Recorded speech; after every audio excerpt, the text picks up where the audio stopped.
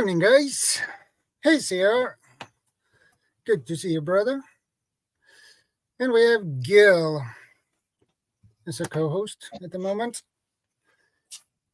Good How's to see everybody you. doing out there? Let's see here. And Fab in the house. Yeah, he does, CR. He does.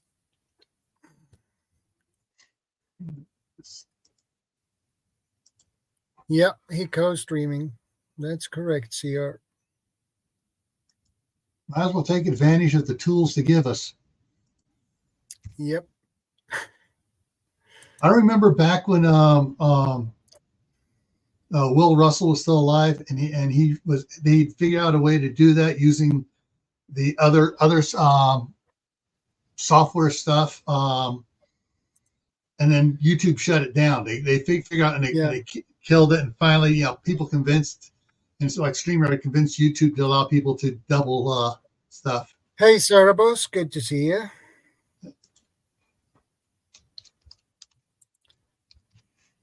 Hey, Daryl Love Survival. Good to see you. And Preparedness Veteran. Good to see you too, brother.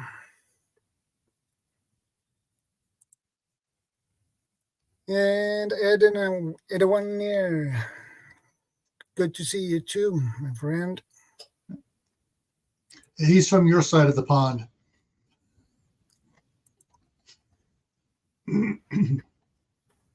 Good to see you guys. I hope you had a great week.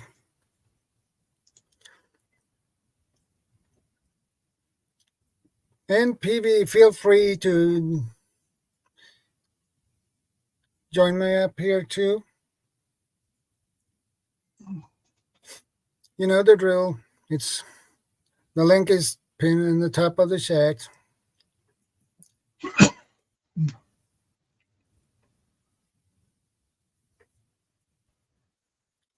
And everybody, remember, drink water, stay hydrated. Yeah, that is a good idea. And those of you like muddy water, go ahead and have your warm muddy water. Coffee. Yeah. Teresa Buchanan, good to see you too. Daniel Berry Sports Highlights, good to see you. Yeah, those two just came in on my side. So, guys, check out ShadowScoutSwede if you're not subscribed to him already. I would appreciate that. He's a good, outstanding member of our preparedness community.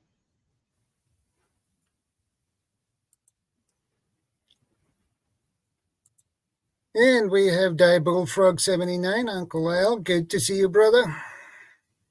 How are you doing, Uncle Al?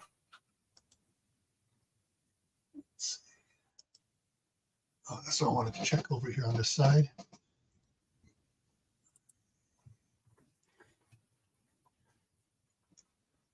Thank you, Teresa. I appreciate that.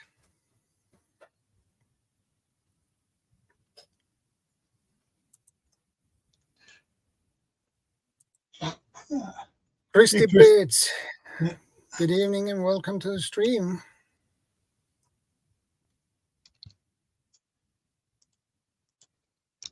And CR is watching on my side too. He's watching on both our sides. Yeah, that's good.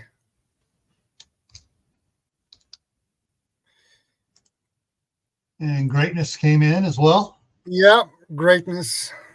Good evening, Greatness. Good to see you. Well, we have 11 in the house, so that's good.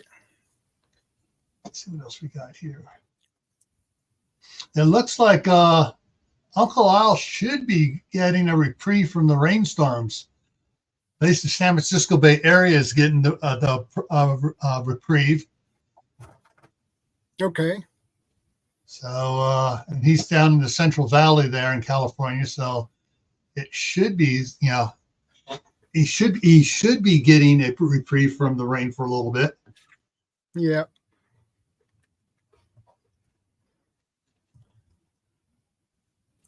You know, we Hey, had PV, good to see you. Hey, folks, can you hear me okay? Yeah, loud and clear. Yeah, how you doing? How you doing, Gil? How you doing, Shadow? I'm doing good. Uncle Al's getting prepared. He's watching Invasion USA, Chuck Norris version. All right. not the King John version. Is there one?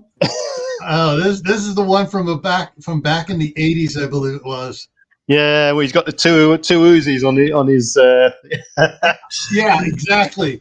That one. Good, yeah, good to see some. So yeah, we've got Uncle Al in the audience. We've got Costa de Rule Love Survival, CR. Yeah, nice one. Yeah, good. Yeah, well, I'm glad everyone else had a good week. I didn't have a good week. I was busy fixing inverters and all sorts of stuff like that. Nightmare week. Okay. And one thing, folks, is if you got any sort of battery management system, solar array, or any sort of combination inverter, single point of failure, big time. Get a spare one. Yeah. And if the problem with inverters, everybody sees like, oh, they get an inverter. Oh, this is good for 3,000 watts. They don't realize that inverters, that's if it says 3,000 watts, that's generally the peak power. Or that's generally the continuous, not the peak. Yeah. And you plug in a bunch of stuff, and you have one of the stuff that has electrical motors like a refrigerator or freezer. And when it kicks in, it pushes it beyond that and really stresses out the inverter. And generally for inverters, you don't want to run them more than 50% of what they're rated at anyways. Yeah, because they keep the heat down, keep it from wearing out the electrical circuitry in it. Plus, if you get a big one, it uses more power just to keep itself going as well. Yeah. Yeah. Efficiency is the key. Hey, you tell Mike.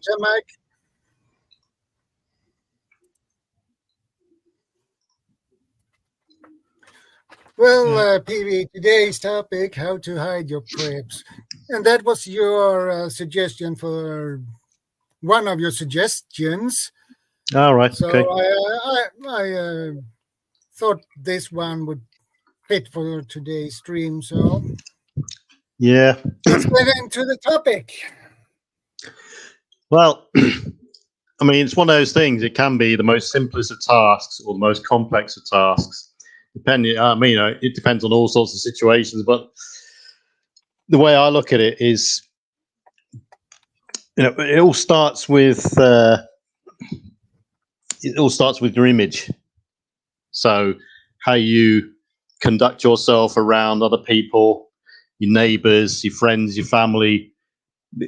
And what I mean by that is, if you're going around wearing tactical gear all the time, people are going to start looking and thinking, why is he wearing all this tactical gear? Is he some sort of prepper? Because everyone's got this tarnished image of preppers walking around with all these tactical gear on. So, that's the sort of thing I'm talking about. You present yourself, talk in such a manner where you're not coming across over extreme, because this is the type of image people get.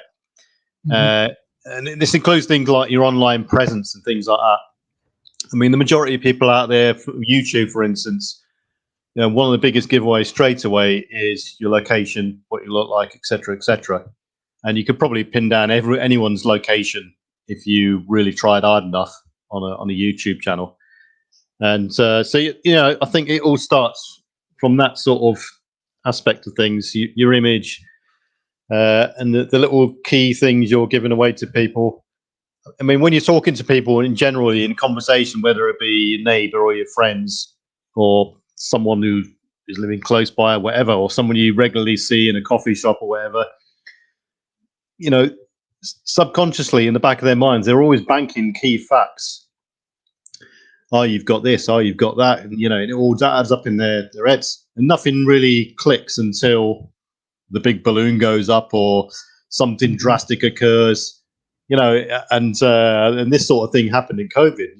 oh, I wish I was living with that guy over there, because I can remember him talking about, well, the big wide open garden he had and all the fruit trees, and he could run around and do all this sort of stuff. So yeah, and you can guarantee yourself, when things start to change and tensions start to rise, or a situation starts to escalate, your neighbors will be watching you.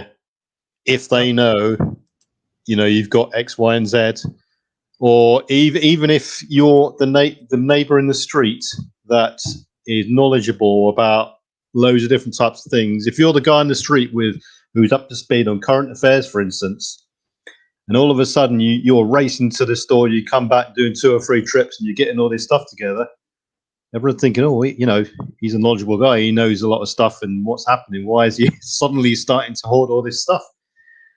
So yeah, image and how you present yourself is definitely key. Yeah, one of the things that I have a little series on mine called Prepping in Private, and the first one, it started because someone kept asking me, how do I hide my preps so no one can see them? And so the first video I did on that was Prepping in Private #1, where to hide food, money, etc. Yeah. But then the next one is what is prepping in private, and then you got hide in plain sight, no purchase footprint, garden landscaping, and I've got several others coming up as well on it. But you basically, if you're looking to hide your stuff in your house, it's easy to hide it around if you think outside the box and realize how your house is built. But as far as yourself goes, one of my topics come up here is called Be the Gray Man. Blend in. Now, gray man doesn't mean wearing gray hoodies and all dressed in gray, because that you stand out. If you work in a downtown city where most of the people are wearing business suits, you want to blend in, you wear a business suit, you blend in. If you're in suburbia and everybody's wearing how do I say this without offending people? They're wearing the Metro Man clothing of light colors and everything else. You wear the same type clothing and you blend in. Here where I'm in Idaho, everybody wears ball caps or cowboy hats, plaid shirts, and so I blend right in with them. I don't stand out, and so that's one of the things. The other thing to do is on your social media. Unless you're highly trained like I am, you don't post everything you have. You don't, unless you know how to deal with when a situation arises. You don't want that situation to arise. You don't want to put out there, oh, we just bought 2-year supply of food from Harvest Right, and we got it all in the number 10 cans and stuff, because all these people are going to, okay, there's a target to hit when the balloon goes up. Yeah.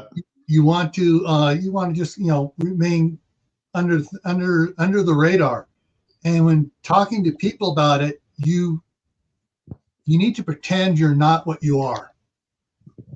So if everyone's talking about, oh man, the price of food, I don't know how we're going to make our house payment and buy all the groceries you need. You talk the same way. You pretend you're in the same situation. That way you don't stand out as far as, oh, they already got all their stuff. They already got all this. Like you were saying earlier, you need to just, basically you need to be an actor, and you're playing the part of being like everybody else. You need to, everyone probably with any sort of preparedness mindset should be aware that you should trickle charge your preps. Don't buy it all in one go, etc. Otherwise, you will get into a situation where you'll find it all goes out of date at the same time as well, and you're left with a big bill to replace it. But I remember watching there's one film, I can't remember the name of it. It's the guy and 2 of his daughters go to a store, and tensions are starting to rise in the political arena, and they suddenly start buying all this stuff, and the guy behind the counter suddenly clicks, and realizes what they're doing. It's not until later on in the film he's sort of stumbling up the road in a sort of a state, and he comes across their property and he recognized them, and then he suddenly realized, oh, that's the guys who bought all this stuff and that, so they must have it, and it escalates from there. Yeah, like you say, YouTube videos as well. Yeah. Thing with a lot of preppers is they like to show off their stuff. I look at my grocery haul that I've just done, and I've got all this lot, and I've got this. Look at my basement, and it's full of X, Y, and Z. And they show all this, stuff knocking around. I mean, some of it is probably fake, but how do people actually know that? Yeah. Be sensible about how you're buying and what you're buying and how you're advertising yourself, what you're buying. You're probably better off. And even packages, if you're constantly getting large packages through the post and stuff like this, and Amazon's constantly dropping off big shipments, just something to be aware of, isn't it? One of the things too is like there's a question down below here about a little bit farther down, about 3 more down there, by Dear Love Survival. And she's saying, don't bulk buy wet wipes ? All right, what we're talking about is, all right, if you have, if you go to shop at someplace like Costco or Sam's Clubs here in the US, where everybody buys in the big bulk. You buy the big box of wet wipes, which has like 8 packages or 12 packages of wet wipes in it. That's common, but you don't go to the regular grocery store and load your cart up with a bunch of stuff that is not normal for people to buy at the grocery store.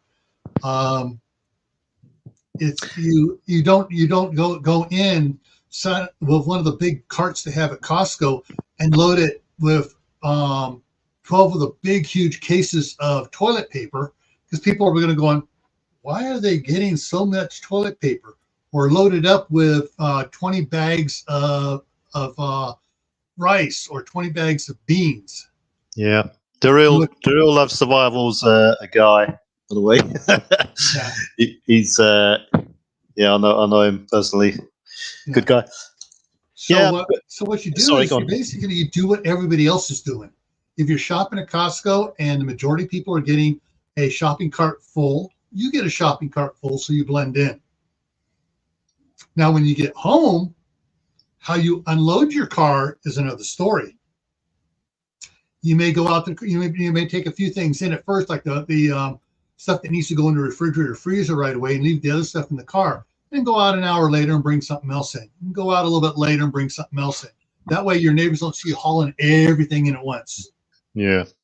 It was he's just put another comment in there. He says what he meant was wet wipes dry out over time, right? So that's similar to the scenario if you're buying a load of the same sort of brand of can, for instance, which will all go out of date and so on. Yeah. Well, it's interesting on the wet wipes, because my grandkids are across the street with my daughter, and we bought several of the big boxes over time of the wet wipes, and some of those are like 3 years old now. And we still pop them open and just to use them and stuff. There's so until you open it up, it's watertight sealed, so they won't dry out.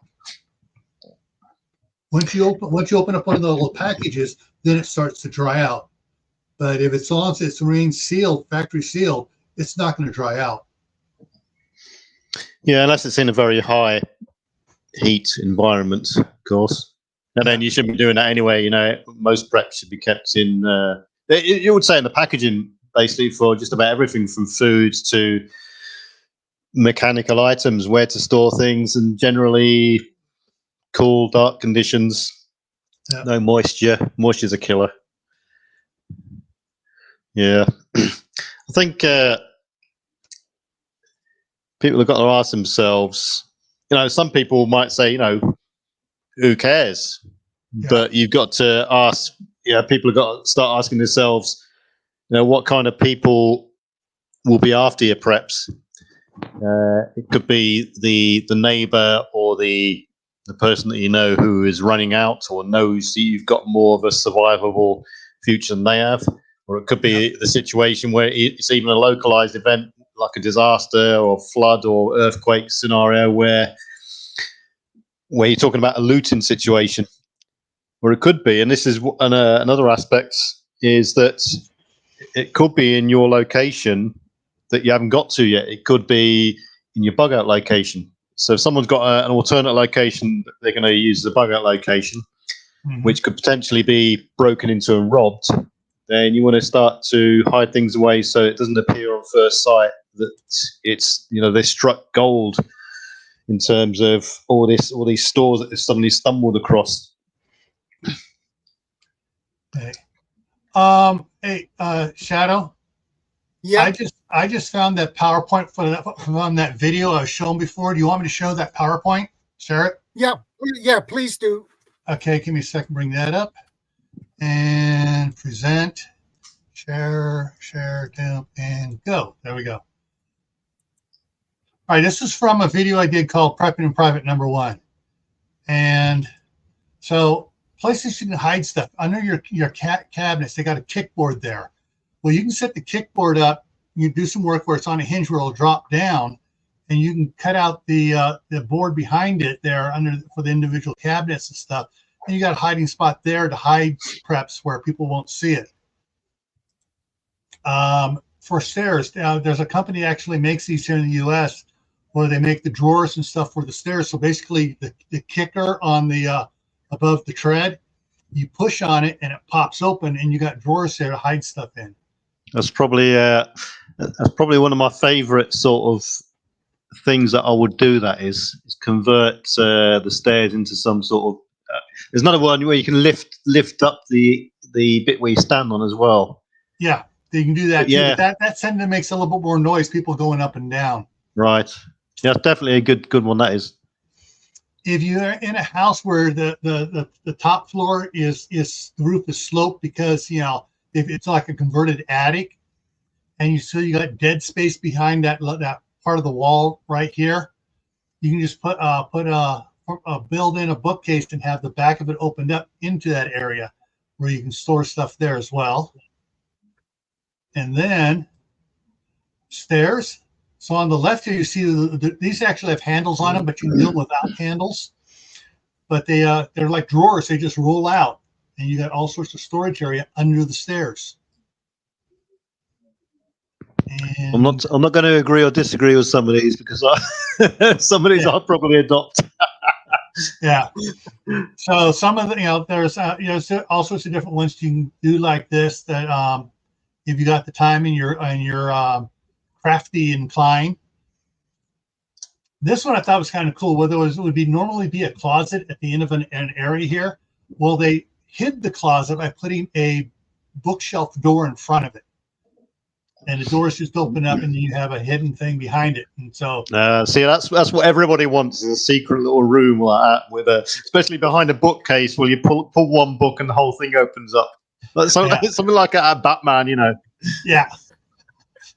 Yeah, you move the head on the bust, and the closet opens up, and it exposes a lot of fireman's pole into a big cave full of goodies. Now this one here is hard to realize what's going on here.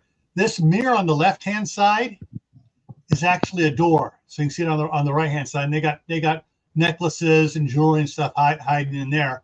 But you can build mirrors and stuff, and into the studs, and have a little hiding room that way on it.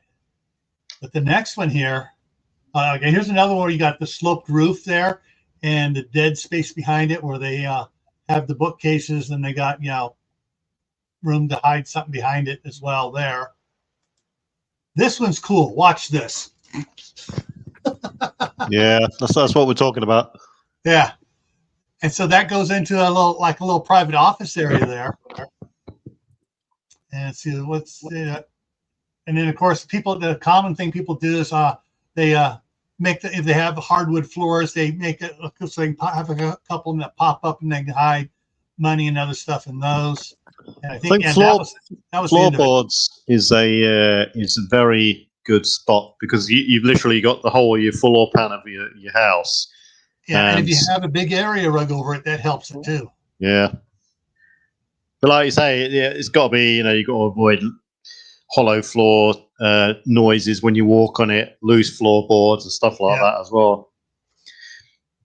Yeah, and of course, floorboards are a giveaway. Yeah. So I mean, people have also got to ask themselves, what are they going to hide? It's got to be in relation to sort of the area they're living as well. If they're living in an area where everybody's after money or gold and stuff like this, then break-ins are a regular occurrence or on the high threat list, then that's the sort of thing you're going to hide first and stuff like that. But I'd suggest it will be things like the life essentials, food, ammo, fuel, anything that will produce any sort of heat, or a heat giver, for instance. Stuff like that. Hey, Howie. But you can also do use sacrificial locations as well. Something which is semi easy to find, which you can store some of your things in as like a lost leader sort of thing. You're prepared to let it go so long as the people who are after the goods go with it. Yeah. But also don't store all your eggs in one basket. Don't have like a hidden back cave full of everything. Have 2 or 3 different locations in your house or out of your house, because you can also bury things in the garden and cache things depending on how big it is and what it is. Yeah. But it comes with its risks of, you're talking about then the environmental aspect of it. You've got the water, the flooding, frost, and all this sort of stuff, the moisture. It could get crushed. So you've got to have, the right container and this sort of thing. There's a lot more to think about. Drainage, have a sump system underneath if you're going to bury it and this sort of thing. Mm-hmm. So it can be very complex, especially if it gets outside. Yeah. There was a question. So I'm co-streaming this to my channel as well. Patriot JC, how do I know if my neighbors in an SE Shift episode is a threat or not? Well, one of the things that I talk about is situational awareness, and Steve at Corsair Trainers has done a series on situational awareness. Keeping your eyes open, observing what your neighbors are doing now will help clue you into what they most likely will be doing then. If they're upstanding, going to church, straight lace, never partying or anything like that, they're probably going to be less likely of a threat as the one that has all the pit bulls and the drinking parties late at night, and the guys stumbling all over the place in the yard and everything else is one of those things that kind of glue. All right, these guys are rowdy now. They're going to be even rowdier during an SHTF situation. And so you just need to observe what's going on now to find out and see what sort of people they are. And CR brought up a good point there, is that if you are placing your hidden preps, especially food, in places where, like under the stairs in the attic, for instance, then you've got to make sure it's pest proof, rodent proof, crow proof, pigeon proof, because it might not be a direct threat from the pest. It might not be the fact that it's chewing through, eating your food. It could be spoiling the food through its drop-ins and stuff like this, you see. Yeah, the one of in setting up and hiding your preps, setting up a fake bug out location. Well, that's to me that's kind of hard, because all right, so my wife is still working and my 2 boys are still working in California. I'm up in Idaho. I'm in the bug out location. For them to set up a fake bug out location, when we bought the property up here, that's an 840-mile trip to our bug out location. And then when I retired, I moved up here to start getting everything ready for them to move up here as well. And so where is your bug out location going to be? And setting up a fake bug out location, you're kind of going to be losing supplies trying to do that. And generally, why are you having to bug out? And during the invasion of the Red Dragon, which everybody had to get the jab for, and other stuff going on back in 2020, was all these channels were saying, "Oh, when the pandemic comes, you need to bug out for the hills." None of them did it. They all stayed home. Nobody bugged out. And it's like Steve, of course, their trainer says, like he's had to bug out twice. Why? Because the wildfires burnt right down to his property, and they were telling the whole neighborhood to evacuate. So his was an evacuation more than a bugging out. And so he had everything ready. He stayed with his son, and when it was safe, he came back. So there's a difference between a bugging out and an evacuation too. And to say you're going to have a fake bug out, I mean, that just doesn't make sense to me. And I've been doing this stuff since 1971. I think when you try to hide anything, you've got to obviously, like I said, don't put all your eggs in one basket. But you've also got to make sure that firstly you document where you're going to hide it, and then that piece of documentation then becomes as precious as the actual items you're hiding. But also, if you're in a family or a group, that everyone else in that family or group knows where it is as well. Because if you've been injured or taken out, or you've died, then Hey Thor, good to see everyone you, else brother. needs to access, where you've hidden it too. So, and likewise, if you do that, then you've got to make damn sure that everyone in your group has the capacity to keep their mouth shut and not advertise or brag about where you're hidden it. And so you've got to instill a mindset into everyone in your group and family, especially kids. I mean, it becomes a bit difficult when you've got younger children who are probably more likely to talk, but it's a judgment on whether or not you tell them at all. Exactly. Well, one of the things you can do too is when you're creating your supply list, and an Excel spreadsheet is great for tracking supplies, and you can also put the tags in there for where they're at. Once you have that Excel spreadsheet completed, you can put it on like a flash drive, password protect it, and make the password something that everybody in the family will know, but people outside the family won't if they come across the flash drive. But they can just distribute flash drives. These things are cheap. I mean, literally, you can get them for like $1 each for the small ones. That'll handle more data than you need for your supply list. And you just give them out to them to have everybody know where they're at. And you can also have maps on there. This is the best way to get to the cabin, our cabin up at the hunting cabin. During problem times. You don't want to take the main highway. You want to take these back roads, stuff like that. But you can put all that information on a flash drive and give it to the family members you want to have it. Yeah, as long as the threat isn't an EMP, and obviously protect it accordingly. Well, there's a great little item out there called a Faraday bag. You can put the stuff in it, put it in a microwave, turn the microwave on, take it out, and stuff works just fine. Yep.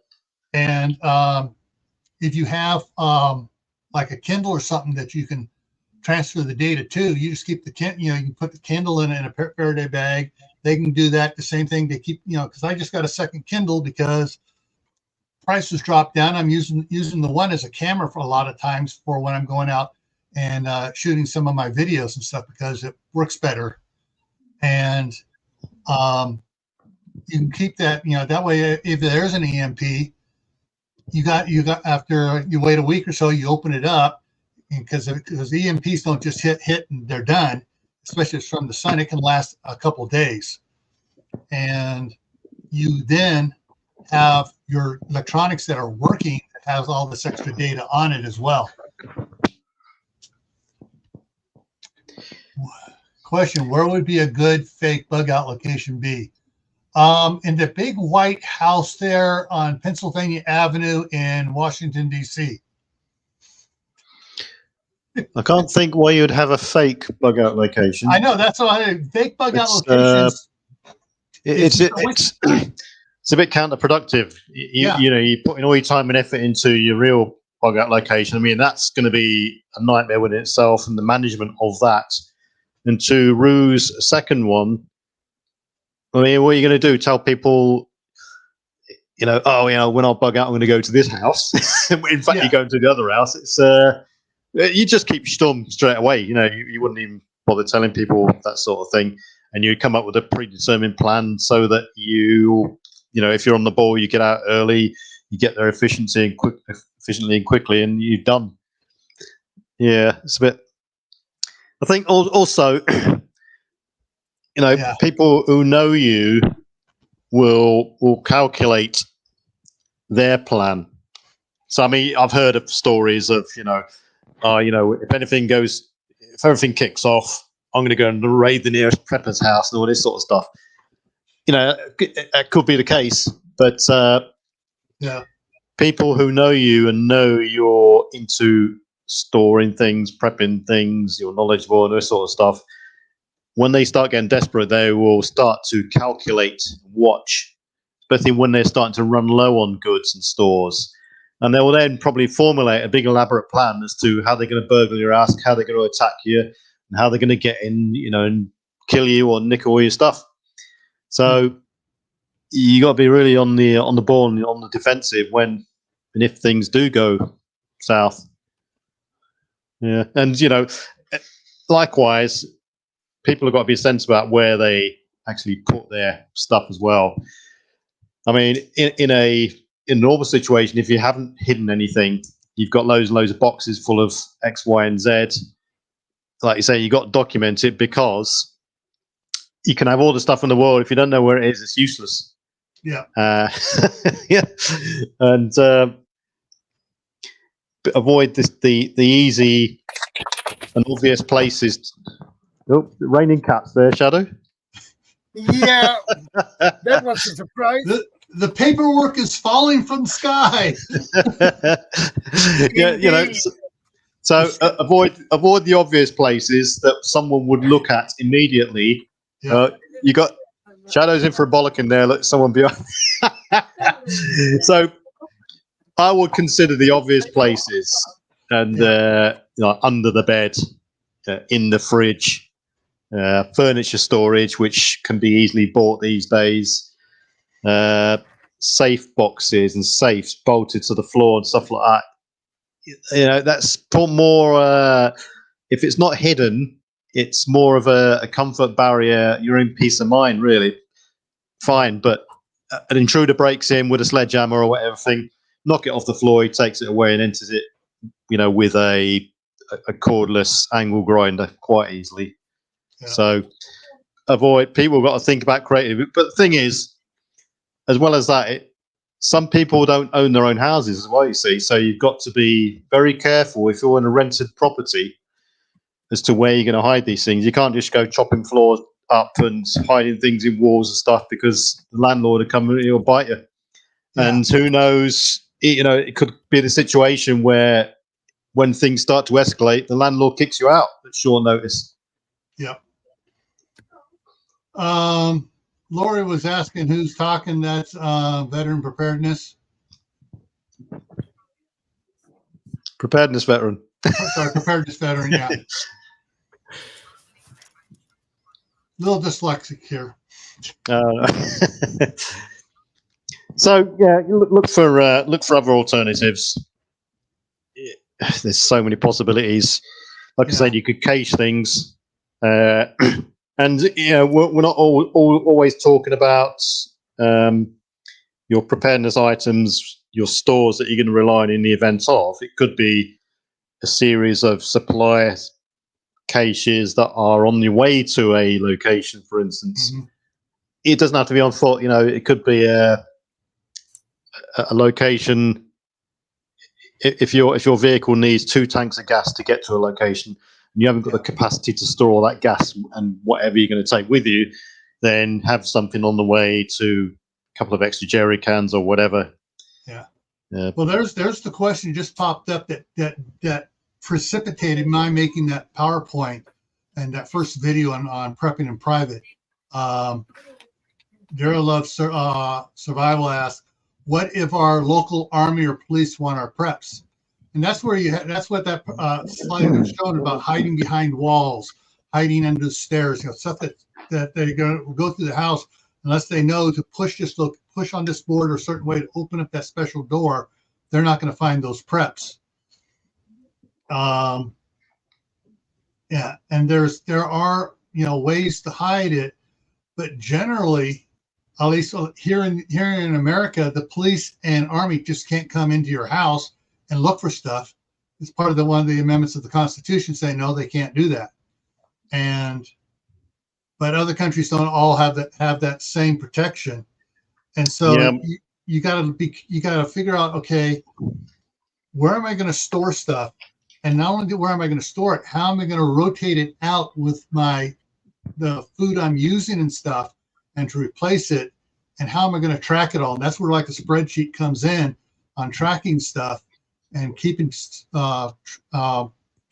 track of what you actually have, where and how, and then and so you can keep up on it so you don't have stuff going bad. But if you're doing home canning stuff lasts 10, 12 years easy. I know my mom canned a bunch of pears, and they were still looking good as the week she did it 15 years later. So, the thing with the canned goods from the store is the metal and the spray stuff they spray on the inside to preserve the can breaks down. Whereas the glass jars, they might break down in a couple hundred years. So you just, as far as what you're storing and how you're storing it, you got to, take that into consideration to how you're going to hide it, where you're going to hide it. Is where you're hiding it a constant temperature that's good for that item, or are you hiding in the wrong place Rob. where it's going to get real hot? Good to see you. Hey, brother. Rob. So, there's things to think about in this. And so remember, prepping is a marathon, not a sprint. You're not trying to get it all done in one day. A couple of other good places that people can hide their stuff is in false ceilings. Mm-hmm. That's a really good, particularly in a garage. And you can board. I mean, some garages got pitched roofs, and you could floorboard it out like an attic and store loads of stuff in there quite safely, as long as the actual false ceiling can support the weight of something you're trying to store in there. Yeah. And likewise, things like ducting, false pipes. If you got an old couple of cars in your driveway, you can use the trunk or the car boot to store things, although it's not that The problem obvious. is the problem with those, both the garage attic and the cars and stuff, temperature. Yeah. So you got to watch what you're actually putting in there. More like you could store the extra inanimate objects up there, the non-perishable stuff that isn't going to deteriorate or perish through temperature fluctuations or moisture or anything like this, or pests as well. So yeah. I'm sorry, I'm chuckling at the one comment two above the one that he highlighted on the track there. Hide stuff under the doghouse, and what popped in my mind was the late '60s, early '70s show Hogan's Heroes, with the doghouse and the prisoner of war camp opened up, and LeBeau sticks his head out looking around. Well, it depends what sort. If you got a couple of Rottweilers there, Good to see you. AIGG. The last thing you want to do is start to raid the tamper with a Rottweiler just to access a couple of whatevers, But there are, obviously things that you can store and come back to every now and then. A fair game to be hidden in most places, and you can be creative, but there's other things that people can may find very difficult to hide, and it's things like animals.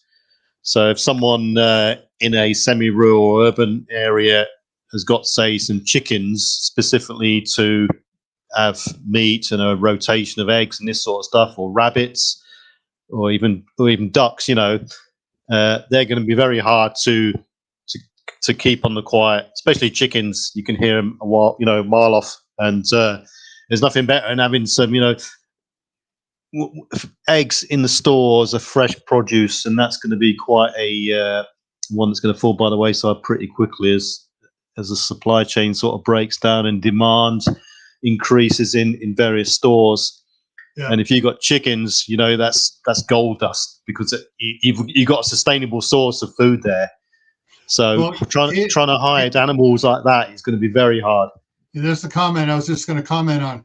Rabbits are quiet, but rabbits are low in fat, and you need the healthy fat. Like chickens are fat, rabbits are lean, and so you can die eating nothing but rabbit meat. You need to have other fats from other sources, like avocados. The oils and fats in avocados are good for you, and so there's other sources you can have. Got to have fats for if you're eating rabbits as your main meat source. Yeah, there's been documented cases of rabbit starvation in various scenarios. Like you say, there you cannot live purely on rabbits alone. But I've heard of people. I've heard of ideas of people having rabbits because of the high turnover of them. So it's a bit of. I personally wouldn't put it that way. No, my daughter across the street, they've got 8 rabbits right now. They got them separated in a couple of months. They'll breed some more, and then they'll be harvesting them in about the end of summer. And I froze. They can be harvesting the rabbits and sending the freezer camp for eating during the winter and stuff. But they also have chickens, and so they have a lot of chickens and eggs and everything else there. They have several different type animals over there, which is gives them a balanced nutritional protein source, plus the garden. So yeah. Well, likewise, trying to hide any sort of nice little garden plot, for instance, is another one as well. I mean, plenty of gardens are overlooked, especially in Britain. And it doesn't take a lot for someone 2 or 3 doors away to look out the window, and you're growing a nice crop of, veg and stuff like that. Yeah. Well, one of the things that I've been advocating for years, and I actually have my live stream tonight. I got Bill Nash of Nash Nurseries coming on, and he's going to be talking about fruit trees, nut trees, and stuff.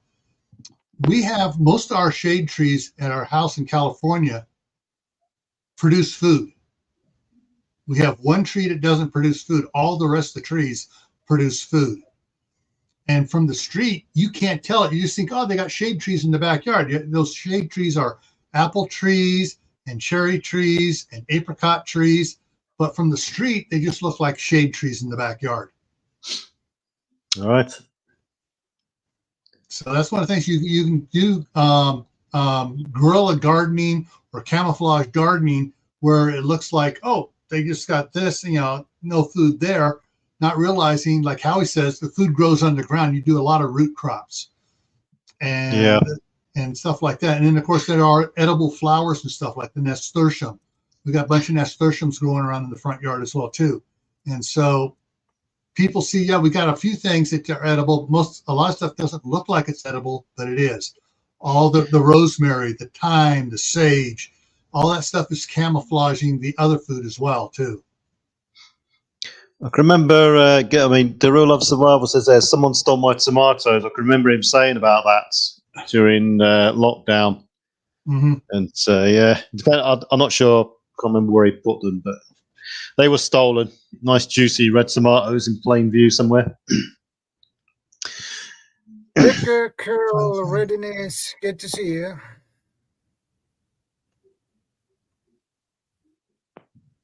And cool. Rip Curl. That is cool.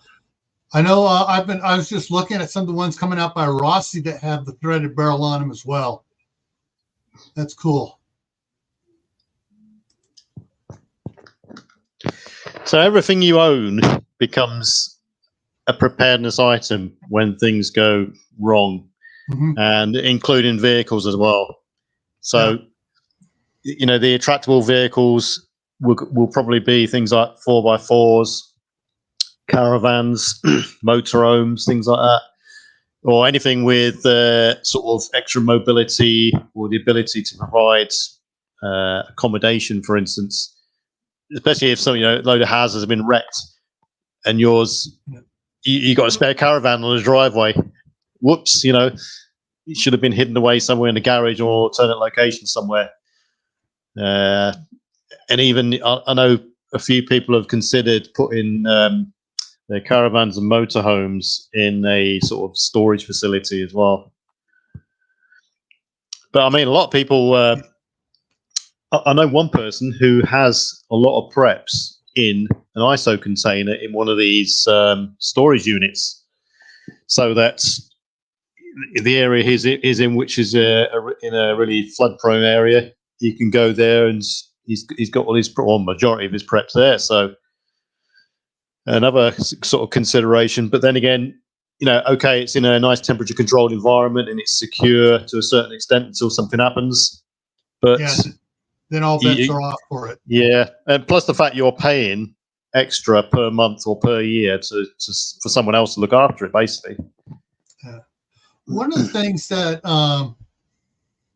I came across a story on this, and then once I found the one story, then I found several others along the same line, where family members are spread out, and you have like one family member living out way rural, and everyone talking about, oh, we're just going to come out and stay with you when the poop hits the fan.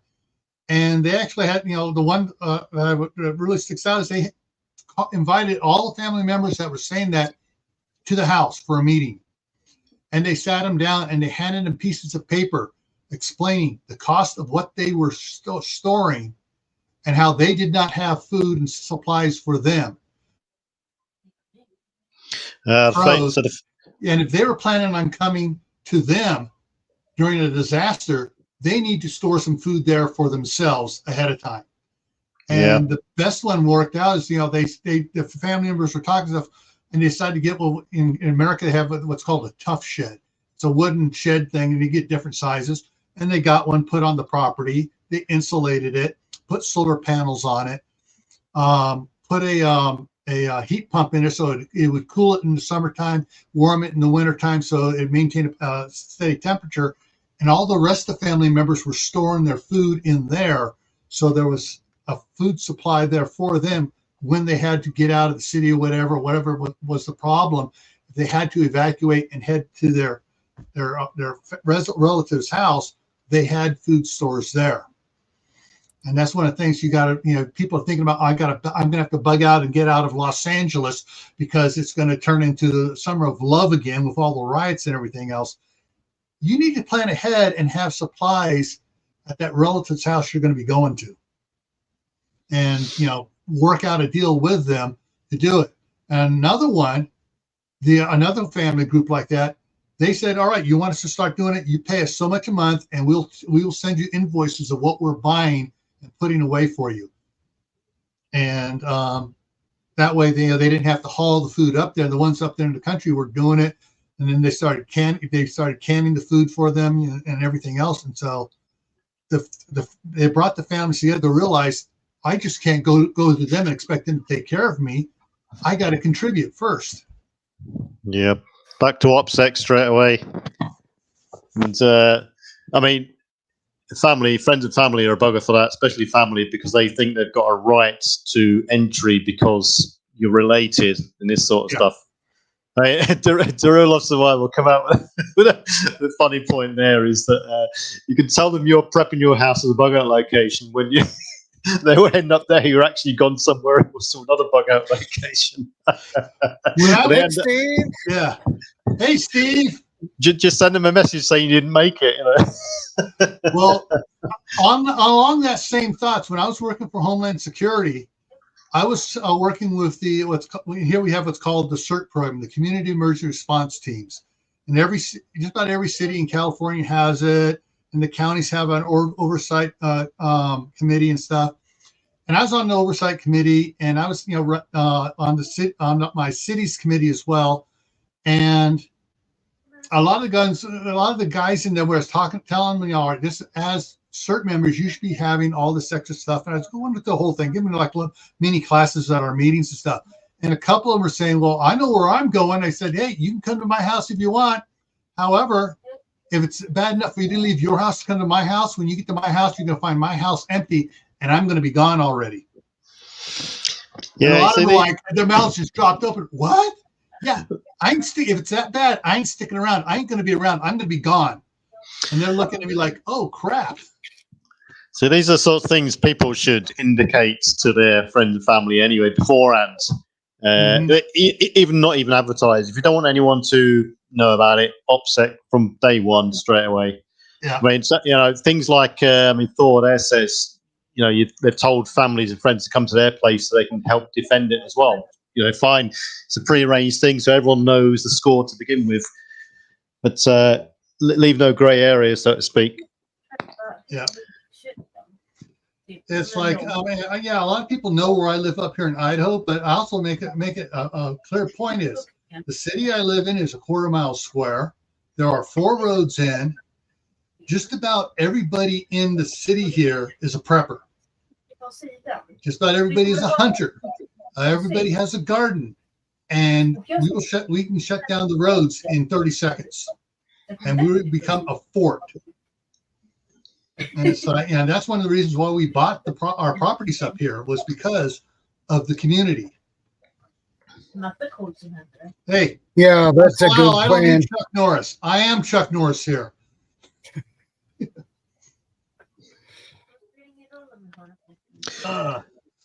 There's various things which become quite hard to actually hide, but when they're in use. So you've stored the items, and when you're actually using the items, you don't want anyone to know, for instance, that you've cracked open your generator and it's starting to run and it makes a noise and stuff.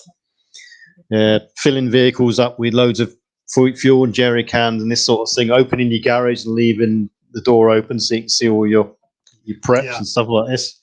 So have plans so that if you are filling generators up, or you have filling the generator up, if you've got a generator for start off, then people should be regularly, periodically running it up, firing it up. But do it discreetly if you don't want anyone else to know about it, because if the lights go out, next door a generator, I heard him fire it up last month, sort of thing.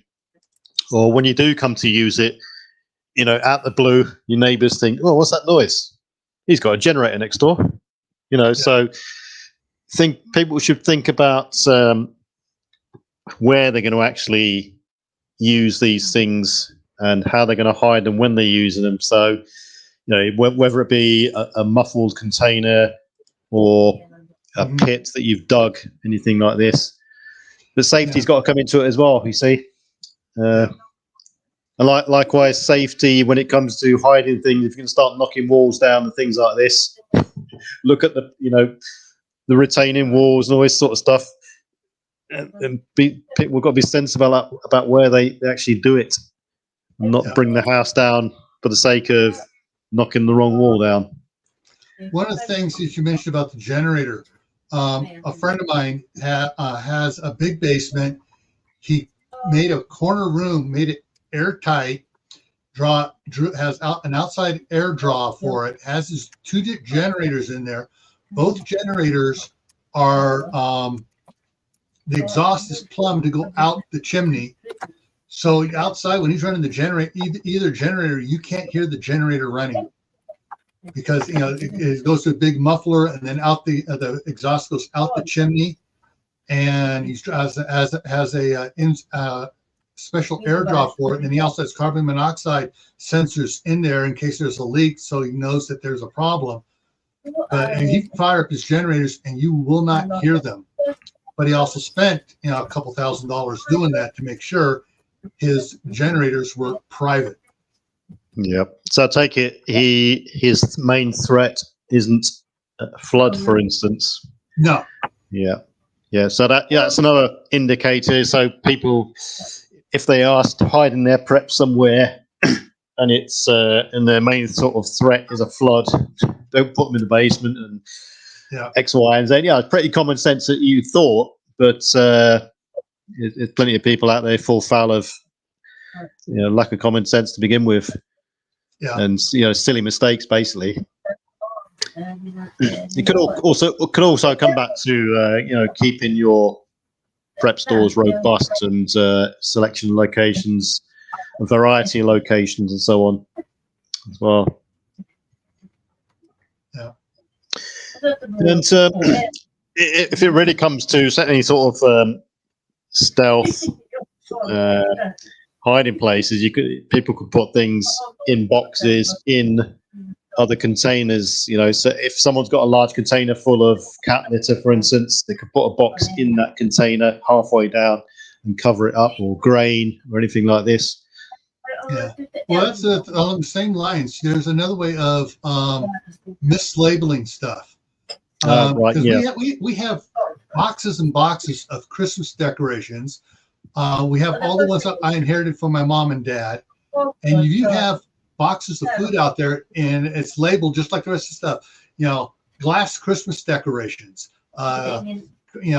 Christmas wreaths and stuff like that. People are going to go, it's Christmas stuff. We're not even going to bother looking in it. So that's one way of hiding some preps. And then you just, when you want to rotate the food out of it, you pull that one down, you take everything out of it, put the new supplies in it, put it back, and generally you keep that at the bottom of the pile of the Christmas boxes and stuff. Another factor is the reason for hiding preps may not be from other people itself. It could be from within. So, for instance, safety aspect, if you got kids, you don't want them starting to find guns and ammunition or fuel or anything that could harm them if they just stumble across it and start playing around with it as well. So it could be from, quite a valid reason for your own kid's safety, for instance, or from your dog's safety point of view as well. Dogs like sniffing around and running around the house. Kids like running around the house and playing. So that could be another valid reason to hide preps in a good, secure location. Yeah.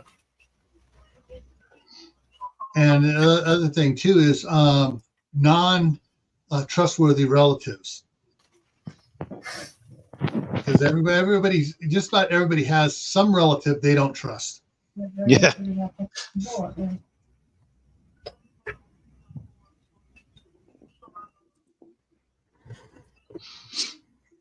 Yeah, exactly. Yep. And these things should be accessible as well.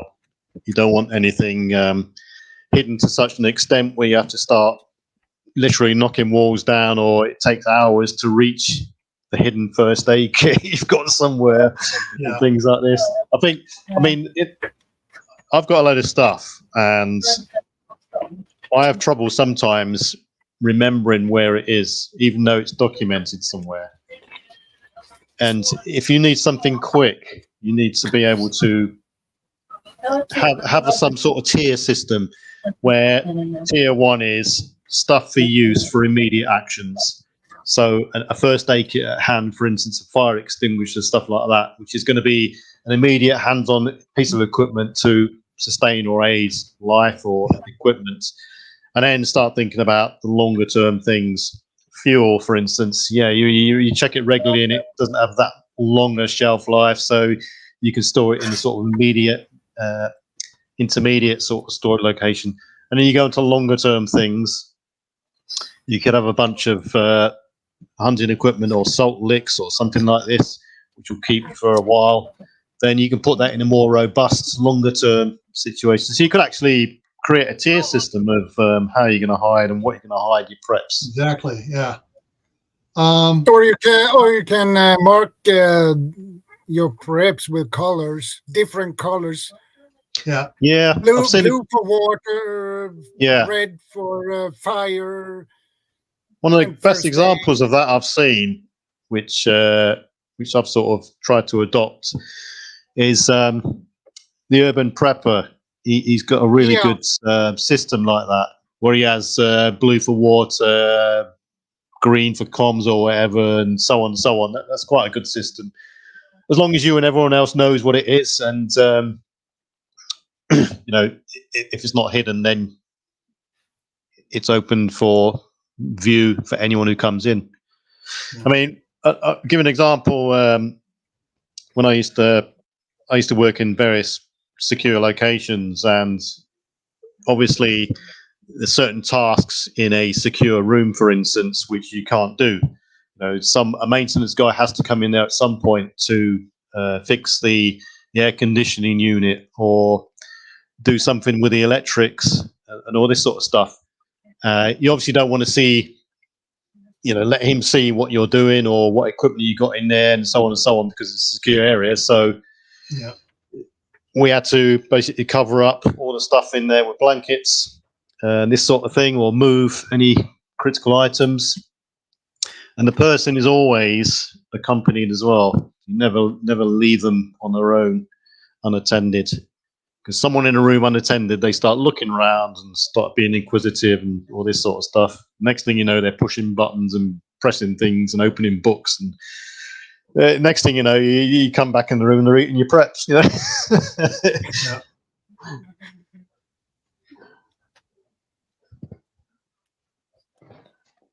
Yeah, and that, what Rob put there goes along with what Darren at Thorhaven set up a little bit earlier about teach your kids, about rifles and pistols and stuff. And anytime they want to, if you can, you take them to the range out there, you let them shoot. So it's not taboo, but so they realize and understand about firearms that they are tools, but they are dangerous tools like a circular saw. You don't play with a circular saw. You don't play with firearms. They are a tool to be used.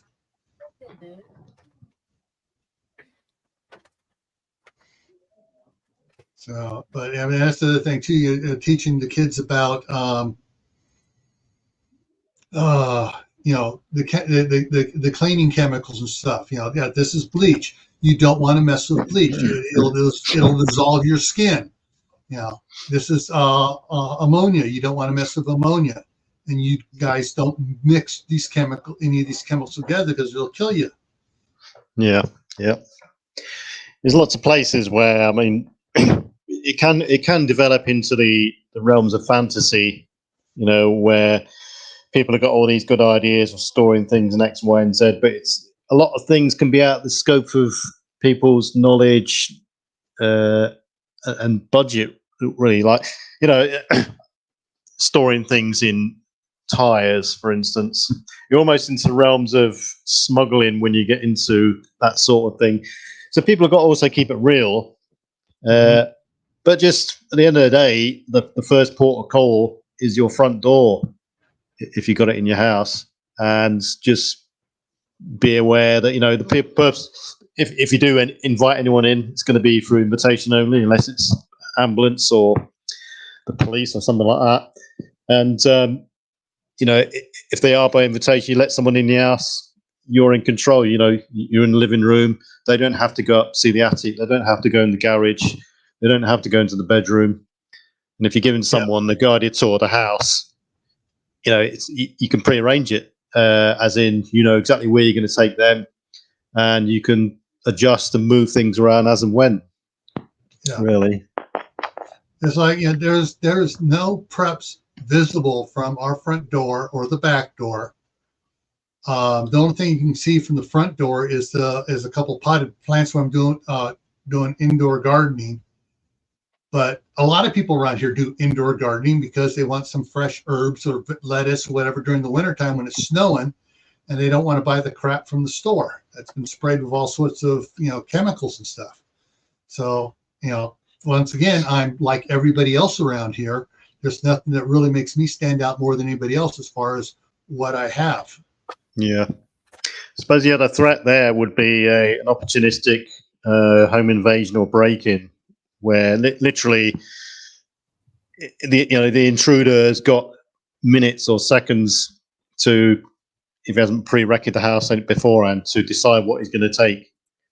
So you could probably say, we're talking about here not a disastrous event or a longer-term event. It's just a sort of simple break-in, which may be fine on the face of it. They take the TV, some laptops, and this sort of stuff. But who does this guy know? What has he got connections with? And then later on down the line, when all this stuff is banked into their memories, that he stumbled into a room full of food. That's the big key thing as well. Yeah. I mean, fortunately, that's one of the reasons about the town I'm in right now. The last burglary here was 25 years ago. Yeah, right. And the burglar was shot and killed. Good. Yeah, that's the way you want to be. I always say location is everything, and it's true a lot of the time. But people can be funny things when resources get low. Like Bob says, people could be friendly 1 minute, next minute they turn against you quite quick. Yeah. So it's people have got to control themselves. Don't start bragging. Don't start showing off. There's just no reason for it. And if people do that sort of thing, then it on their own heads and stores be it. Yeah.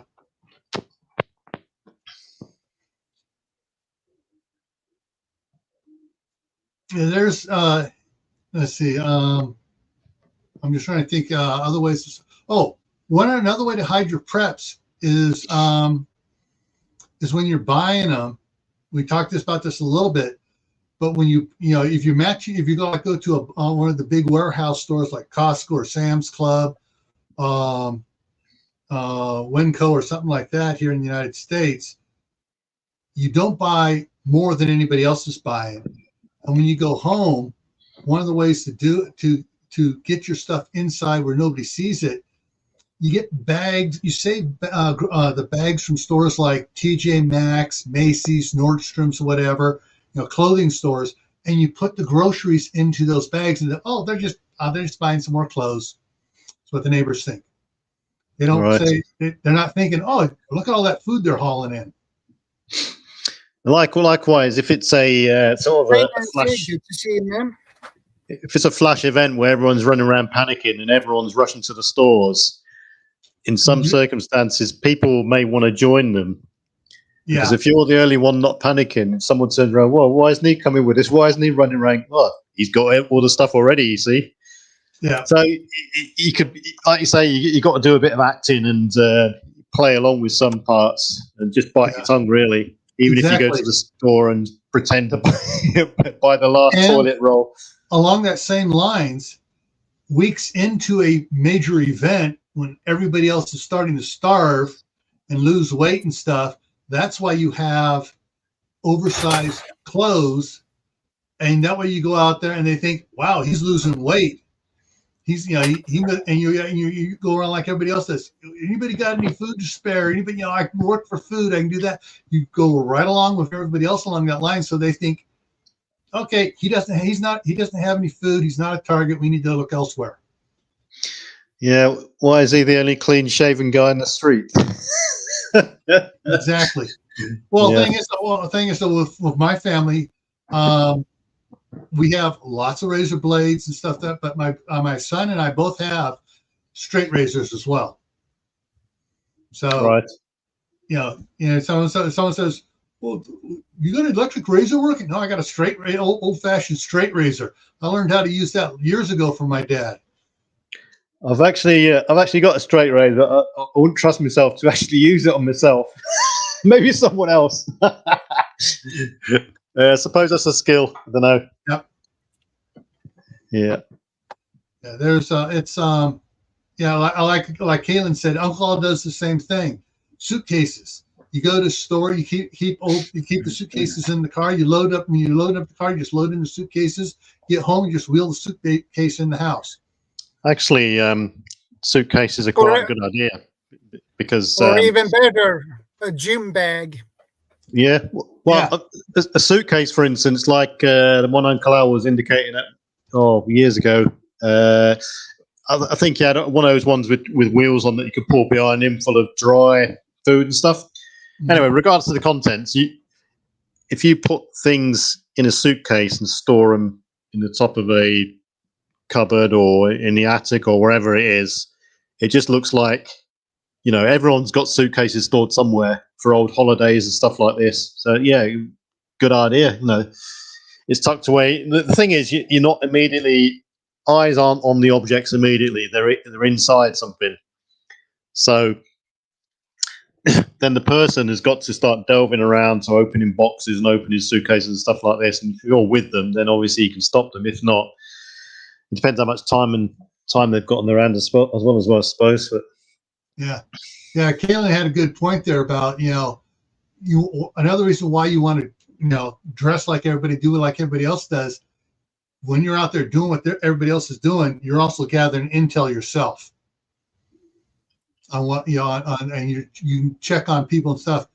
One of the things when the balloon has gone up and you're weeks into a SHT event or a Tawaki event, stop bathing every day,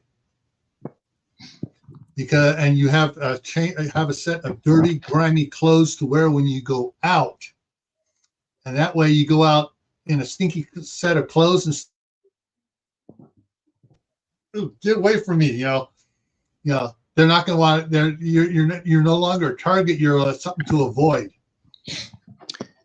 There's similar instances in COVID where, I don't know if it was like that in other countries, but in Britain, at 6 o'clock every evening for a couple of months, people were going outside and clapping for the doctors and nurses' efforts during this global scenario, and everyone did it basically.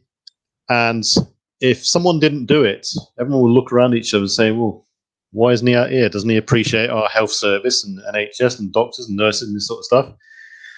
And I thought it was ridiculous, going out clapping to the sky. Fair enough, they're doing a good job and all this sort of stuff. But anyway, I joined in, and not particularly for that reason, not to appreciate them, although I did, but it was mainly to actually get out and talk to other people and see what they were doing, how things were getting along and stuff like this. Yeah. So yeah, and the people who didn't come out and start clapping to the sky, it was noted by other people. And who knows how it would have developed onwards if it carried on the way it did, but yeah, go along with the wave. If you're in a congested urban area, that is as well. I mean, if you're in the rural climes where you haven't got a neighbor for a while, hundreds of yards, miles or whatever, then it's not much of a problem, I suppose. Yeah. Unless you got people coming door to door then and asking and begging for food and stuff like this, then yeah, make it look as if you are fitting in. And yeah, that's one of the things. If you get people coming to the door and you can see them coming up the street, knocking on doors, asking for food, when they knock on your door, when you open the door, the first thing you say before they have a chance to say anything is, "Oh, are you bringing us food? We've been waiting for people to bring us food." They know exactly. All of a sudden, they're like, "No, we came to ask for food. Okay, bye." Because that way they think that you're waiting for people to bring you food. Then they're going to go, "Oh, these guys are going to be gone here." Well, the first thing is, if it's a pandemic type situation, the first thing you do when you open the door is start coughing. Yeah. Yeah, that worked too. Especially you go, "Oh," and you look at your hand. "Oh, sorry about that."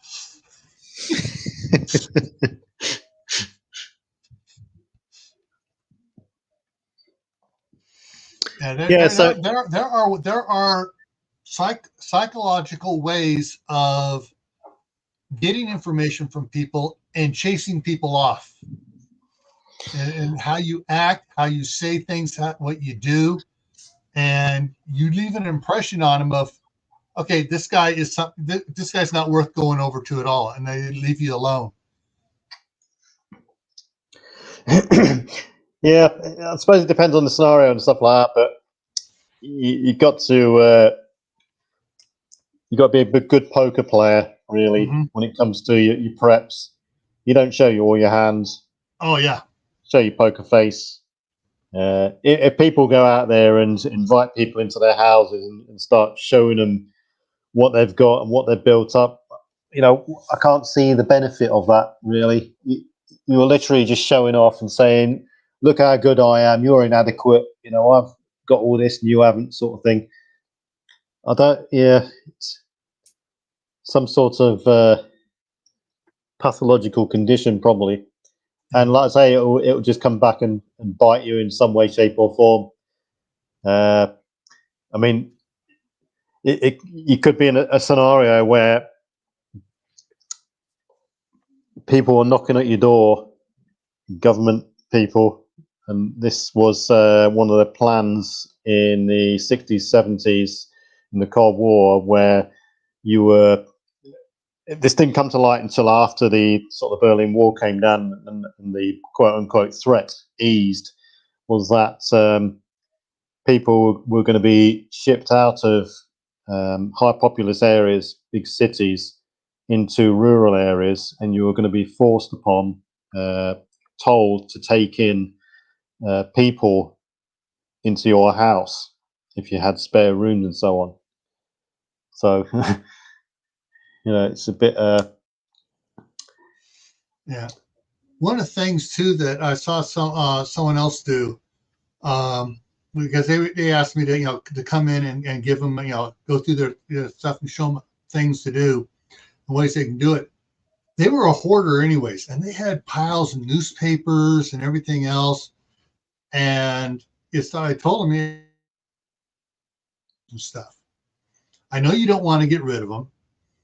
Hollow them out and put boxes of food inside of your piles of stuff, and you got boxes of junk. Well, the bottom 2/3 of that box of junk put food in, and then we put the junk back on top. And 6 months later, I went over there. They had finally gotten rid of half the stuff they were hoarding, but what they were still there was camouflage. They were camouflaging their preps with hoards. So, papers, piles of clothing, boxes of knickknacks, all this other crap and stuff, and they were using that to hide what they really had. Yeah, nobody had time to go through all that stuff anyway. So yeah. And I say people break into a house of a hoarder. They took a look around and they see all the crap. They go, "We're out of here." Yeah. I think the key factor is not to paint a target on your back. Yeah, and, exactly. And this is sort of peacetime issues. Life's rolling along. You want to roll along with it. It's when things start to ramp up and world leaders start talking about throwing nukes around and this sort of stuff, and rumors around people projectile vomiting blood in German airplanes and this sort of thing, and and stories spread like wildfire, and that's the sort of thing where people then, because everyone's been exposed to the pandemic mentality now, everyone's expecting, and everyone sort of knows how things will sort of start to kick off, and it'll start with the toilet rolls, it's in that sort of phase, the pre sort of event phase, which is the big key factor. And I suppose when it gets to a certain stage of development and you're moving into more of an impact phase, then people will start to think about getting out of their location, moving somewhere else on short notice, and you'll start to see people preparing vehicles and stuff like this in garages or trailers or something, and they should be kept under wraps as well. And likewise, you might be it brings on to something else, which is the air threat. There's loads of people knocking around these days with drones. Hey, Hugo. Good to see you, CB. Hey, Hugo. And people can quite easily fly around with a little drone looking in people's back gardens and even into windows and stuff like this. And if you've got high walls in your property and garden, and you think your vegetable patch is not being overlooked by anyone, someone with a drone comes over, that's it, you're compromised straight away. And they then know that you've got a nice little vegetable patch or a nice little pool full of fresh water, for instance, things like this. So, it's the air threat as well, the drone threat as well, that people should consider if, the situation is that bad. Another factor to look for. Yeah. And of course, Darren's right on this. You need to plant. If you have a property, you need to plant trees around there and stuff, edible trees, like I mentioned, like we have in California. But one of the things, if you're worried about people breaking in around windows and stuff, plant berries like raspberries, blackberries, something like that people are going to, they're not going to try to get in that window because of the berry bushes. And that does two things: is A, it secures that window, and B, provides food. So you can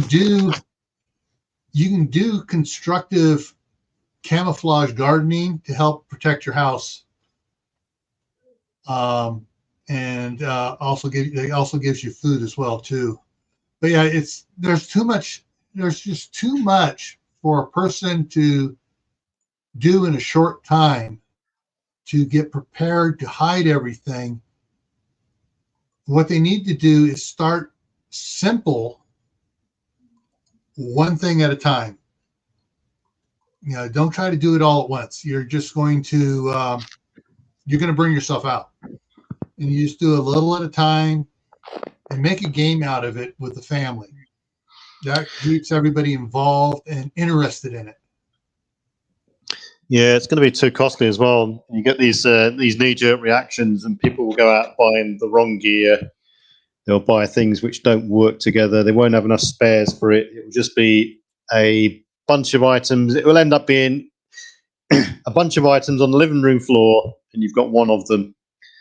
And they probably won't be that great quality anyway. So like you say, you've got to, it's a long plan, 5-year plus thing, and it's a constant rolling the beast that people have got to look after and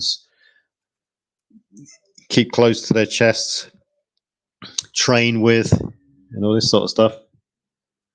But as well as all this, having multiple locations, and it's very hard to maintain with just.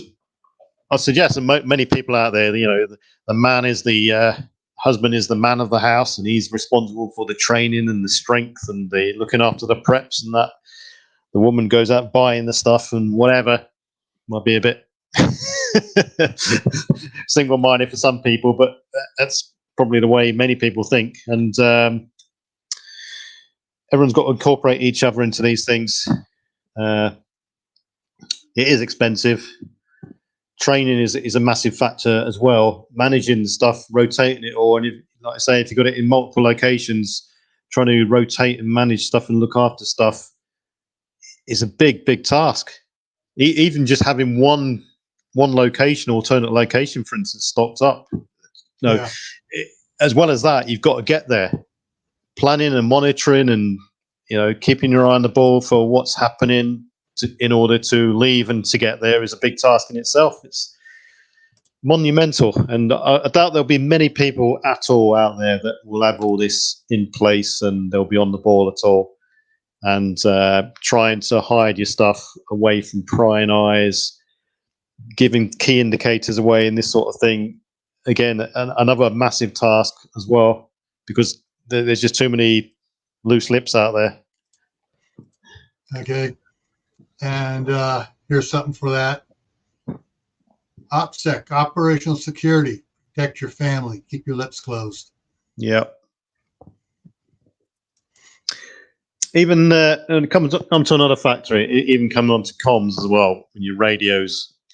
I mean, if you're a ham radio operator, for instance, you'd probably be a good idea to crack your radios out, keep your skills up to speed regularly, fairly often. I mean, I do mine every Sunday is my comms day. Yeah. And for me personally, I put my antennas out when I use them. But there's a lot of people out there who have permanent antennas set up there. So if you're the only guy in the street with a alternate comm system, and you've got a big dipole in your garden or a big vertical in your garden, which looks unusual, then people are going to know that straight away. Yeah. Fine if you don't want to know, but fine if you get everyone else on board. But if you don't want to know, if you don't want other people to know that you've got all this comms gear, then there's various things you can do, or people can do out there to hide their antennas. Yeah. I spoke to a guy a couple of weeks ago, Morse code. He was down the southwestern end of the country. And anyway, I got onto QRZ, and he gave me some feedback. And he was basically telling me what his antenna was. And his antenna was a half-wire, a halfway horizontal dipole in his guttering of his house. Which is a very good idea. You can't see it at all. It's high up on the house. It works well and all this sort of stuff. I thought, yeah, that's a really good idea. That, and adopt things like this. But as well as adopting things like that for antennas and so on, people should experiment on where to put the antenna as well. It might work okay. And a dipole in the guttering somewhere, fine. But hey, where's your water table in your garden? And can you have it low to the floor and all this sort? Can you disguise it as a washing line? Can you just put it in your hedge, on your hedge? A good way of, they're all good ways of disguising it. And on the face of it, it's just on the face of it, it's just a single wire. But when you're on the ground looking up, a single little wire is skylighted very well, and it's can be easily seen.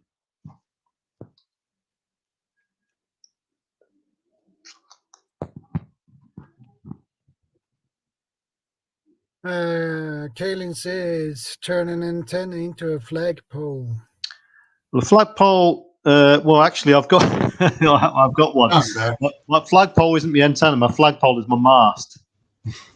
And they make good masts as well, because you can hoist it up and down quite quickly and quite easily. And it's good for an end dipole, actually. Okay. I got locked out of my computer here for a second there. The people that got my wife and I in the ham radio they had antennas and stuff, but then they had another that ran across the peak of the house, and they had special insulators put in. They ran the wire across, and then they had a couple other look like someone goes, "Are those lightning rods up there?" Yeah, there's that, and they were disguising it as a lightning rod system for an antenna on their house.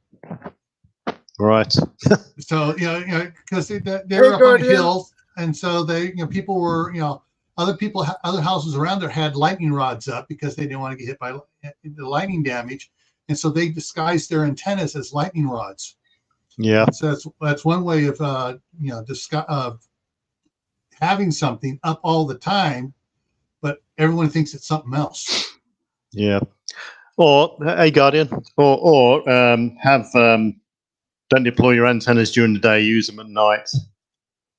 I mean, Skywave stuff. You got to adopt slightly different techniques for night working and stuff like that. But yeah, have them on pulleys and stuff like this. Put a couple of blocks up on the side of the house. One end to the house, one end to a flagpole. You can erect an antenna pre-cut in the evening, at night time, early morning, whatever. And when you finish, take it down, done and dusted then. Yeah. The other thing, too, I've noticed here in the United States, since they eliminated the requirement to know Morse code to get your ham radio licenses, there's the vast majority of ham radio operators here in the United States don't know Morse code. Right. And so for here, something that works on that is there are computer programs that you can get, and you can hook your radio up to your computer, laptop, desktop, whatever, and you can just have that program. You just type out what you want to say, and then it sends the Morse code out over your radio. And it receives the Morse code and translates it and puts it on your screen, what's being sent by Morse code. Yeah. Yeah, they're pretty good, those. Oh,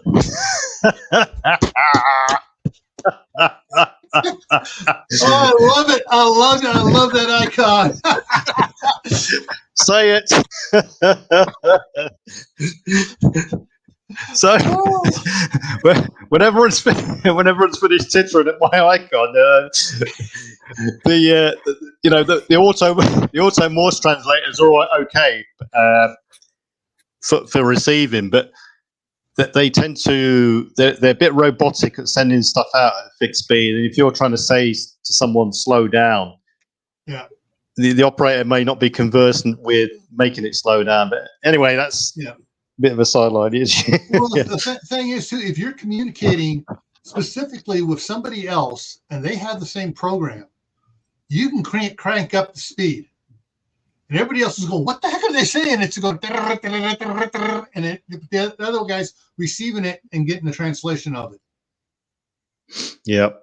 And so basically, you're almost scrambling it because you're doing it. It's going so fast, but it's not scrambled. It's just fast. Yeah. Yeah. So, Guardian, how you doing?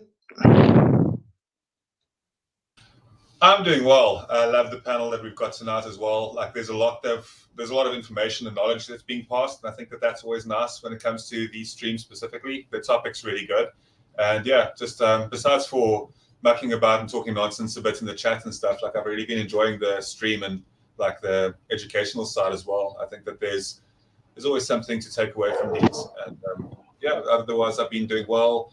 Had a great week regarding just stuff with my work and stuff as well, and then on the fitness level going strong as always. So yeah, I'm happy all around.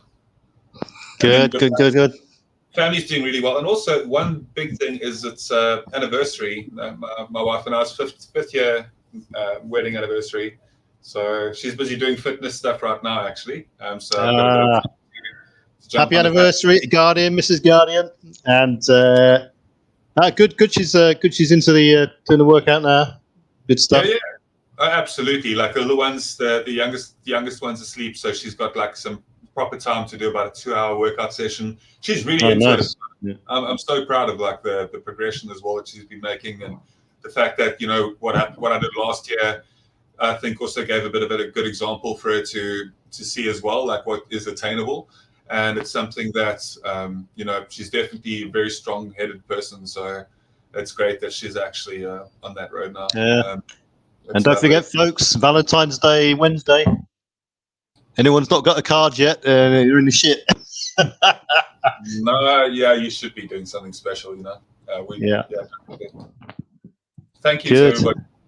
And thank you to everybody in the chat section, by the way. I really appreciate it. I'll tell her that you all say happy anniversary when she's done with her workouts. So yeah, good one. Good to see you, by the way, Gil. It's lovely to have you up as well. And I think between the three of you guys, I'm just listening in awe. I'm just very happy to be learning as much as I am this evening. So thank you, guys. No, it's good when you get a good flow of talk and ideas banded around and stuff like this. Yeah, it is. Yeah, I like open forum panels like this where everybody can share. When was sorry, go on. And feed off of each other. I'll tell you a story. When I was in Bosnia, we went to one of the enclaves called Gorazda.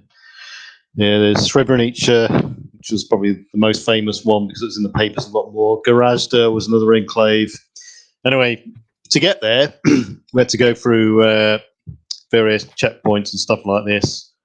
And we were actually hiding pieces of cryptographic material and comms gear and other things within the engine of the vehicle, and finding places within the vehicle itself to hide things as well. And likewise, if someone, I can imagine a scenario which isn't too far-fetched, which has been done many times before in the past and is probably in place now in various countries, where you got checkpoints and people getting searched coming through and this sort of thing. You're the smuggler, if you like. If you got a bit of contraband that you want to get through, then be creative as to where you're going to hide it in the vehicle and so on.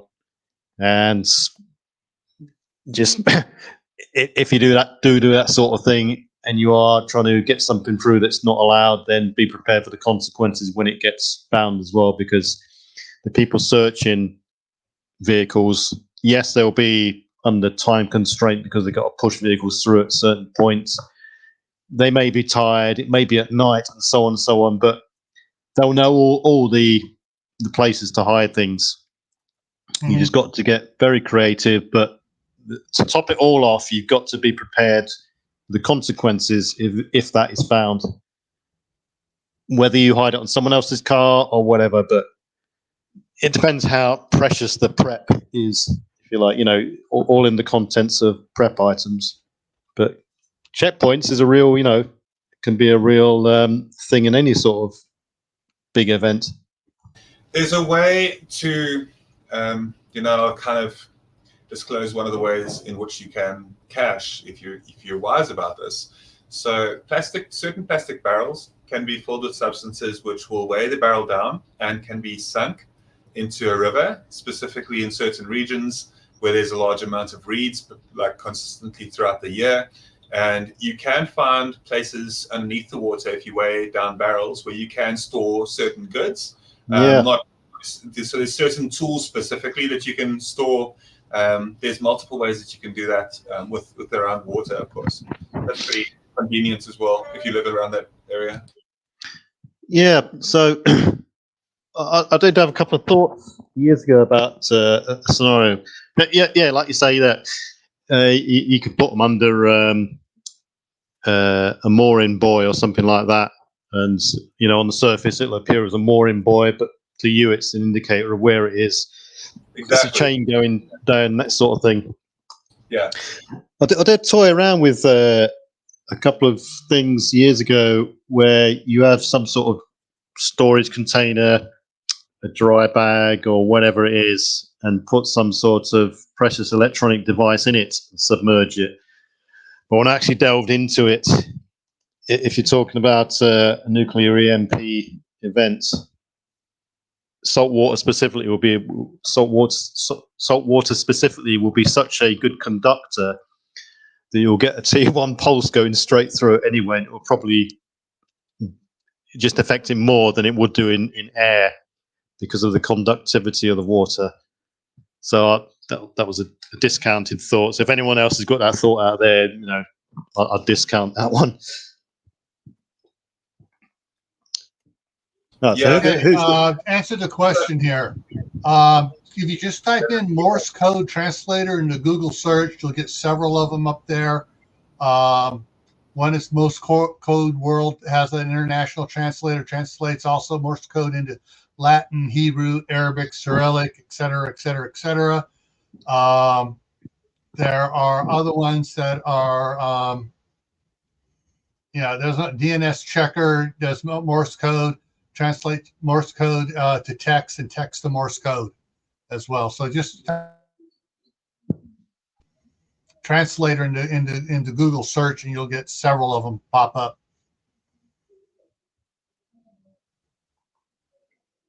Yeah, so Guardian, go on. You was going to say something? Yeah, I just think it's also very interesting looking at the way that Thor was saying there specifically within different people's scenarios and settings. We've all got different types of things to deal with. So I know that so in an actual SSTF, I know that you also lean towards mentioning EMP, specifically preparedness veteran, and that also gives me concern, is the fact that you mention that quite frequently. That makes me believe that you think that is a plausible thing, which it is. And if that had to happen, that really has so many implications. And there's many different ways in which an EMP could occur, whether it be the downage of the internet as well, whether it be power grids going down. There's a lot of ways in which, it wouldn't be the same as an EMP, but obviously it would have the same kind of consequence.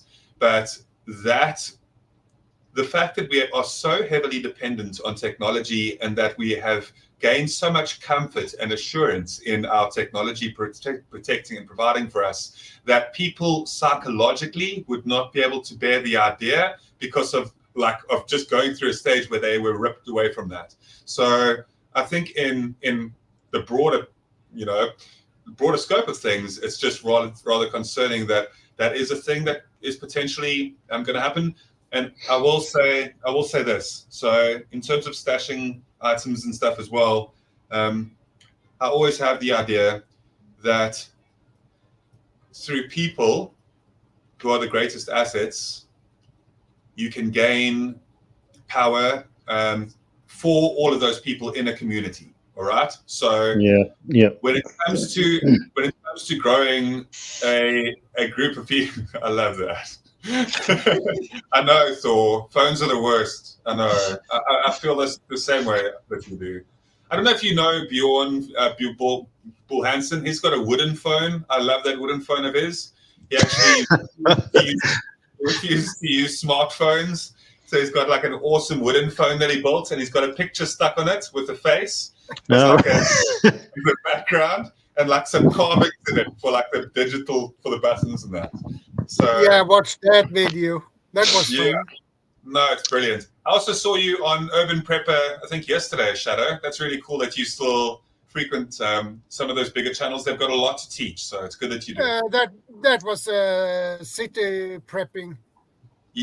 City prepping, yes, correct. Oh, yeah, I'm always around all of them, so it's nice to see you popping in and out of those bigger channels as well. They still teach so much so frequently, so I think that we should go and see what content they're making. And like, I know people have different specific favorites and stuff of bigger channels, so whichever one that they feel comfortable with. But it's good to keep your prepping side of things fresh, and those channels teach a lot, and they've got the resources to sometimes teach in ways that some of us can't. So definitely make use of it while we can. And the internet. So lastly, the internet, while it is up, speaking about those EMP situations that Preparedness Veteran speaks about as well, while we do have the internet up, we should absolutely make use of it to find out as much as we possibly can, make little notes, get notebooks, like jot down some of the most important things that you come across within your research about your local region.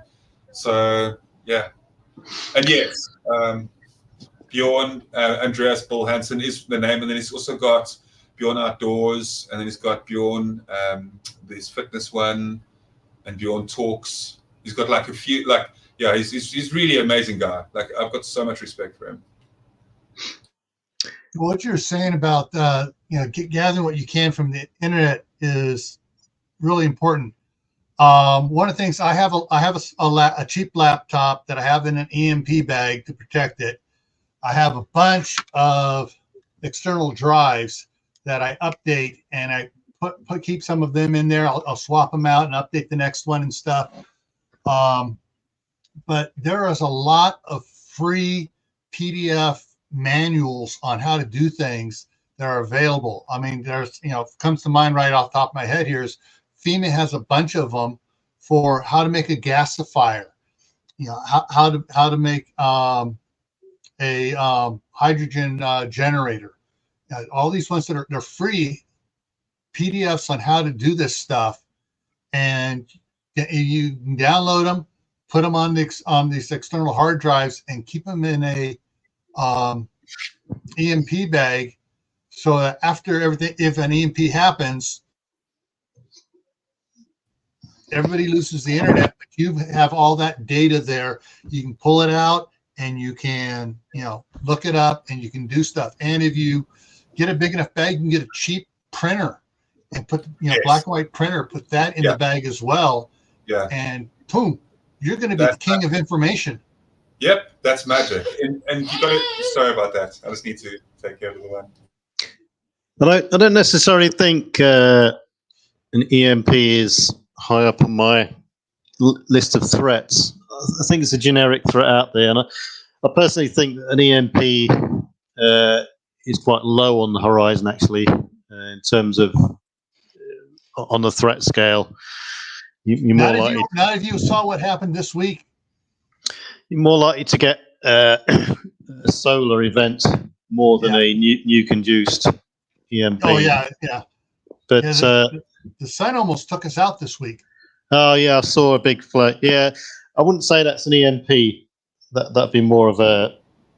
Yes, it's a lot slower in terms of the pulse speed, but I personally, when it comes to any sort of EMP protection, for instance, I keep all my sensitive electric gear and radios in biscuit tins. And on the one hand, it just looks like a biscuit tin. It might appear I eat biscuits quite a lot, but on the other hand, it protects them from any sort of electrical disturbance as well. Obviously, they're lined and all this sort of stuff and correctly sealed and stuff like that. But yeah, I mean, if anyone's hiding their preps or anything like this, then they should make sure it's in conjunction with the threat they're prepping for and appropriately protected as well. Like the biscuit tin scenario, if anyone's concerned about electrical disturbances and this sort of stuff. Likewise, if someone's concerned about floods and they've got a lot of preps, hide their preps all well and good, but put them in waterproof boxes and so on, or waterproof them in some way, shape, or form and stuff like that. So there's a way in which to keep things, still technologically viable, while being able to minimize the amount of information that is out there. In terms of making those textbooks and compressing into much smaller books, because if you've ever tried to prep and have an inch bag and actually tried to put a certain amount of books whatsoever into an inch bag and have a compartment or a small subsection bag inside your inch kit or something like that as well, you'd find out very quickly that books can weigh a lot very, very quickly and take up a large amount of space.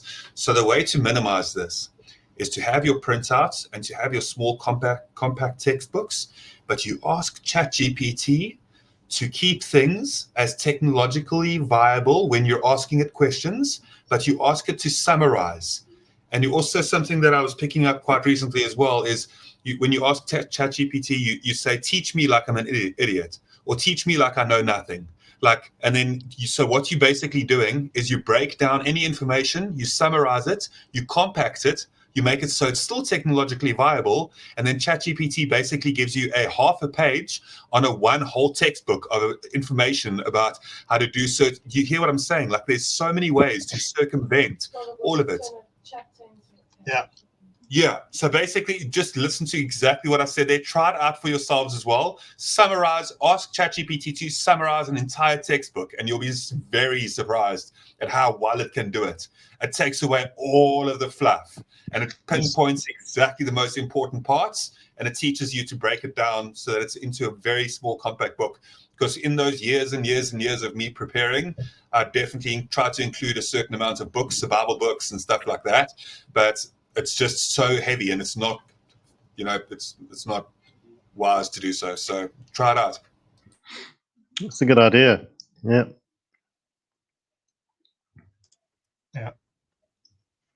Yeah, there's so much to think about for your each individual situation that we can't think of up here because we don't know your individual situation.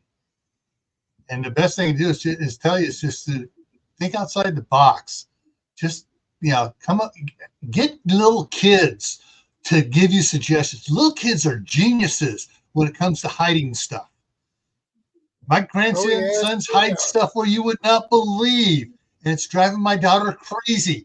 She'll go be cleaning someplace, and then check behind, dusting the books and vacuuming all the dust off, pull the books out, and there's food stashed behind the books. The kids have raided the freezer or the refrigerator during the middle of the night, got stuff,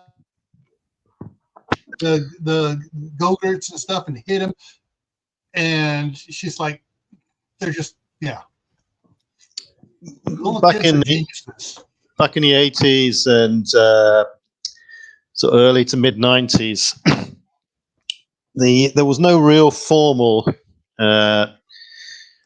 escape and evasion training for the sort of regular forces. It was mainly just down to purely special forces, because the places on the courses were limited, so there were reserves mostly for special forces. I'm mainly talking about British now, but you'll get what I'm talking about in a sec. So anyone on the sharp end of the sort of front line who were, working close to enemy lines or just behind, or there were recce troops or rollover troops, whatever you want to call them, who were prone to capture. They did incorporated their own sort of in-unit escape and evasion training, survival training, stuff like this. Anyway, what got adopted throughout the 80s and 90s became more of a common practice, and it filtered down from lessons learned from special forces, SAS, SBS, this sort of stuff, was on-body survival equipment. And you would hide it because, one of the first things that would happen if you got captured was you got searched. And in the immediate first couple of hours of getting captured, that was your key sort of window to effect any escape, because after that, escape becomes more harder as you get pushed up the chain and into a more secure environment, and eventually into a place where you're literally in a prison, and then it's a completely different scenario. So what we used to do is we used to hide so you can write them as preps if you like. So we used to have, all our draw cords on our jackets were all paracord. All our boots were paracord laces. We had wire saws in our jackets, whether it be in the cuffs or the drawstrings, those little slots you have in drawstring jackets and stuff like that. Wires in the hood, fishing kits sewn into your jackets and stuff like this. And, it's hiding in plain sight, really.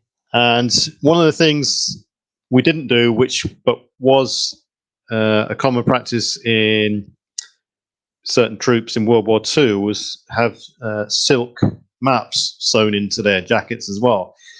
So what I'm getting at really is, if you're venturing out into some sort of any SHTF environment or high crime environment, stuff like this, and you don't want it to be visible, have your key items. A lot of people in America, for instance, have concealed carry, have other things hidden on your body that you can effect your escape as well. For instance, handcuff keys are quite commonly available to buy. For instance, or hiding emergency cash in your shoes, or you put some in your phone, for instance, like that, or dotted around your body, or other items. You might have a spare key, for instance, to your front door, or some sort of key entry device that's hidden somewhere, or it could be on your body in the heel of your shoe or anything. It can get a bit silly and a bit too cloak and daggerish, if you like, but there's various places on your body you can hide things, and on your clothes and stuff like that, which will double up in the case of emergency. I'm sure most preppers out there have heard, or survivalists have heard, paracord instead of shoelaces, because it has more functionality than straight old shoelaces. So More versatile. Yeah, more versatile. Your wallet, for instance, make sure you got a shielded wallet so that no one can scan your cards and things like this. All this sort of stuff. Handbags with wire inside the actual sling, things like that, so no one can cut it and things.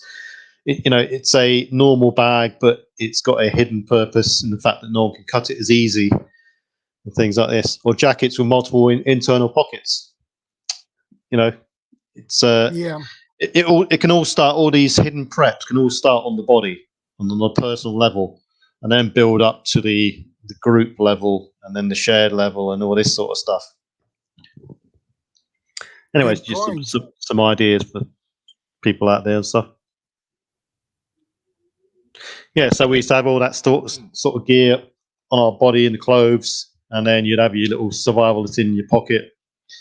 And then obviously techniques developed on from there, and you'd have a survival pouch. Then you get formally trained, and you go on escape and evasion exercises and all this sort of stuff. But the key point is, hidden preps can be tier 1 can be on your body, and so on. People might even walk around with steel toe cap shoes or steel toe. You can get steel toe cap trainers, for instance, which look like normal trainers. Hidden prep. Okay. I've heard of loads of people, preppers, talking about wearing steel toe cap boots, because you can affect more damage onto someone if you come into some sort of altercation and get away quicker. Why not have steel toe cap trainers, covert stab vests? I never heard about steel toe trainers before, so yeah, I'll quickly get a picture of a pair, which you can readily buy over here. I've got at the common store, and I'll put a picture up in a sec.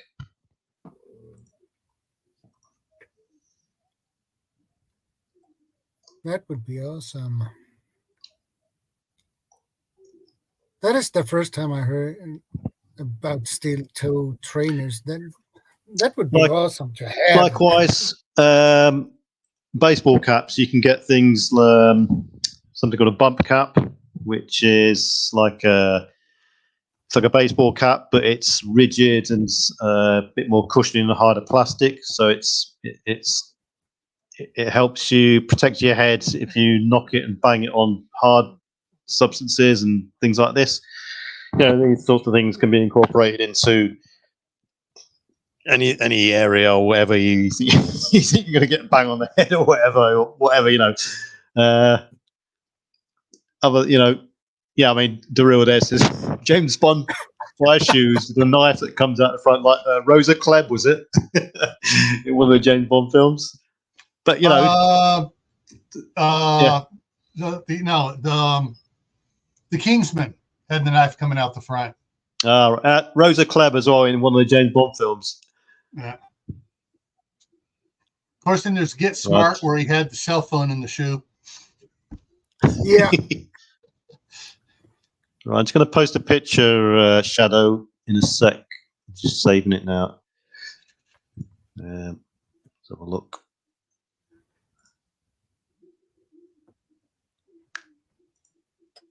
Yeah. I drank too much water. I had to talk to Mother Nature. Right, this shoe here is a common brand that people will be familiar with. This is a steel toe cap training shoe. Okay. Caterpillar, for instance. No, there's various colours. That is a good brand. Yeah. There's various colours, various makes and model out there, and obviously it's sort of sewn. But that does provide you sort of toe protection. We have that brand here in Sweden as well. So right, mainly we have things like there's a big chain stores over here called Screwfix and Tool Station. They're sort of like the Lidl and Aldi of the DIY world here. Anyway, they do a safety clothing line, and they sell all this sort of stuff. No doubt you can get them in most places around. Could be useful to someone.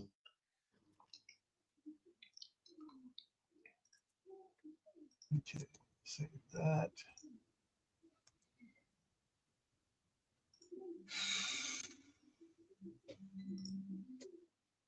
Oh, my power just flickered.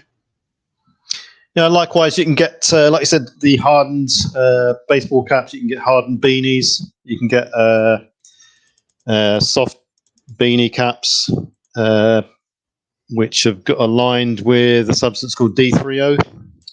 D3O is it's an orange, pliable, plasticine type looking material, but if you knock it, it becomes rigid instantly and protects you.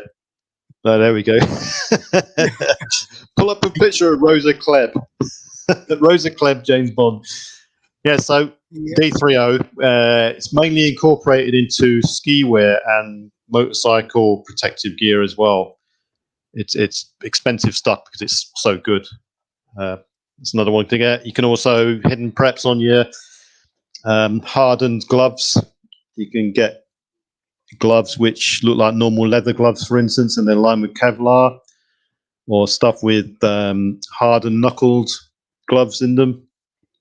Yeah. So likewise, if you're going anywhere into a high threat area and there's a possibility of violence or encounters with someone, you can don this sort of stuff to make you look more streetwise, so to speak, but you're bolstered up with protection.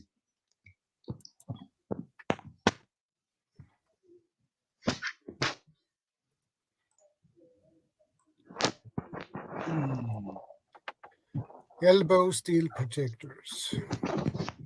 And likewise with your vehicle as well, you could incorporate into your vehicle extra fuel tanks.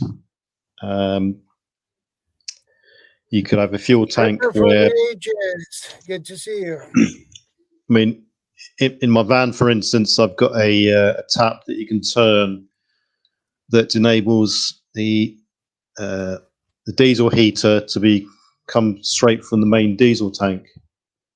And if you had extra diesel in the back, you could then bolster up the range of your vehicle without sort of stopping, Yeah.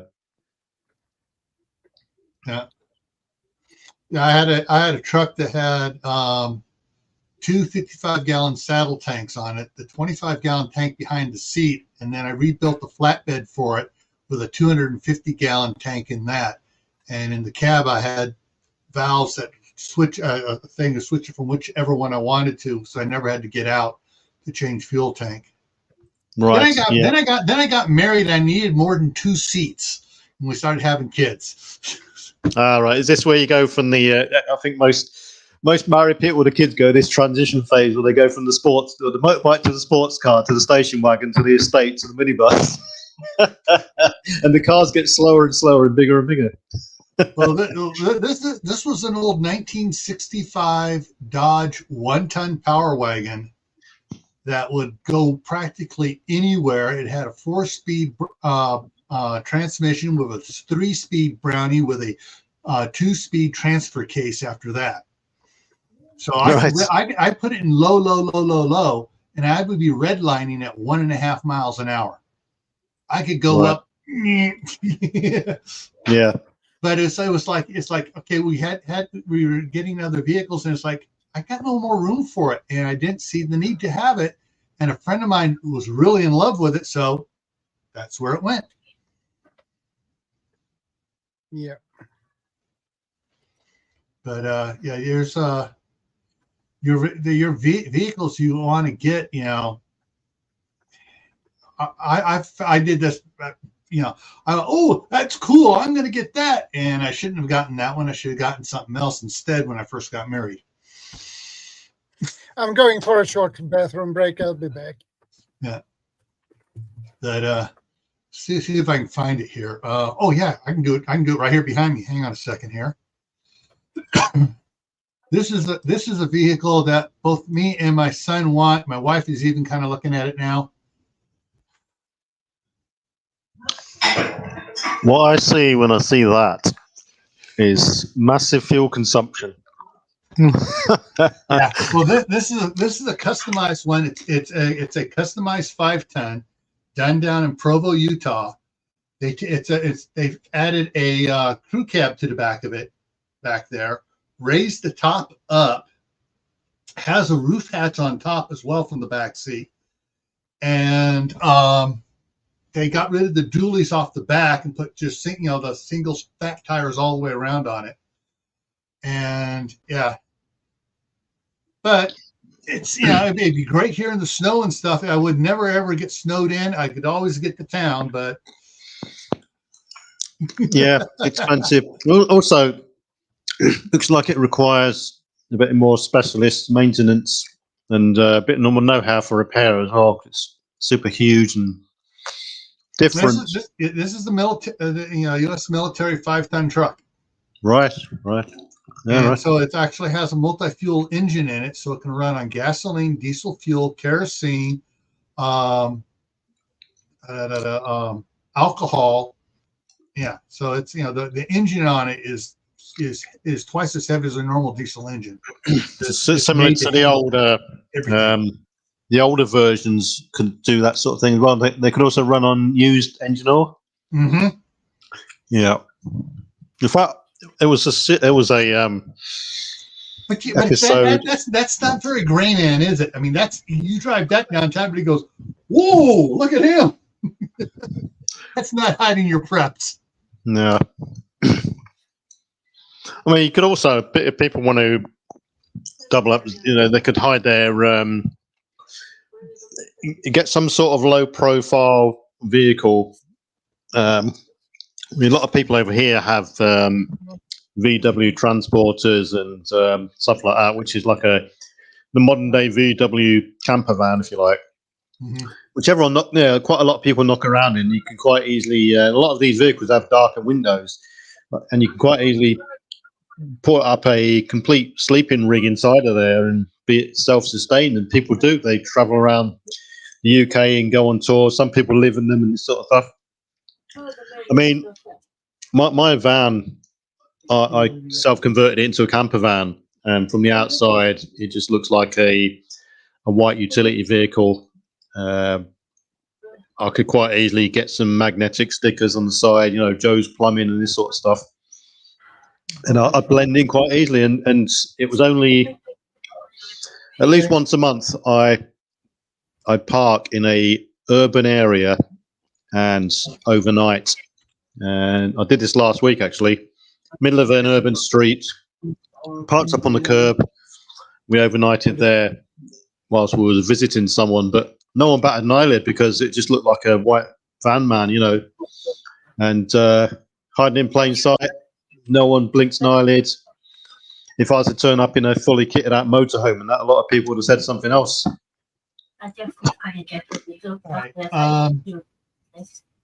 Until he comes back, I can't show this, but I'm going to get it ready here. Right. There's a company here in the United States called U-Haul. And you rent the trailers or the trucks or whatever, and people are taking some of those and converting them. Let me get this. He's back. Let me get this up here to share it.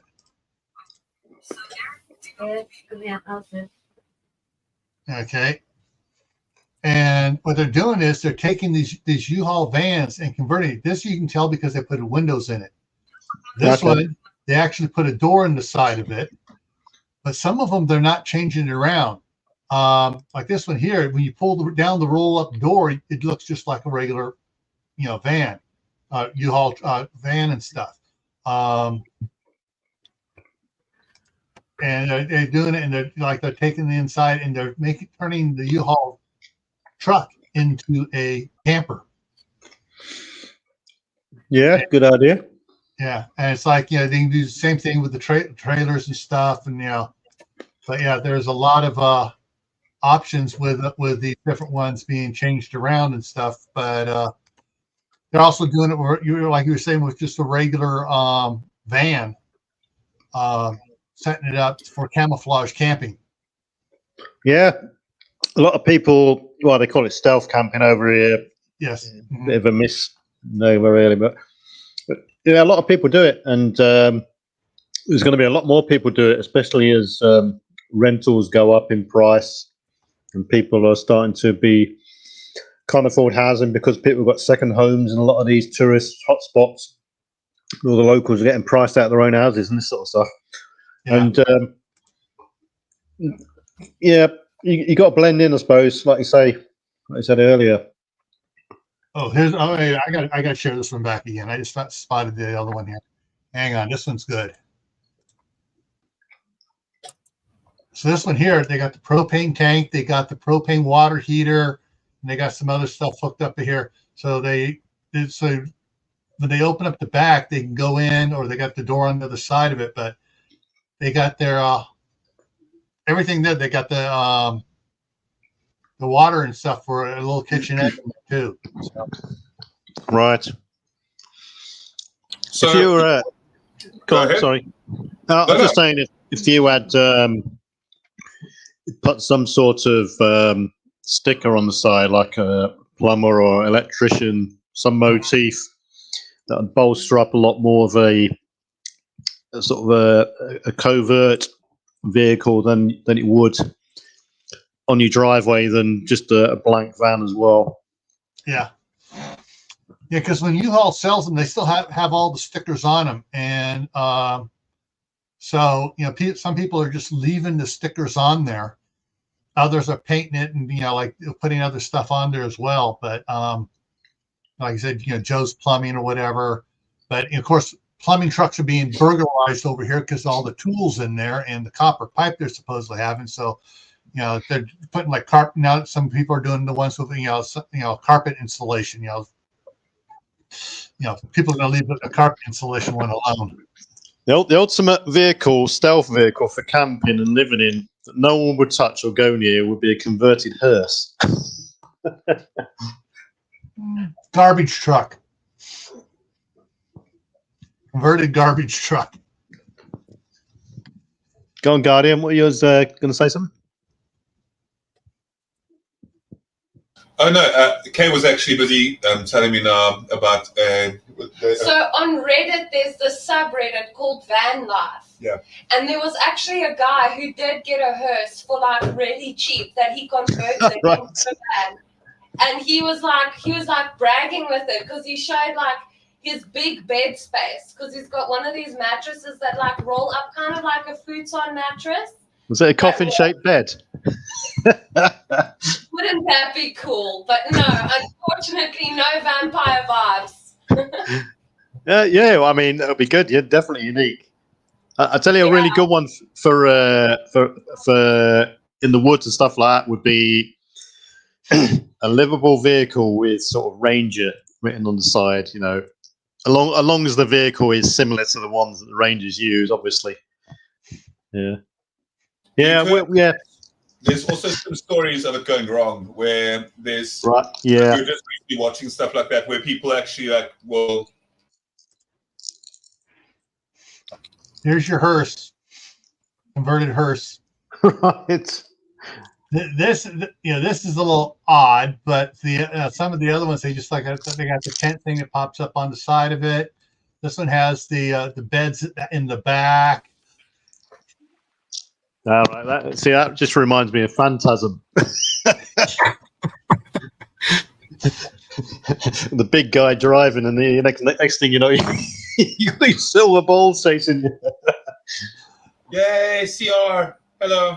Hey, CR. Hello, Guardian. CR's come in. 9:15.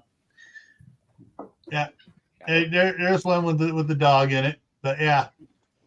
Yeah, so it really is something. Obviously, what you'd want to do is put a bit more of a rugged tie on, perhaps increase the suspension. Yeah. But yeah, I think that's good. It's got a coffin that rolls out that's actually a kitchenette. Yeah. It's becoming popular over here, van life. Cool. Van life in. Yeah, no, it's a good idea. And obviously with the prices of things like being what they are, that's why van lifing seems more realistic. And not just that, but people want a more simple life. And they want to embrace the nature and the outdoors a lot more. And that's what it enables. What I will explain now quickly, and I've never really brought these boots up before, maybe briefly just once or twice, maybe once. But the boots that I've shared, and Shadow, you can bring those boots up that I've linked in private chat.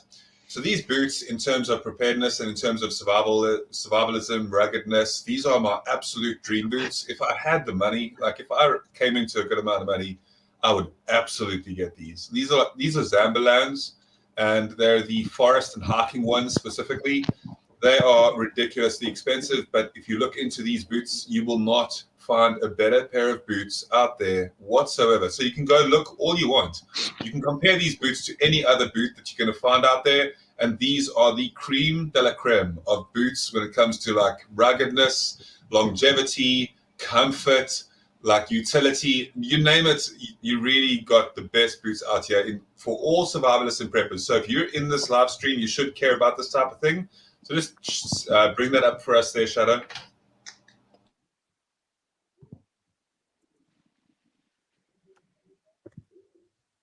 Yeah, those boots looks good, actually.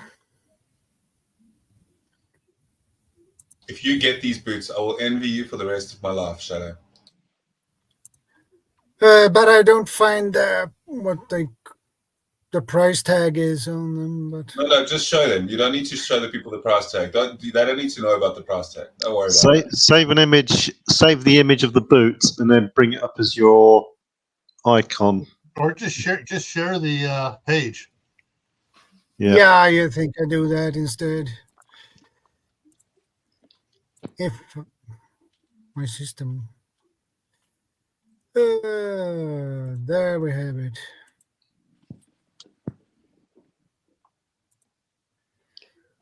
Yeah, that's it right there. Look at that, guys. Come on. I mean, there is nothing better. You can go and look across the internet all you want. These are the best. If somebody wants to make another person like really happy within their lives and they want to do something amazing for another human being, Guardian Fitness really needs these pairs. Like this exact color too. Oh my god. Like this is the best. DP will love you forever. I will hike twice the distance of my entire country, and I will walk it. I will put the money on it. If you sponsor me to do it for these boots, I will walk twice the distance of my entire country of South Africa. Twice the distance for these boots. Not joking. Right. There's a little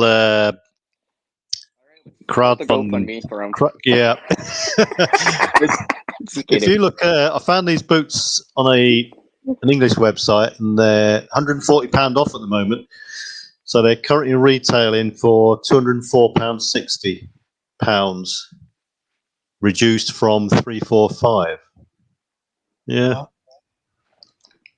right, here we go. Hang on, let me run this up here. I've loved these boots for like a decade. I really, it's not something that I just looked at yesterday. I really have like been obsessed. Okay, here it is on Amazon, folks. $238 to $360 depending on the size, and so like I'd have to get to size 11, and so mine would be $360 to get my size. We've got the brown ones as well. That could be cheaper. Yeah, you got the other ones up there. You got the green ones. They got the brown ones. Got the black ones. Well, no. These ones. So only these ones. This exact model. And nothing else will make it cost the whole from my country twice. And I'm not joking. If you put the money into doing it, I will walk it, and I'll document it all, and you can see what I'm doing, and I will show you that I will walk twice the distance of my entire country for these boots, which I've loved for 10 years. And I know that they're boots, but I mean, as somebody that loves survivalism and preparedness, these boots are a very core part of your kit. And if I had these boots, nothing could stop me. Nothing. Yeah, the only thing I don't like about this, they don't have a width on it. And I take 4E, extra wide boots. Right. One thing I'd never do is buy boots online. You got to wear them, really. You got to try them on and wear and walk around the shop with them, and they can't beat that. I can't stand buying any sort of footwear. It arrives in the post. You try them on. You got to send them back. Etc. Because they're slightly too small. I'm a UK size 12 because you're asking. So I'm a UK size. FYI. 12, wanted to know. FYI, just in case anyone's listening out there. Just if anybody with too much money to spend on a very nice pair of boots for Guardian Fitness to cross the country twice, saying it one last time, there is the price of those boots. The green ones are $17 cheaper for my size. They got this one comes in a wide. Hang on here. That's so to get it in a wide for me, put it back up here. It's $390 to get the 11 wide. That may not be wide enough, but it does come in 11 wide in brown. It's not suede though. Yeah, and then this one here, does it come in wide? Yeah, it comes in. This only, yeah, can we go up here? Yeah, this has the 11 wide as well. And for me, 11 wide, they don't have it in stock. They're out of stock. They're not putting up the price on it. Those are also very nice though. That's also a very rugged boot that would last you forever. These are extremely good quality boots, guys. 20% off military discount. Yeah, they're very, this one here, and they're not, this one here is not listing many prices on it at all. This one, yeah, this, I see, I go down to find a size that they have in stock online.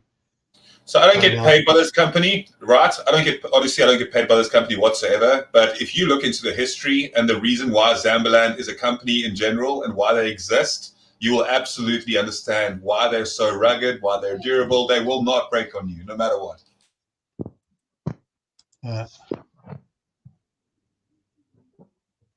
Yeah, I'm afraid that the staff sergeant would beat my butt into the ground if I spent the money on those. You need a boot Probably, GoFundMe. yeah. And then she'd take the boot and plant it somewhere it doesn't need to be. I know these things look amazing. They look amazing, and the tread and everything on it is good. But yeah. Exactly, Hugo.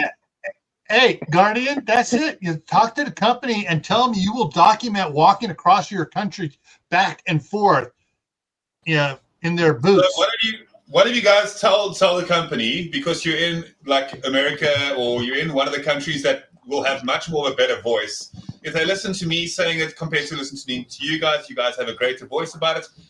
Somebody email the company, tell them that you know about the South African that did 73,000 push-ups last year. So he's not making a joke when he speaks about eccentric fitness goals. He said he will do the length of his country twice for these boots because he loves your company that much. And he loves these boots. All you need to do is just give him one pair of boots and he will do the whole thing. I'm telling you, and whoever connects me, I will, we can discuss it at a later stage. Down South Mississippi living, good to see you. Hello. Bring up those boots as well. The down south. How, by the way, down south? Bring up those boots for us as well that down south is talking about. It seems to be talking about utility of shoes. It's an interesting topic. Yeah. All right, I just put that there. And who I got?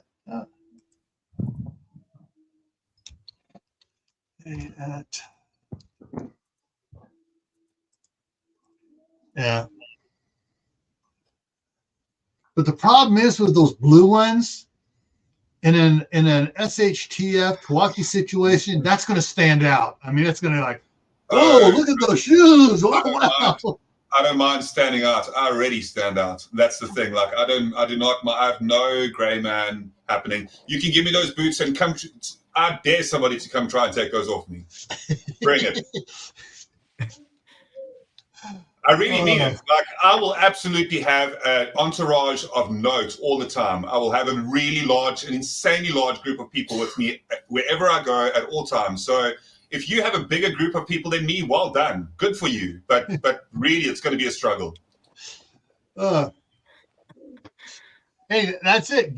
Put up a GoFundMe page to get the gear, the boots, and whatever else you're going to need. Walk across your country twice and say, that's what it's for. I'm going to do this walk.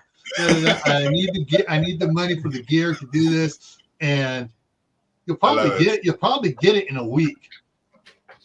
That's interesting. Probably, yeah. How to actually work. I've never tried anything like that, but that's very, very interesting. I think that'd be rather Courtney has set up GoFundMe pages before, so you can talk to Courtney. White Family Farm. Mm-hmm. Yeah, those are pretty effective. Yeah, there's people that are close to my channel as well that know me. They also know that, like, with the obsession with blue, like, I enjoy the color because of like the fact that if you look into the mountains as well, if you look into the ocean, blue's everywhere within nature when you're looking for it. It's actually one of the rarest colors to naturally occur within nature, but it is also within nature everywhere when you're looking at it.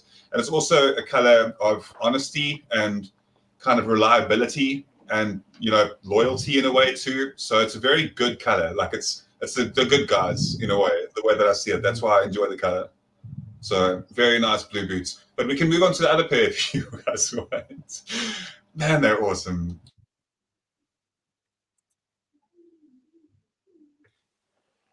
Speak up, Blue. Yeah, I'd never heard of that company before. Zambalan. Yeah, the Italian. Yeah, they quite get a lot of them over here, and a lot of Italian, Spanish, French, Austrian, Swiss. In fact, the Italians do. They're very renowned for good quality boots. In fact, I've got a pair of Italian boots. Can't remember the name of them offhand in the other room, but yeah, definitely good. Got a question there near the bottom of the chat there. If you could only have one prep, what would it be? Land. Skills all the way. Yeah, but that's each skill is a different prep. You're talking about a physical item there. If it's a physical item, I would say land, because you can always do something with land. You can build a shelter on it. You can plant a garden on it. Well, I'd say agree. it's got to be something that can't be replicated in nature or replicated by any means after SHTF. So for me, it probably have to be either a knife or a bladed tool or a cooking pot.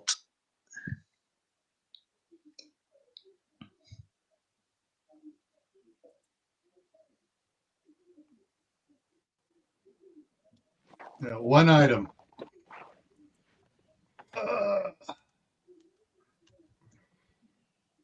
Yeah, I mean, One item, okay.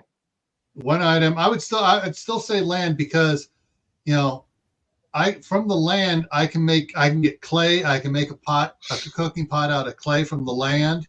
Like the land you can do so much with. If you don't have land, to me that kind of it locks you into what you can and can't do. Well, if you don't have land, you're probably in the middle.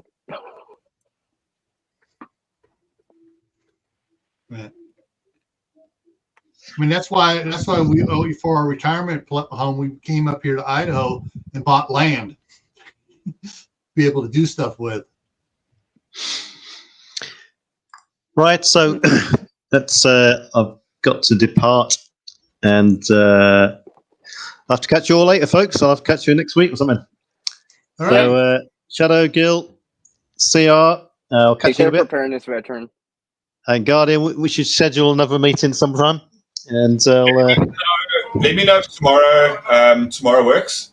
Just drop me a WhatsApp. Maybe give me a WhatsApp sometime, letting me know if it maybe is suitable in the afternoon, early afternoon, maybe, or something like that. Let me know when. Yeah. We can catch up. Yeah, no worries. Right, so good productive chat and lots of ideas banded around. So we'll catch you all next time, folks. Yeah. I will also be taking the lead with Preparedness Veteran, just to spend a bit of time with the lady as well. But you guys have a lovely evening ahead of you, and enjoy the rest of your weekend. Bye for now. Bye. Good, GP. Yeah. Yep. Okay, so yeah. The oh. But as far as the I do have thing, something to Vim say. gear, something I could carry with me. That's a hard one. To have one single item that I would carry with me. What would it be?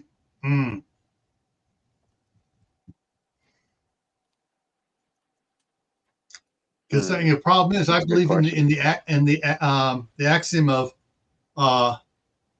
2 is 1, 1 is none. If you only have one item, you have a chance to lose it. I agree. So trying to figure out what that one item, if you can only have one item, what would it be? Probably a good, like you just said down there, a good knife. I got several good knives, so yeah, one of those, use that. A good knife can do you good as far as you can build shelter with it. You can do a lot of things with it. You can skin an animal.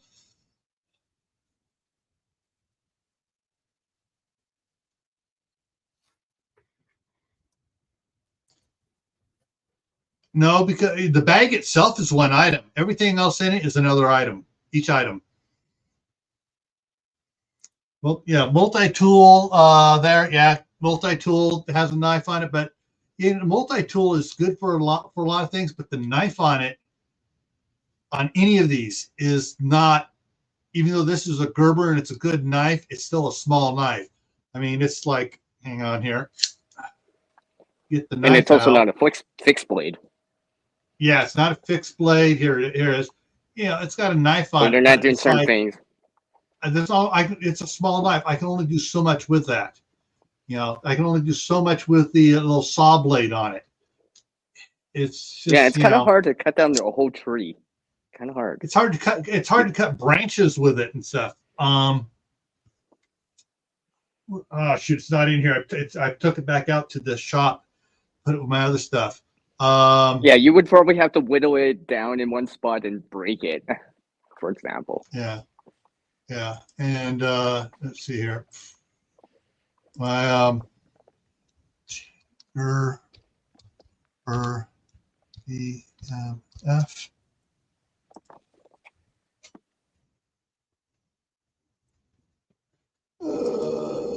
Let's see if I can find a picture here of the one I had. There we go. Present. It might be this one, this knife here, which I have. The Gerber BMF. I got that one there. In fact, that's the one, and the case comes with a sharpening stone in the case. Ooh. That's a nice blade. Yeah. I got that one before I got married, so I've had that blade for about 40 years. And it's Wow. out there in my stuff. And it has yeah, I mean, you know, and these blade teeth here, it's a wide about. I mean, it will tear up a branch, you know, sawing it, and also tear up a person too in a knife fight. Besides slicing them, it'll tear them up too. But it's also got the holes in it here. You can put a lanyard on it there, so it's, you know, wrap it around your wrist. So as you're doing, not going to go right. Here's what. There's one with a lanyard in it, without the saw blade on the back of it. But yeah, the BMF is just, yeah. But I'd say do one. If I could only have one, that's going to be the one.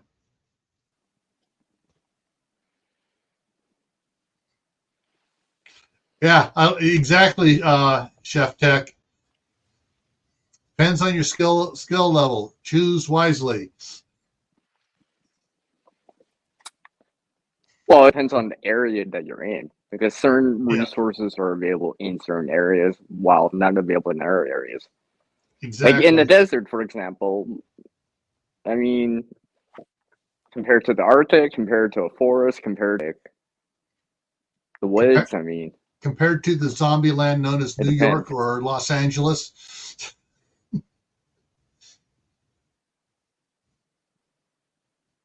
Don't forget to double tap after.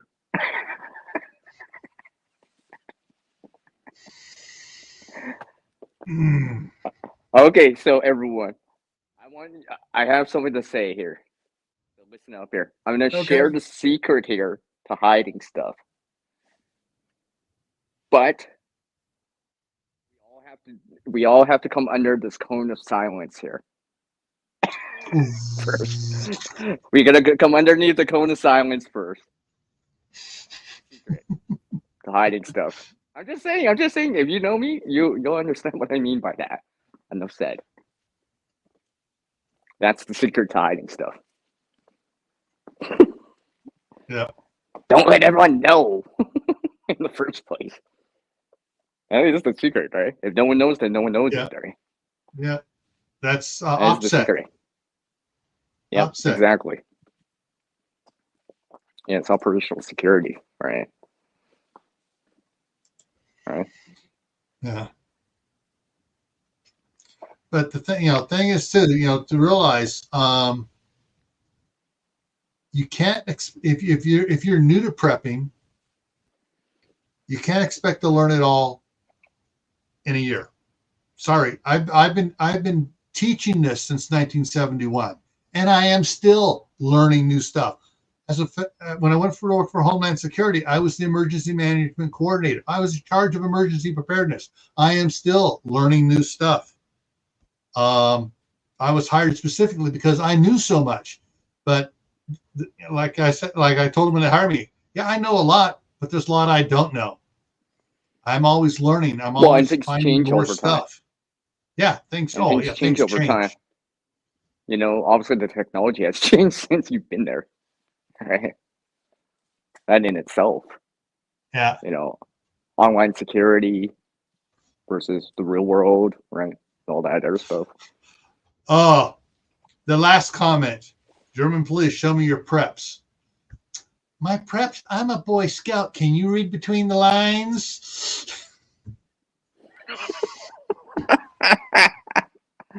That's my Yeah, prep you from would German probably police. have the handcuffs on you for that one. Yeah, the thing is, I also, when I was working for the Sheriff's Department, I was the chief bad guy for field operations for the academy, where they have them go through the tests and stuff. I actually took out an entire academy class one time. They thought they had me, and they put the cuffs on me. 3 seconds later, I had the cuffs off. I took the guns away from the arresting cadets that were arresting me. I went through and I shot the entire class before they realized what had happened. Oh Lord! Yeah, and the instructors were falling down on the floor laughing because the way I did it so fast and what happened. And then they stopped. Okay, we're going to start over again. First of all, what went wrong? I wasn't ready. No, the guy said, I put handcuffs on him. Did you search him? Well, yeah, I pulled some goods off him.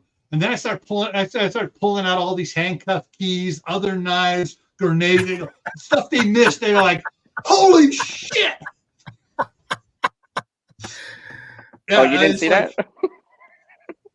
They were just absolutely, the class was freaking out. So say you can't just do a cursory pat down. You have to, if you got someone in this situation, what the case was, the scenario given to you guys, you need to practically do a strip search on the guys here, because there were 4 of us that were playing bad guys. And the next time, only two of the class died. Shooting blanks and stuff, but yeah, they, it's, like I say, yeah. I'm not one to be messed with when it comes to the hand-to-hand stuff. I just, I know all sorts of neat things. I was trained by Koga himself. So, you know what show that reminds me of, Gil? What? Dude, You're Screwed. That show. It reminds me of that show now, because that's actually what they did on that show, right? And you would notice how he sneaked this by ass. You didn't search good enough. With the cufflinks that are like a Pharisee bra, and it's like, or something like that. You guys didn't check that. Well, this is kind of interesting. It's kind of a sideline here. One of the other guys, Tom Sharp. I mean, we were the two baddest bad guys there. He played he would get into character of someone like with autism, and he'd be out there. Oh, have you seen my brother? And be walking around doing stuff, and he'd start stemming on something, and it was a second, I just stem on a water valve or whatever, and just the academy class, and even the instructors were going, is he all right? And it was, we were teaching them, besides the problem solving and field problems, there is everything is not what you think it is.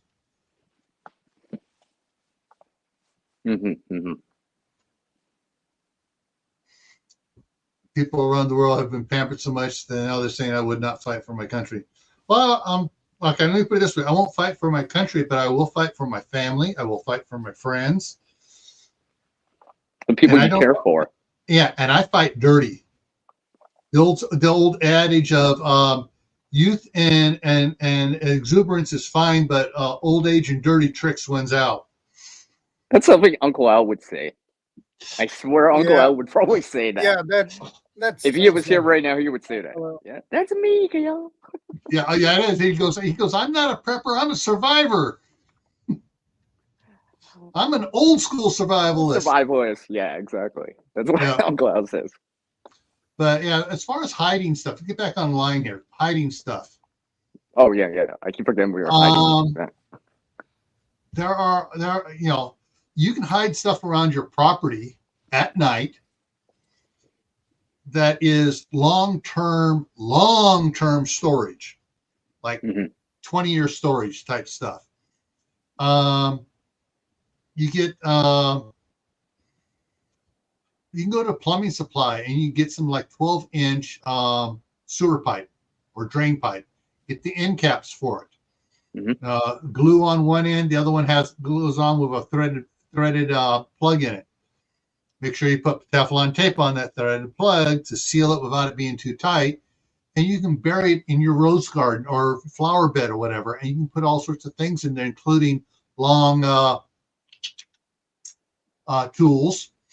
And make sure, though, whatever you're storing, make sure you have plenty of the oxygen absorbers and the moisture absorbers to toss in there with it as well.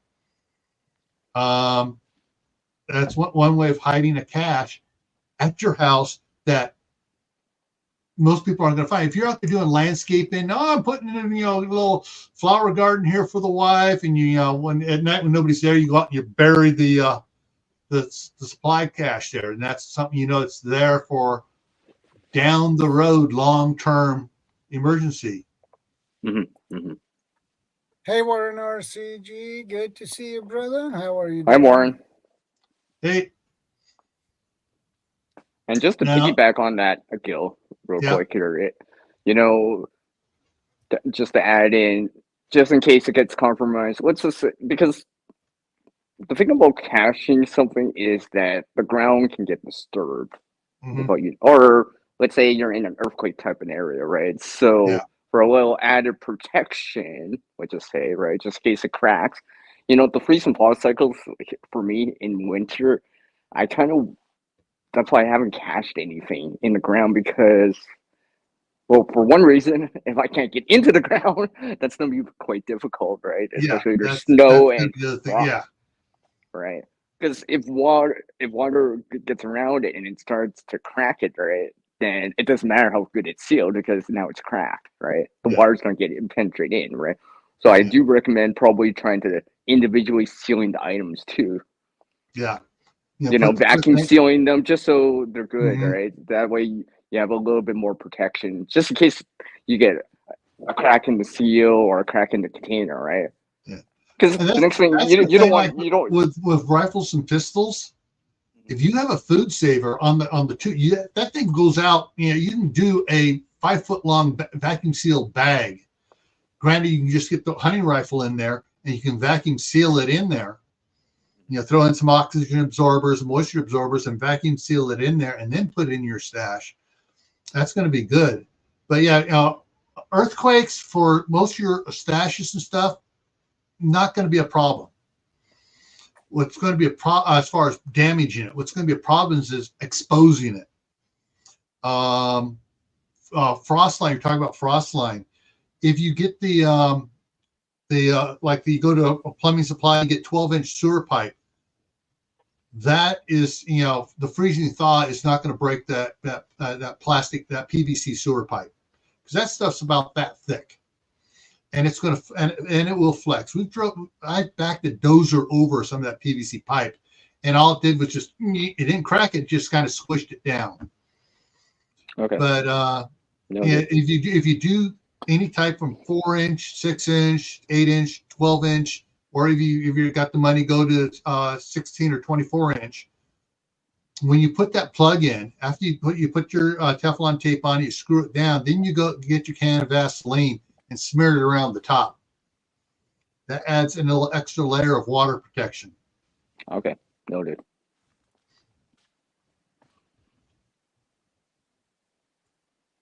Ammo coated in bed liner rubber spray.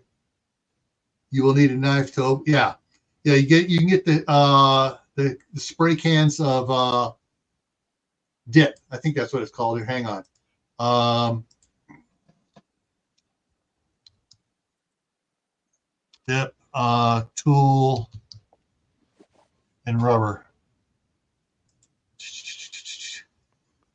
Yeah, plastic dip, rubber dip. Let me show you.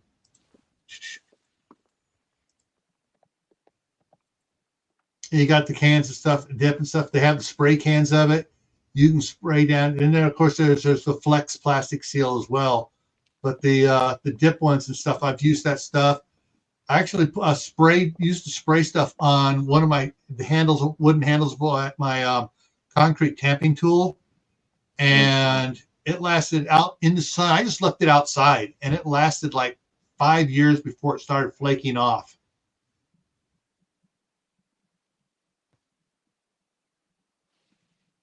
Yeah, that's why you put. You make sure when you do it, you put in plenty of oxygen absorbers and moisture absorbers to get rid of the moisture in there, so there's not going to be any condensation inside. Mm-hmm. Because I know one of the recent things that if you, like caching things along your bug out along your bug out route or evacuation route, right? But the thing I have issues with that is that if you don't have access to it all the time, or can check on it, or it's on a public area, yeah. If development happens, it gets moved, right? And you can't stop that. You can't stop that.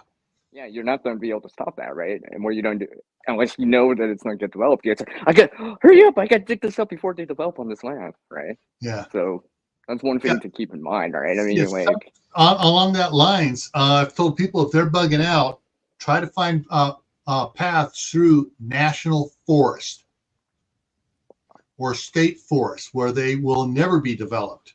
Yeah. And then you have to set up your GPS waypoints for where it's at, and then do topographical maps as well, because if something happens to the satellites and now the GPS system's not working, how are you going to find it? Yeah. So you need to have paper maps as well to find out, to show where it's at, with down to, all right, off of from the this culvert in the road, you go 200 yards into the woods to this tree here of certain size, this big boulder over there, and you take pictures too. Mm-hmm. So you get out there, it's like, okay, here it is. You pull out the thing. Okay, there's that rock. There's that. So it should be right over here. Let's do our measurement. But the problem is, what happens if you have to take a different route? Or it's blocked off, right? You don't have access to it. Let's just say it's flooded out, that area. Like, for example, you would do your research beforehand, but let's just say, this river spilled its banks over on the right side this time. Yeah. You didn't see that coming, right? You have no access to it. Yeah. Because you're not going to be digging like under 3-4 feet of water, trying to dig down even another 6 feet, trying to get this cache out. Well, that's the thing too, is you never put a cache near water, never. And if there's a creek here, you go up the hillside, so you're at least 15 feet above that water level to do it. Yeah, and hopefully it wouldn't raise up that high. Yeah, hopefully I like the pedestal bed here. We have a pedestal bed in for our king size bed, and we got 2 sets of drawers, on it, and an open cabinet on the side. An open one goes up the center, but near the head of the bed, like on this one here, where you got near the head of the bed on it, there's nothing. There's a panel there, and so there's an empty space inside. Well, we can get to that from the crawling up the inside and going in from the inside, taking the screws off the inside tunnel on ours to get to that. But we haven't decided what we want to put in there. But it's also get it as until I lose some more weight and get a little bit more back into shape. That dad bod. Get rid of the dad bod. Yeah, hashtag. Yeah, I remember that hashtag you're using right now. And it's going to be hard to get into, but those pedestal beds make a great place to hide stuff if they have empty areas in them. Plus, what thinking out other things. Oh, in the movies, where did the spies hide the envelope? On the bottom of drawers.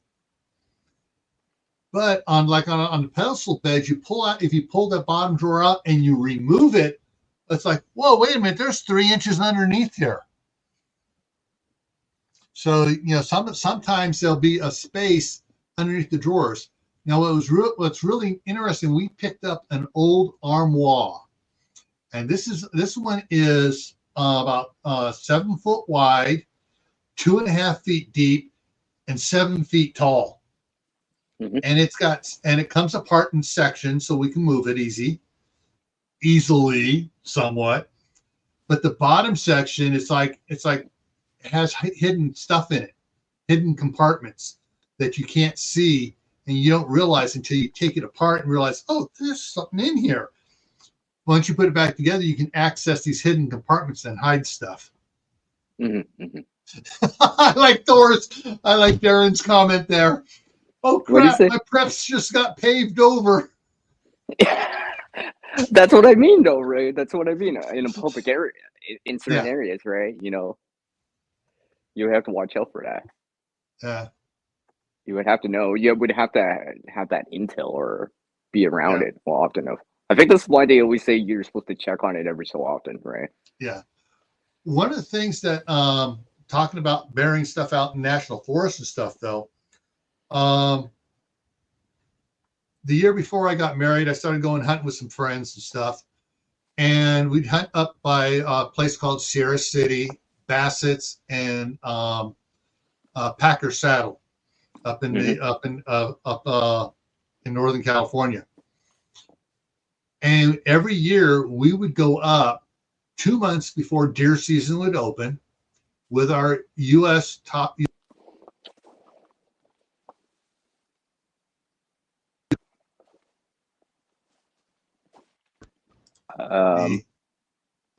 I unfreeze finally?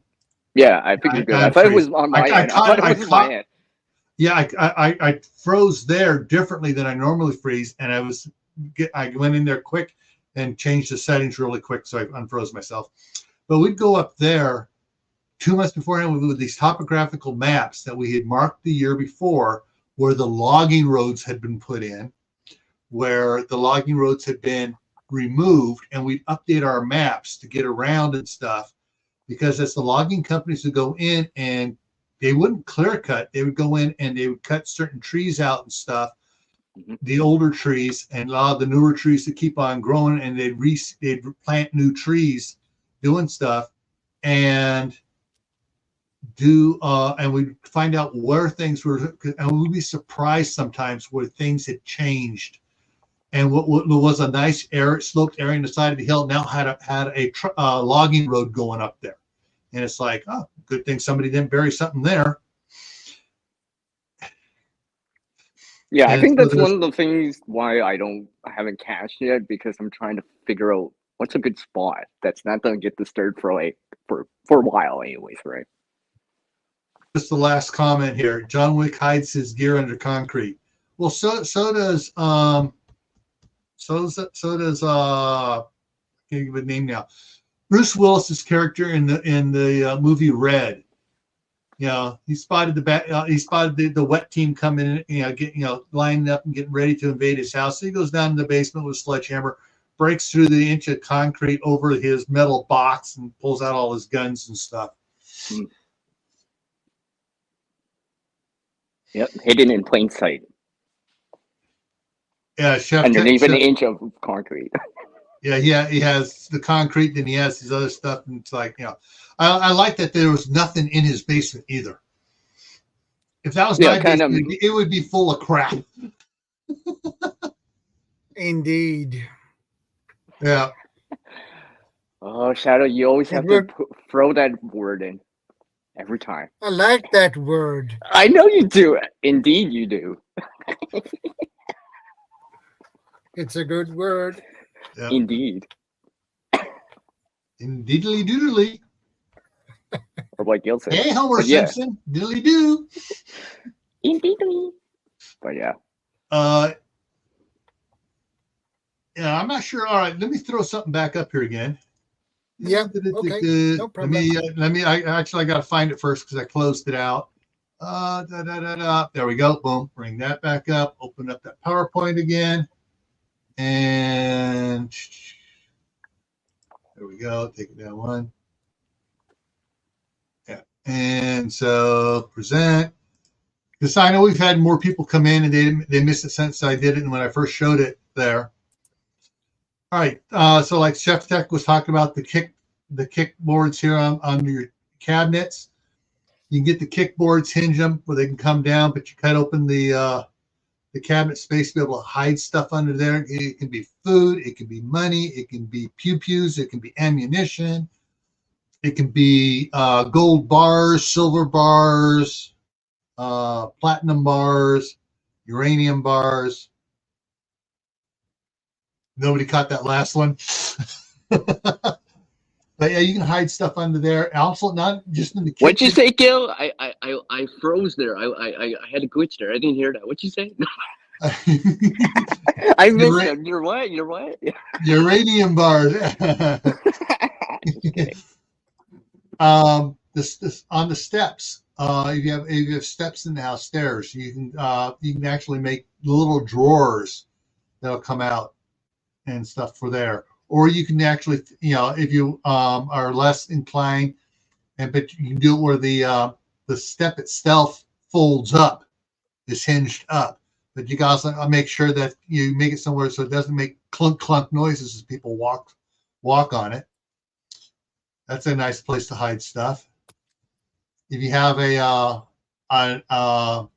partially finished an attic where you got the slope of the roof goes out and there's unused area on the side, you can put doors into that from behind the bookcase or whatever. If you have stairs going up and you have dead space under the stairs, you can put in rolling drawers to get in there to put pull stuff out. These they actually put handles on, but you can do it without handles, and you just have it on a pressure lock system where you push on it and it spring releases as well. I like this one here is a cool one where you got the closet and to hide all the clutter is what they did, but you can put a gun safe in there. You can put boxes of number 10 cans of freeze dried food in there. Mm-hmm. And if you look at this here, the space underneath this stair right here, you could probably use those shelves again as well, or you could put hinge those stairs as well there. Mm-hmm. Let's see what else here. Okay, the two pictures here. You got to look at the mirror here where my cursor's moving on the left hand side there, and look at it on the right. So that mirror opens up to have a little cubby there. So, and well, you can hide a room. You can hide a room behind that with a one-way mirror. Yeah, with a mirror type thing. I'm also just looking at this in the door there. You see the little thing, the divider here. I guess the toilet's on the other side of it. Well, there's empty space in there. You could fix that up to open that up as well. Mm-hmm. Another one going underneath into the dead space in the attic here. You got your book cabinet case that opens up and has another one is for, and this here's the cool one. I like this one. This one's animated. I like it. It opens. Yeah, that's right. It closes. That's really cool. Yeah. And thing is though, it's supported by up above and down below for to do that. And it's got a track down below there to make it work. And then there's just the simple stuff you can do where you have, you know, a short piece of wood flooring that's removable. The show Grimm, was it the first season or second season when they introduced Rosalie into it? She took over her brother's spy shop when he got killed by robbers. No spoilers. They had the and one of the things is she had a couple of places where she could, you know, push on the back edge against the counter where no one would step. I mean, you know, inch push back and it would lift up, but it's also covered by a carpet, an area carpet. So she had to move the carpet, push down, and she'd pull out passports and other fun stuff. But yeah, so those are the stop sharing. There we go. That's the some ideas.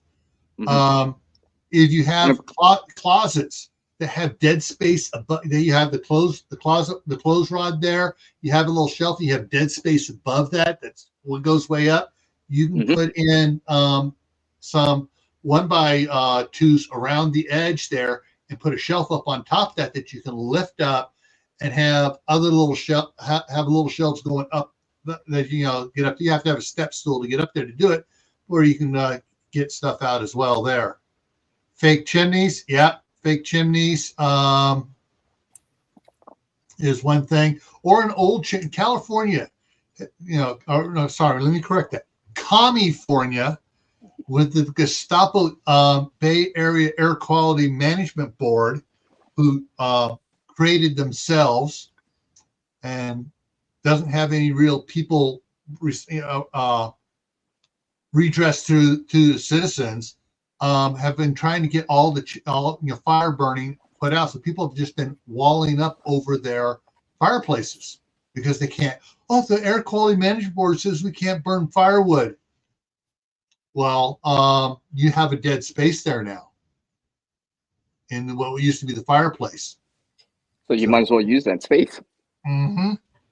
Right? It's you know, if you think about it, if space is some limitation in your area or your place or whatever, this could be another option to utilize more of the space that you do have, right? The hidden crevices and all that stuff that you do have, or wherever it is. Garage, home. And here's something sneaky on that. Some people have, you know, they want more space, you know, so they have all this brickwork going back to the fireplace, where if they put in a gas log, it's a lot shallower and everything else, and it's just a simple vent pipe going up. And so they tear out the old chimney, and then they box in you get a contractor come in, they box in around it for the new insert to go into and stuff. And so they have a freed up space out in the garage or in the room on the other side. My thing is, okay, you tear out the real chimney, you build something the same size or a little bit bigger than the old chimney was, and put what's called Z brick or fake brick. It's a little thin stuff, and it gets glued on there and makes it look like brickwork. And you now have the little fireplace up front, but you have it so that the brickwork panel opens up, and you got this big storage area back there, and they're hidden. Yeah, cool stuff. The for jewelry, money, and stuff, you got the electrical outlet. Now, some houses up here in Idaho, the exterior walls are 2x6, not 2x4. So you can put a bigger outlet box in there and actually have a working outlet box and have it set up so it pulls out, and behind the outlet you have a stash. But I like that with the headboard. This one is pretty cool too. Yeah. So on the headboard there, you have a padded stuff behind it. That behind the padded thing that you have a little shelf there and thing there. My mom had a bed thing that had a headboard on it, and it had a slider thing in the middle, and then the bottom shelf in there if you move stuff out, lift it up, and it had a cubby hole down below it. I see. Can I just add a few things into those? Go ahead. Yes. We gotta remember that most people have seen movies, right? Most people have seen James Bond movies, etc., right? So we gotta remember that these are just. There's 2 bugs on my chart. What do I do?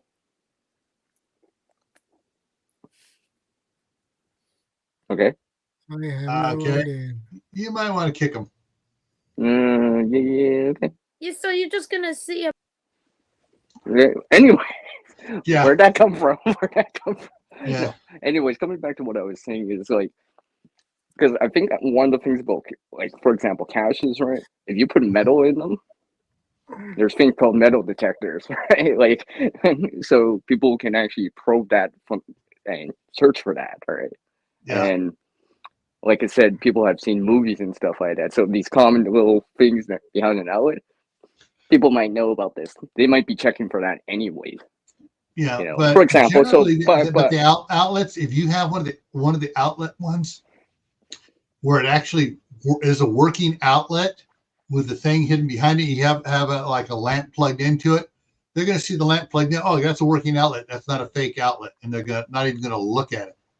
yeah, because the thing is like false walls, for example, where you can like knock on it and be like, it sounds hollow behind it, right? You might, for example, or like the brick idea that you were talking about with the bricks and stuff like that. If you were going to do that, you weigh it down with sand, so even if you lift it, it has weight, right? It doesn't feel hollow because you don't want.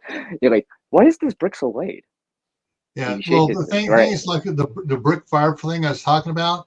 What you would do is you'd put the 1 1/8 plywood around it, and then you would attach the brickwork to it. So even if they wrapped on it with that thick wood behind it, it's not going to sound hollow. Yeah. So things to keep in mind is when you're trying to when you're trying to mask the appearance of it or whatever, the sound of it. Try to make it so it appears like it's legit, right? You know, it's got the weight. It doesn't sound hollow if you knock on it. You lift it up, it's got the weight. For example, right? Yeah. For whatever it is, right? Yeah, and the thing is, so some of the stuff is, if you build it stout, it's going to sound like everything else around. Yeah.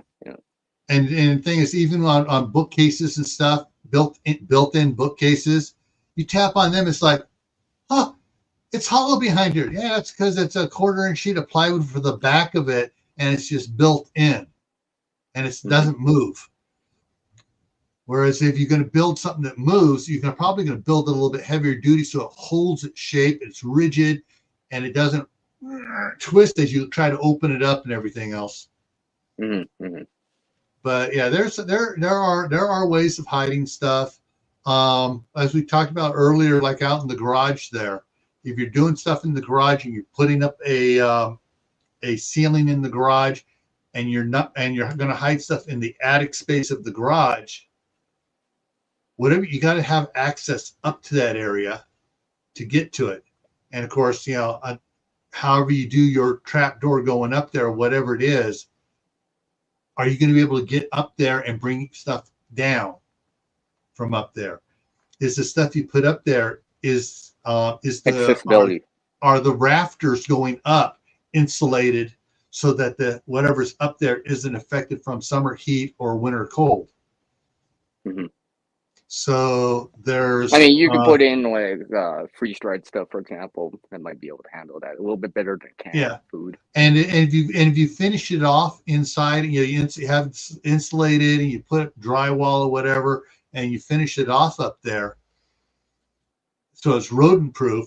Then you can put up what you can store up in there is paper towels, paper plates, napkins, toilet paper, clothing, other type stuff like that is not affected at all by heat or cold. Mm-hmm. And you use that and perhaps seal it so it does, moisture doesn't get into it, for example, right? Yeah, and of course, if it's finished off, drywalled off, then it's unless you get something coming through the roof and damaging it, it's not going to do anything. Hey, little lone prepper, how's it going? Hi, LLP. How are you doing? Yes, Thanks for joining us. this is live. Yes.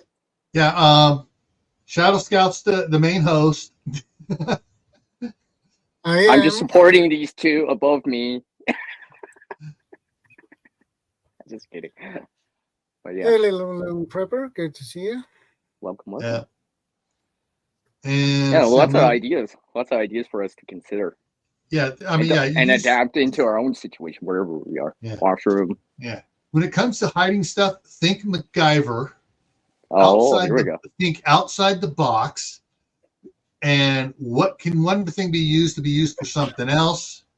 And there's a lot of different options you can have for it. Let me go switch back here. Okay, boom. Okay, hey, the grand piano in the background there. Is it a real grand piano or can you hide? The fireplace here. The flue part going up. How much wasted space is around it? Can you access it from the other side? Built-in stereo stuff. Is all the space actually being used? Or is there something else you can hide it there? Is this couch here? Is this actually a couch? Or is it a hide-a-bed that you can take that mattress and stuff out and put supplies in? Hey, look, I got freeze-dried food underneath the couch. Yeah. And let's see here. Looking around here. Do you have a buried bunker? Is the bunker hidden? Is it having access into the garage or through a grate in the corner? Oh, what's that movie? The Pacifier with Vin Diesel. It was great. In the corner of the garage, it looked like it was a drain grate, but you pulled it open, pushed a button, the thing slid over, and you had a ladder going down into the bunker underneath the garage. Let's see here. Yeah, office equipment. Do you have a computer desktop that's a fake computer desktop and you're actually using a laptop elsewhere or something else? So I see. Yeah. See, another thing I was considering and remembering is that these items that you do store away, right? Consider them as I wouldn't say disposable, or consumable as a word, but I'll just insert that as a word because you should have a little bit more than just that, right? More than one option, for example, because like I said, there could be things that disrupted, could be found, right? It shouldn't be your only source, let's just say, right? More than just one, right? Because things can happen, right? In areas that disturb that area or make it so it's exposed, or like we said earlier about caching, right? It could be discovered by someone else, paved over, like Darren said, or something like that. It's like, when the hell did they pave this over? What? No, my cache. Yeah. And stuff like that. So stuff to if you have certain things. All right. Looking at the comment here, the jewelry and stuff.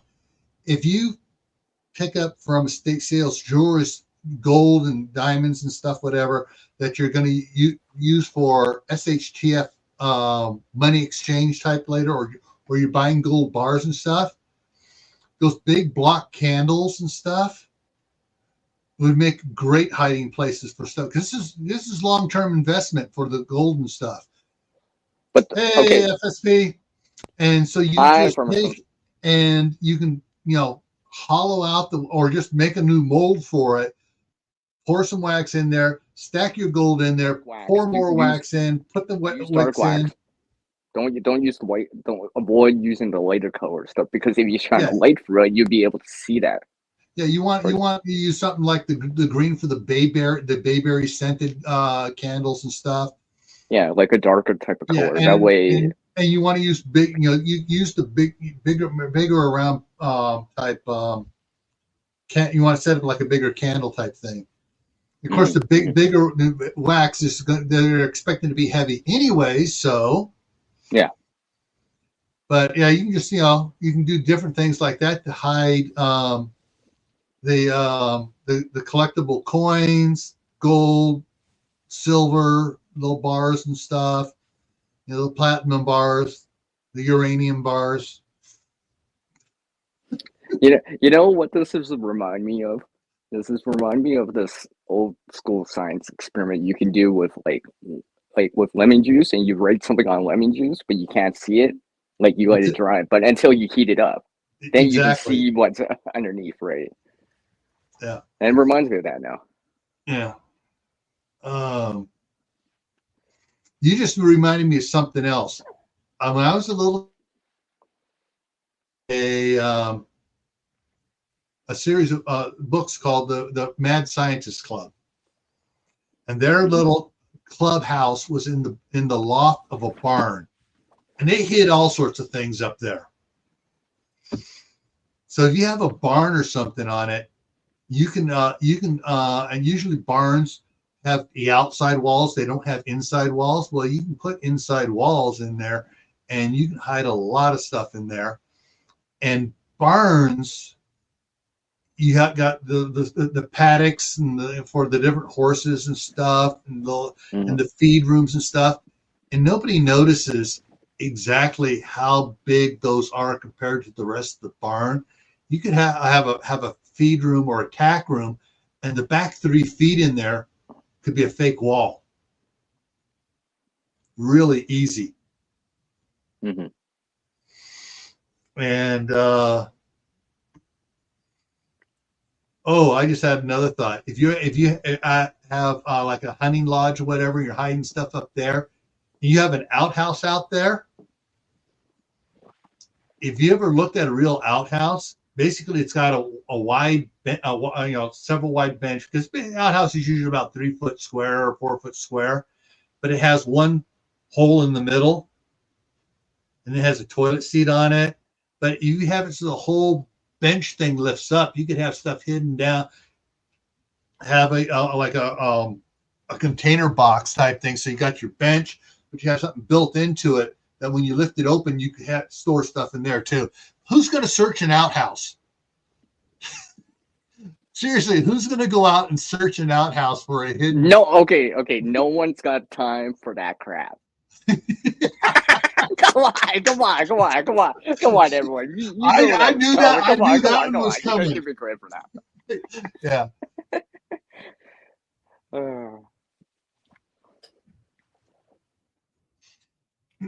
Exactly. Yeah. And the thing is, even some of the ones that do have doors in them and stuff, and the drawers. We have a nightstand at home there in California that the drawer on it is only 4 inches deep, but it could be 12 inches deep. It's like, and I've seen a lot of them where they have just all that drawer is for is to drop your watch and, a few things in it. It's not meant to hold a lot of stuff. So they make it a short drawer. And it's things like that. And I wish I could take the camera into the my mom's roll top desk I have in here, because it's got all the cubby holes in it and stuff. Because the roll top goes in behind it, so there's space back there. Well, some of those cubby holes, you take a couple of the little drawers, the little shelves, they slide out, and the back of it is a pivoting door to hide stuff in. There's a couple of those in there. There's a couple of the drawers you slide in. The drawers are shallow, and you got a lot more space behind that drawer where stuff can be hidden at. Yeah. You know what this is reminding me of? Yeah, that is a classic too.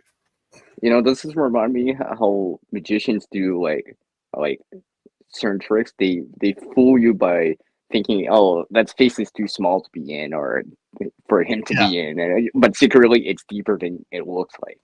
Yeah, which means that someone can be hidden. Well, in this case, gear or something like that, right? Because it's hidden in plain sight, all right?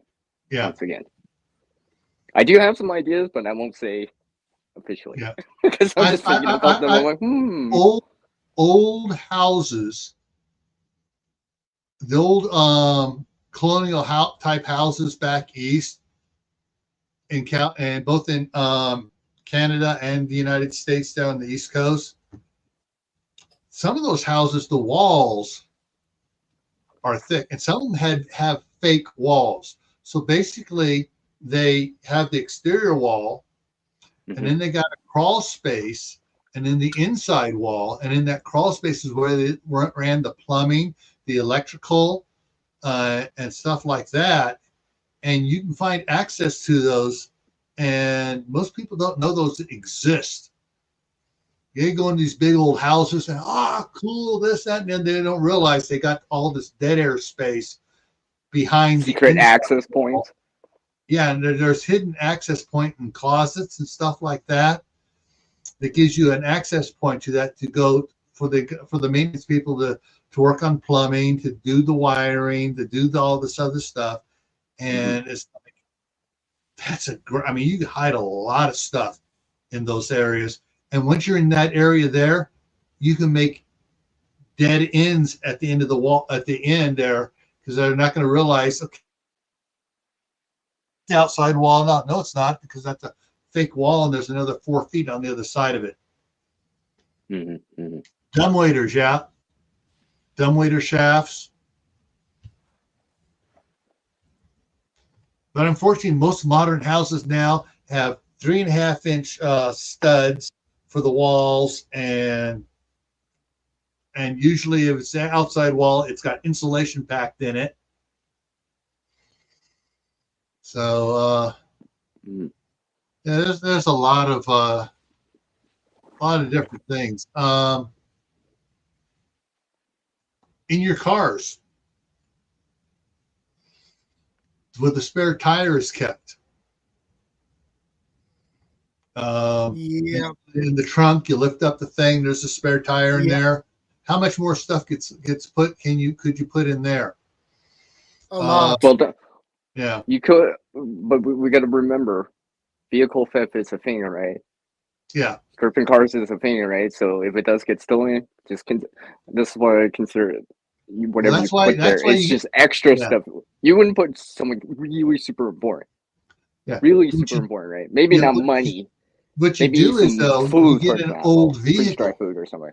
You get an old vehicle and you check the police. What is the least stolen older model car? You know, like 20 years old, 25-year-old car that is the least stolen one. And then you don't wash it. You leave food wrappers inside of it, in the back, you know, in the back on the not the dash. Yeah, but that doesn't stop someone from stealing it for like a joyride, though, Gil. Either. Oh, you know, put it this way: joyriders, most of them, you have one with trash in it and wrappers on the floor and stuff. They're not going to want to be caught dead joyriding in something like that, because usually it's not one person joyriding; it's a bunch of kids. It's 2 or 3 people, and they're going to go, "Oh, heck no, I ain't going to get caught in this one." It's so embarrassing. Yeah, exactly. And but you know, it was funny. Downtown Oakland, where we had the offices at, some of the guys with the newer cars were getting their cars stolen. One of the guy drove this old beater that had rust on it and dents on it, and he could leave it unlocked and nobody would go near that car. They were like, "Ugh, nasty." I'll try for this Kia over here. He had his weapon cache in that car under the back seat, but no one would touch that car because it looked disgusting. Yeah, Mark, you're right. A Yugo, nobody will touch a Yugo. or the AMC Pacer, you know, the fishbowl car. Those are the ones that people no. And what was the other one? The Ford Pinto. No one would touch the Ford Pinto either. Of course, now those cars are so old. You do have collectors. Yeah, so that's the thing then too, right? So it could have value later. So if it's not in mint condition, even the collectors don't want to touch them. The Gremlin, the AMC Gremlin, yes. And the thing is, so if you have those parked on your property, and like you got it up on blocks, like it's a project to be fixed, people aren't going to touch it. They're not going to go digging around in it. And you can store a lot of stuff in it. Yep, hidden in plain sight. So, all right, someone that painted. Oh, yeah. Yeah, that was a Yeah. one You way spray, to you do spray it. with that spray stuff. The dip stuff, that rubberized dip stuff, so it's not going to scratch off easy.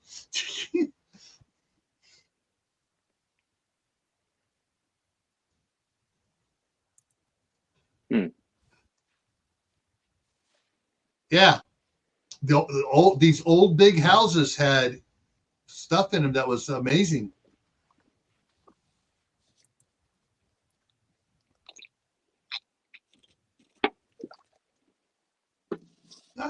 Hello, Joseph Moore.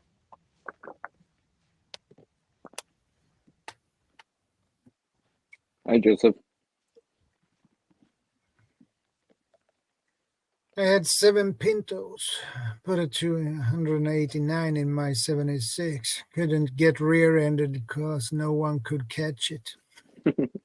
That sounds like a back when I I was 19 at the time, maybe 20.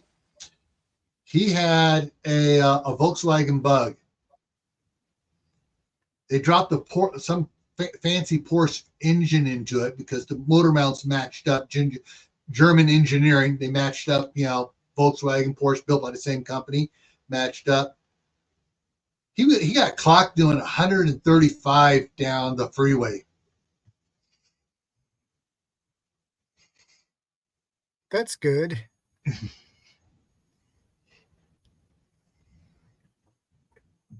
That gives some kick to the car. Yeah. But there are some. Let me see if I can find it here. F650 super truck there popped up even before I got typed in there. You're gonna like this one. This is not very, how do I put it, gray man, but on these big trucks here, then I find the right one here that has it. There we go. Yeah, that's not very gray, man. All right. Only one of these gas tanks is real. There's a place in Georgia that builds these super trucks, and Georgia will not allow them to put that much gas in a vehicle. So the 2 of these on this side and 2 of the on the other side are fake gas tanks. Only the one in the middle is real. Because so the other ones are empty. Hello, what can you store in those in your vehicle? But yeah, there's and then of course if you have a big vehicle and you get the big bumper on it and stuff, what's in the bumper? What can you put in there? But of course then they got the toolbox too, but then they got the other 2 tanks there are fake. And I wish I could find the one, I don't see it here, but the guy actually has it with has a key thing on it so you can get into the end of it to put stuff in. But yes, that is my son's. We didn't get the right one. He doesn't want the long bed. He wants the short bed one. He was actually looking at this one too, the short bed with the on it. Hey, he's 24 now. He's still dreaming about getting these big vehicles. Can I add something in real quick here? I was just thinking of real quick. Yeah. I'm assuming you guys can hear me. Yeah, we can hear you. Yes. No, the thing about caching or storing or hiding something, it depends on what you're trying to hide, right? We got to consider what you're actually trying to hide, right? Because let's just say if it's food, it has certain requirements. It has a certain footprint or space that it physically takes up. If you're trying to put cash somewhere, it physically has a space that it takes up, right? And of course, and things like water damage or fire damage is an issue, right? Because you got to consider that depending where it is, where you're putting it, right? Maybe it's not such a good idea to put the food right beside this pipe right here. Let's put it over here on the opposite side, on the other side of the wall. Yeah. That's away from the pipe, for example, right? So it's just something to think about. Because it depends what you're trying to store too, right? Because certain things need certain requirements like space or whatever, or it needs to be waterproof, or it needs to be in a fireproof container or resistant container, whatever it is, right? If it's heavy, then it's going to be able to support the weight. I'm not just going to hang this silver bar above the ceiling and make it look like a light fixture, for example. So I was just thinking about that. But then there's other things that pretty much you can almost store anywhere if you have the space. So I'm just getting something out here. There we go. Get that information out on my side too. So that's just going out there to the ones on my side. So anybody listening on my side, Afros, that is not subscribed to Shadow Scout Swede, go ahead and do it. Let me see if I can pull off of this one here. There we go. I'm going to do some sneaky stuff here. Mm-hmm. And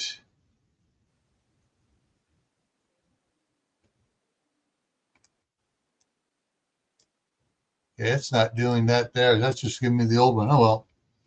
There, yeah, I'm just putting it on my side here. That's Shadow Scout's channel link, so you guys can go over and subscribe to him. Those that are listening on watching on Shadow Scout's side aren't going to see the link I just tossed in there because I tossed it in on my channel side. Good point. Yeah. Okay, let's look at the time. Okay, I got 2 hours and 15 minutes before I got to go set up my live stream. Most of it's set up, but yeah. At least prepare for it. Yeah.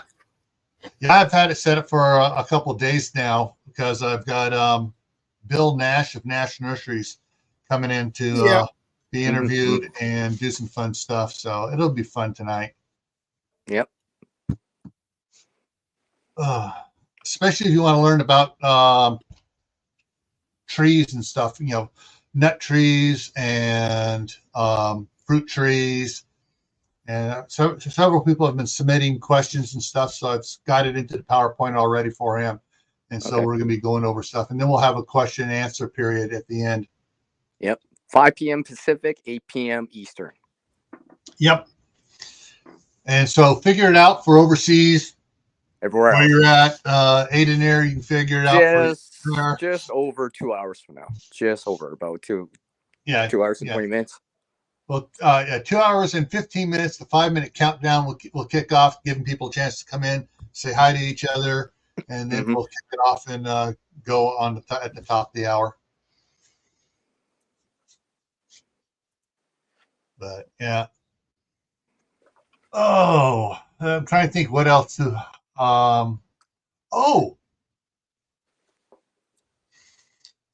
Some people back in the 70s. There were a lot of them. There are not so many of them now, but there were the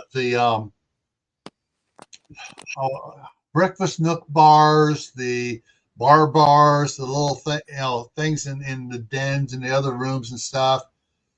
No, Mr. Nash is in Michigan. Back there by he's not too far from Rebel Canners or Dr. Paula. In fact, he's a friend of Dr. Paula's. That's how I got connected up with him. But they had all the bars and stuff, these fake bars. They weren't other than supporting the bar top, or the breakfast nook top or whatever. They had plenty of open space inside of them as well. Mm-hmm.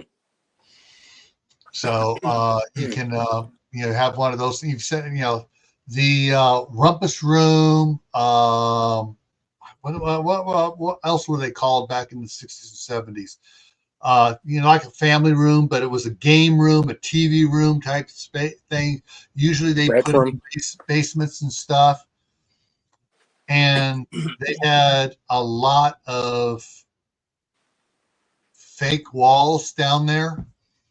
They weren't done as load-bearing walls, and they had a lot of dead space.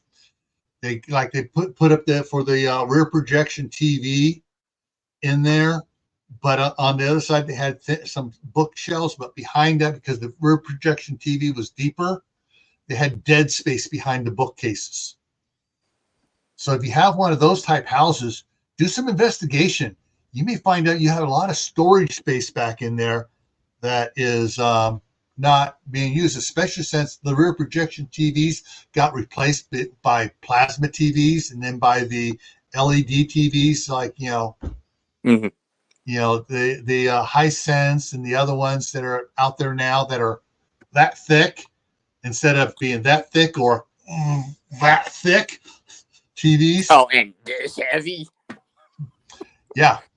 And so there's a lot of this dead space now back in there where they had the wiring for the VCRs and the 8 tracks and the Whoa. What's this 8-track VCR you speak of? And the stereo surround sound speaker systems that went with it. So, there's some of these houses built in the 70s and 80s had really neat stuff in there. Mm-hmm. Yeah, and most of those hidden spaces are not on the blueprints either. So yeah, because they were the after work. Is Bob down below? yeah, not in the basement. He's in the chat. Okay. Hi, Bob. And so, some of those older houses and stuff, you got empty space there that you can use for storing and hiding stuff and doing neat stuff in. It's like out in the shop. Once I get the shop all done, the one side of the shop that I'm going back, that I did first, I'm probably going to go into the back and come out about 3 or 4 feet and put a fake wall in. And then I will put my gun safe in there, and I'll put some other stuff in there as well too. So it's one of those ones that would be awesome. Yeah, Cool. I mean, basically, I'll hang all my hunting bows up in there, because they're not going to have to be in the gun safe. But I'll put a bunch of stuff up in there that won't be seen except when I open up the special thing to get into it. Hey, Nene, good to see you. Hi. Hey, how's it going? And so there are options for hiding stuff. Now, here in the United States, if you're back east in the South there in Arkansas and Alabama and stuff, and they got these limestone caves back there. And some of these caves, people are buying property, they don't realize they have access to some of these caves on their property. So there's a lot of things. And Yeah, just the word to the wise for those that are putting in the having the pit dug and having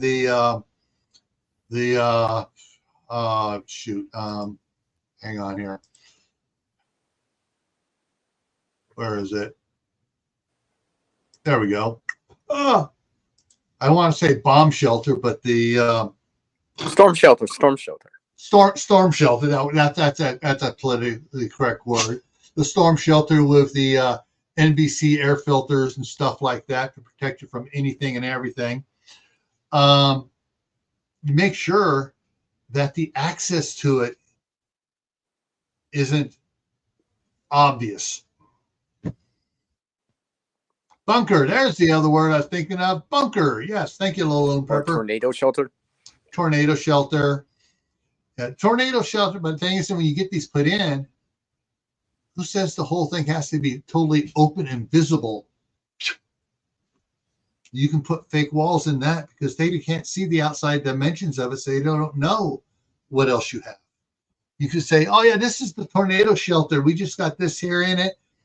And the end wall on it has a bookcase or whatever on it. And you open it up and there's 3 times as much space beyond it.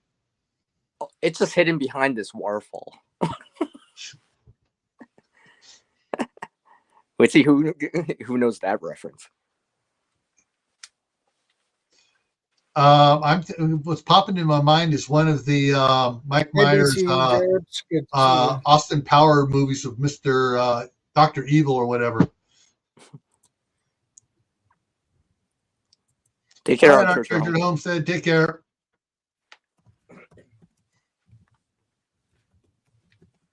Yeah. And of course, if you're doing gardening and stuff, there's raised planter beds, and some raised planter beds are built differently than others and could have space out there on those. I'm just thinking off the cuff here, different ways to hide your preps. Mm-hmm. Romancing the stone.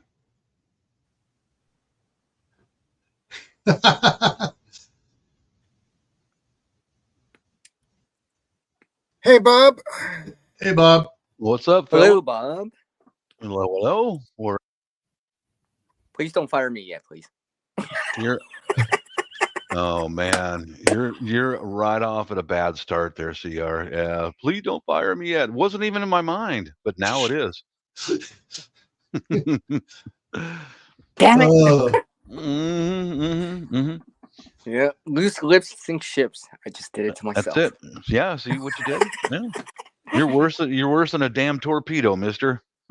Yeah, that's the lesson here, everyone. Don't say everything out loud. That's the lesson right here. We were talking about this a little bit last week about how soon I'll get a professional exterminator in here because of the mice or ants, and there is evidence that the last owners had rats, and that'll require going underneath the house, and then that'll be the last stranger that goes under the house. You follow what I'm saying? You know? Mm-hmm. Yeah, that's very possible that it'll be something quick and dirty and get some of that stuff out of sight. But I've got my stuff in more than one location, so that's a bonus right there. Yeah. Mm-hmm. And Bob, you just gave me an idea I hadn't thought of in years. Trap doors in the house, you build it down into the crawl space, you build a box down there so that even if someone goes underneath, all they see is, oh, this must be some sort of support for something upstairs. Mm-hmm. Mm-hmm. And you got a 2 foot by 2 foot or a 3 foot by 3 foot box with a trapdoor opening from, a closet somewhere. The last owners already took care of that. So that's one of the things I'm going to be looking around for underneath the house. We'll see if they did something more than just put a ladder down. It's a long drop down to the ground level underneath my place. Long drop. Yeah. So never know. They might have, because the lady who lived here last, she got really sick from cancer and she never came home from the hospital, and all her stuff was still in the house. So hey, it could be gold. It could be. Could be golden Seriously. jewelry. I'm gonna go down there and just do some Jackpot. feeling around, looking around. Yeah, I don't have a metal detector, but if I did, I would take it down there. Yeah. You can at some of the rental places, you can rent metal detectors. Yep. For the Well, day. I could look into that. We'll take a look and see what's down there. But as soon as we get the exterminator in and get him out of here, then we'll look into that. Could be priceless paintings. Yeah. I'm an ape, CR. Come on. I wouldn't know a priceless painting if I saw one. Oh, look, it's a pretty picture. Ooh. It's a disturbed looking picture with square. Everything's all stored in. Okay, collectibles. Yeah, yeah. What does Picasso mean? What's this Van Gogh? Should I let it go? Oh, okay, that's strike one right there, dude. Right there, strike one. That is pretty good, though. Should I just let it go? Let it go. Yeah. Oh. And to think and to think I choose to come here, there must be something wrong with me too. So. Well, you didn't hear the stuff I said earlier, thank goodness. No, I was busy. I was doing other stuff. Yeah, I was talking about an outhouse and how usually they're about 4 foot square, 3 foot square, but you only have one hole in it. And the whole lid, if you have the whole lid up, you got this area on the side before you reach the bottom of the outhouse, before you reach the pit, that you could build boxes in to hide stuff in. And who's going to search an outhouse? Yeah, true. And Ciara came back with something. It's a crappy something or other. No, I don't. No one has time for that crap. Yeah, no one has time for that crap to search an outhouse. Okay, that's almost strike two. That's almost strike two. Oh, by the way, I'm leaving at the top of the hour. I'm kidding. Now, what I thought, a perfect diversion. You know that a few years ago they had that Sturenberg fish challenge, that rotten Swedish fish in a red can, and when people open it, it stinks so bad they start vomiting. I could Yeah, fermented herring. Yeah, I could put a bunch of that in my pantry, and it's like, yeah, go ahead and steal that. Follow the vomit trail. Chef Tech was talking about the can openers that open up from the side, and you can take, after you take the food out and stuff, you can put other stuff in there and seal it up with a little silicone, caulking or whatever. That would be the same thing to do with that stuff. Put it, or if you can't get the label off of something nice that someone's going to like and try to eat, like Denison's chili or Denny Moore beef stew or something like that. Put it on the can of that nasty stuff. Have you tried that fish, Shadow? That pickled? Yeah, the fermented herring. Yeah. I did once and never do it again. Oh. I did find a video where a bunch of Swedes had a backyard barbecue thing and they were serving that. But so I guess if you know how to prepare it, it's actually very good. But when you open the can, every video I saw, projectile vomiting because of the smell. It's rotten fish, man. I just had a thought of reading Lolo and Prepper's thing about doing a doghouse, one of those weatherproof doghouse. Even you can buy one of the prefab ones. You dig a hole, you put your whatever in there, and you you have a lid mounted for it that's hinged, and you put and you glue or attach one of those doghouses, one of those igloo doghouses to it. So people are going to think, okay, not going to move it and stuff. And all you do is you tip it up, and you get access to your storage outside. Cool. Oh, by the way, Bob, I feel less hungry now. Thanks. Okay, good. Appreciate it, man. Appreciate it. Always looking out for me. I don't remember the name of that product, but you should look it up. I was over in Maria's chat this morning, and I told her, Maria, look up that Sturenborg fish challenge, and she found one of those videos where these three guys, I think they're American guys, outside drinking beer, and they were trying to open the can, and they were vomiting before they even got the can open. You know, that's starting to remind me of that fruit durian. Now, Yeah, it's starting to that. remind me of that. Mm-hmm. How do you pronounce the name of that fish? There, Swede. You're the perfect translator. It comes from your country. How do you pronounce it? Surströmming. Surströmming. Yeah. Stinky fish. Yeah. Red can stinky fish. Is that the translation? What does that translate to in English? Fermented Baltic herring. Wow. Yeah. Wow.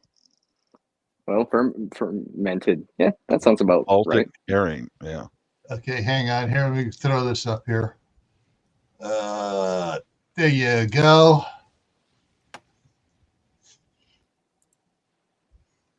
So yeah, there's your Yep. Yeah. Yeah. Type in and look at challenge. Type in the title of that challenge. It was on YouTube a few years ago, and oh my God, all these guys were not Swedes, mostly Americans, Canadians, and all English speakers. yeah, there's some of them are. There's three guys doing it, and I'm not going to. Oh no. You can just tell by the thumbnail. Yeah, you just tell by the And get this, Maria's a Filipino, and they're used to eating that dried fish. And she was watching that video and she was gagging, because the guys were just vomiting. They also do balut. They do balut in the Philippines. Oh man. No, it doesn't. Balut doesn't smell. I've eaten that quite a few times. I know, but for just the thought, thinking about what it is and how it's made makes me not want to even go near it. Next time I go there, I'll make a video of me eating balut. Okay. It looks horrible. The first time I ate one, the Filipinos were telling me that don't eat it, don't look at it, don't look at it, don't look at it, just eat it, don't look at it. Once you see it close up, it is visually repulsive. Yeah.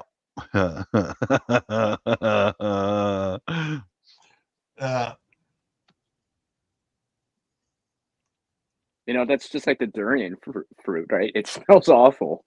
Oh, why do people eat this? It tastes wonderful. It really does. Yeah, it's just one of those things, right? You can't Worry judge about Mother by its Nature. cover. Mm-hmm. Yeah, Mother Nature can really screw up your preps too if you're storing stuff outside.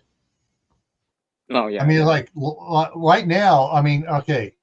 Let me hit my refresh here on my. It's 32 degrees outside.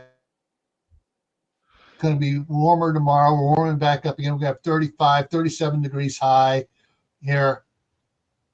Couple of weeks ago, we were down at the high was 12 degrees, and the low was below zero. Oh, you got to go down deep. Yeah.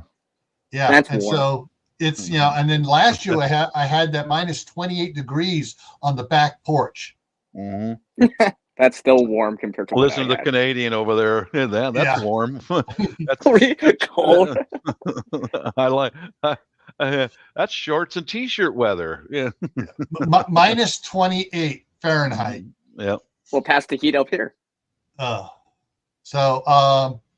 that affected a lot of the trees around here and stuff. So if I had stuff buried and I didn't have the proper stuff buried down there and had stuff that I had to worry about the freezing and the depth on it, I could have lost a lot of preps if I'd done that stuff. Yeah. Well, I've got some investigating to do because I had a plumber come in and do some work underneath the house. He had to get underneath the house, and he said there's a lot of rat poop under there. And I said, my tool shed outside had a lot of rat poop in it also. So I found, those vent screens on the base of your house. Mm-hmm. One of them had been removed, and there was an electrical conduit that comes out from there, and it goes underground. I got to investigate and see where that's going. I don't know where it went to. And then also he went down underneath the house, and there's already built in a trap door and a ladder underneath my house. So never know. Yeah. Never know. Oh, Can I just add something real quick? That comment from Please do. Can you highlight that last comment from down south Mississippi living? That would be a good topic to think about, or for you, Gil, or for you, Shadow, to consider as a topic for a stream. How to prepare your goods, whatever, supplies, resources from Mother Nature, like flooding, fire, and all that stuff, right? Because you think about hurricane, right? I mean, like flooding coastal areas, like what do you do, right? Those caches might not work if there's like 10 feet of water above it. Your house may get hit by winds or a tornado that you hadn't expected, and now you lost everything anyways. Yeah. I mean, it's a thing, right? It's a thing. It is. It totally happens, especially with the flooding, right? Yeah. People have lost priceless paintings and all this other stuff. Cattle. Sorry, I have to put the priceless paintings back in. But it was actually true. It actually happened here in Canada a couple of years back. Someone lost priceless paintings, and I'm like, oh, that's a shame. All right. Mm-hmm. Yeah, this house does have cubby holes built into it already. So, if we were staying longer, I'd really investigate a lot of this stuff and maybe upgrade it. But yeah, we'll look and see. We'll take a look underneath the house and see what we've got. And then I also got to investigate, where does that electrical conduit go to? Yeah, because it comes out from under the house down into the ground, and that's all I could see so far. That must lead somewhere. Yeah. Is it on the same side of the house at that shed is on? Yes, it is. That's what I'm wondering, is maybe they had run some wiring and were going to put electrical lights in there. So that's where my first instinct says is they were going to run electrical wires, and we'll take a look at that. But does that, when the conduit comes out, does it have one of those 90-degree turns with the little screws and the cap on it? So yes, it does. Mm-hmm. Yeah, that's my first thing. It may be empty, or it may have wire in it. Yeah, that's one thing I'm gonna have to look into. That'll be one of the first things I investigate. Does it have wiring? And if it does, where did it go to? They probably put it underneath the tool shed, because I understand that the couple that lived here before us, they got a divorce, and he was pretty handy. So he may have began to do that and then got out of the house and left it as it was. But yeah.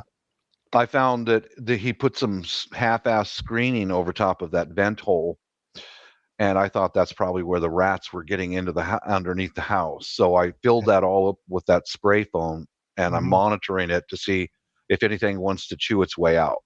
So I think the rats have gone. Yeah. Because the neighbors told me that. Yeah, I agree. It is. It's very good, because the neighbors told me that the backyard was 5 to 8 feet deep of blackberry thickets, and everything was just destroyed. They didn't take care of the house at all, the back anyway. The neighbors mowed the front lawn, but they didn't do anything in the back. So paradise for a rat. Got places to hide. Yeah. All right. So here's some of the tornado shelters and stuff. These here type here, doors, in the garages are not for hurricanes. This one here is a little bit better for hurricane, because it's a shed and you can have it up higher and do it. Now I'm trying to find the one that I was looking for. Well, this one here is, they just built it above ground, so it's a little bit higher. But you can do. There was some I saw. I can't find it now, where they actually on the mound of ground they built up and put the shed up there, so they had like 2 feet up that would keep any water away. You have to get more than 2 feet of water to worry about flooding from a hurricane. But it was made for a hurricane and tornado shelter. Mhm. And I know that Daniel Arms at Arms Family Homestead, they built theirs up because they get heavy rains there too. Like this one's built up a little bit. They built it up even higher. And so it was protected from both rain and tornadoes. So there's a cute one. They put a garden around it. Oh. And you notice how these shelters are always usually like curved or angled to deflect the wind around, or Yeah. it's just like on the tank you have sloped armor, right? Because that slopeness increases the thickness without increasing the weight. Correct. Yeah. Mhm. Yeah. So I remember instead of just flush or straight up and down, right? Yeah. Yeah. This is the type that Daniel Arms got the 2-piece type, and they had it set, when they put it in, they put the base in first, then they put a seal in around it and then down, and so it's sealed tight on it. But yeah. Yeah, you never know. Here's the one inside the house. If you're not in hurricane flood area, but just tornado area, this is one that if someone broke into the house, they're going to see that. They're going to think, oh, that's a grease pit. This is in the garage. And they're not going to try to get into it. And they got to, it's locked to keep the kids out of it, But yeah. There's another one that's a same type one that it's locked and stuff. So it's in the garage, but it might keep your most average crook from trying to get into it, thinking it's just a grease pit. Let me see. That's if they find it. If they even notice it. If you have a car parked over it, they're not even going to notice it.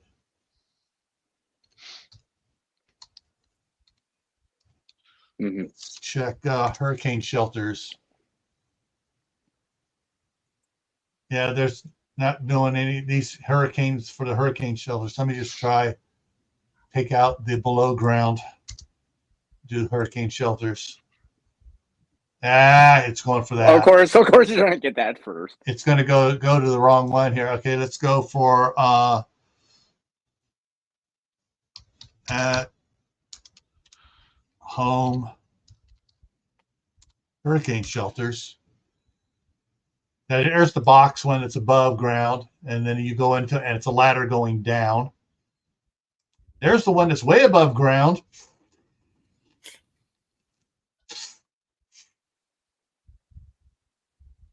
But most of the hurricane ones go in garage and stuff like that. They're not underground because of the flooding, unless they are up high enough where they don't do it. And this is one that was built into the house for their safe room. Mm-hmm.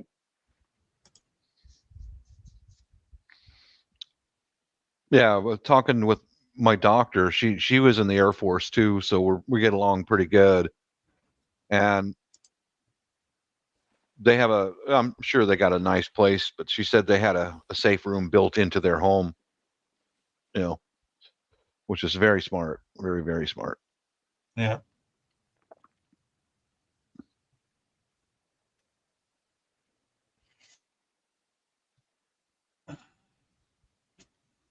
Yeah, there's a lot of if you think outside the box and you bring in some kids really think outside the box, will come up with the most ingenious ideas. You can find a lot of ways to hide your preps in your house, around your house. But the thing is, you also got to look into the weather at where you're at. Mm-hmm. Yeah, Florida's going to have a different way of hiding stuff than Michigan. Michigan is going to be different than I am. I'm going to be a little bit different where Bob is. The temperatures, the amount of water. Yeah, the hazards like water, wind, fire, and stuff like that. That can take that stuff out. And where the wife is in California, earthquakes. Yeah. And rodents too. Yeah. Oh yeah. They're still fighting the Norwegian wharf rats that came in the early 60s. Yeah, all those things have to be considered. Yeah, it's But once There's you no one start option figuring that fits things all out, for you everyone. can get, and if you're a crafty person, you can get really inventive on how you hide stuff. You really can, right? And again, like I said earlier, it depends what you're trying to hide. What you're trying to hide, how much access you want to it. Right. So, I guess if you were considering this for someone just doing it or considering it right now, what are you trying to hide, and what are the threats to that item or resource, whatever it is? Does it burn? Is it electrical, or like let's say like a radio or something that you're trying to hide or something? Let's just say something like that. Is it vulnerable to water? Is it food that's vulnerable to pests? Being eaten, for example, right, and stuff like that. Because I think one of the things is that you don't want to be so dependent on it and then go find out that it's been damaged by water, damaged by insects, damaged by rodents, burnt or something like that. And it's just like, oh. Yeah. Hence, you would have more than one, obviously, right? It wouldn't be your only source. It'd be parts of having your different eggs in different baskets, right? You have multiple eggs of these, not just one source of that cache. Yeah. You would have it inside your home, outside the home, somewhere else, right? So you have options again, right? Like I said all the time, I like to have options, right? When you have options, there's still hope, right? When you don't have options, it's just like, we're out of options, everyone. Yeah. One of the things I thought was kind of neat, Ben Gilmore, 10 blocks over here, has a travel trailer. And he covered the entire top of the travel trailer with solar panels. And he actually took it up to scout camp and ran it with the air conditioning going all summer while he was up there. And he had enough batteries in there with the solar panels that it ran during the day, ran during the night, and he was still fully charged when he came home from scout camp. If you're had a setup like that, or it could even be an RV, a Winnebago, it could be a class A motor coach, whatever. But you have it set up so it has enough power to be totally off grid all the time. And you could park it on the side of your house, and that's your camper. That's actually your bug out emergency shelter is what it is. And you can just in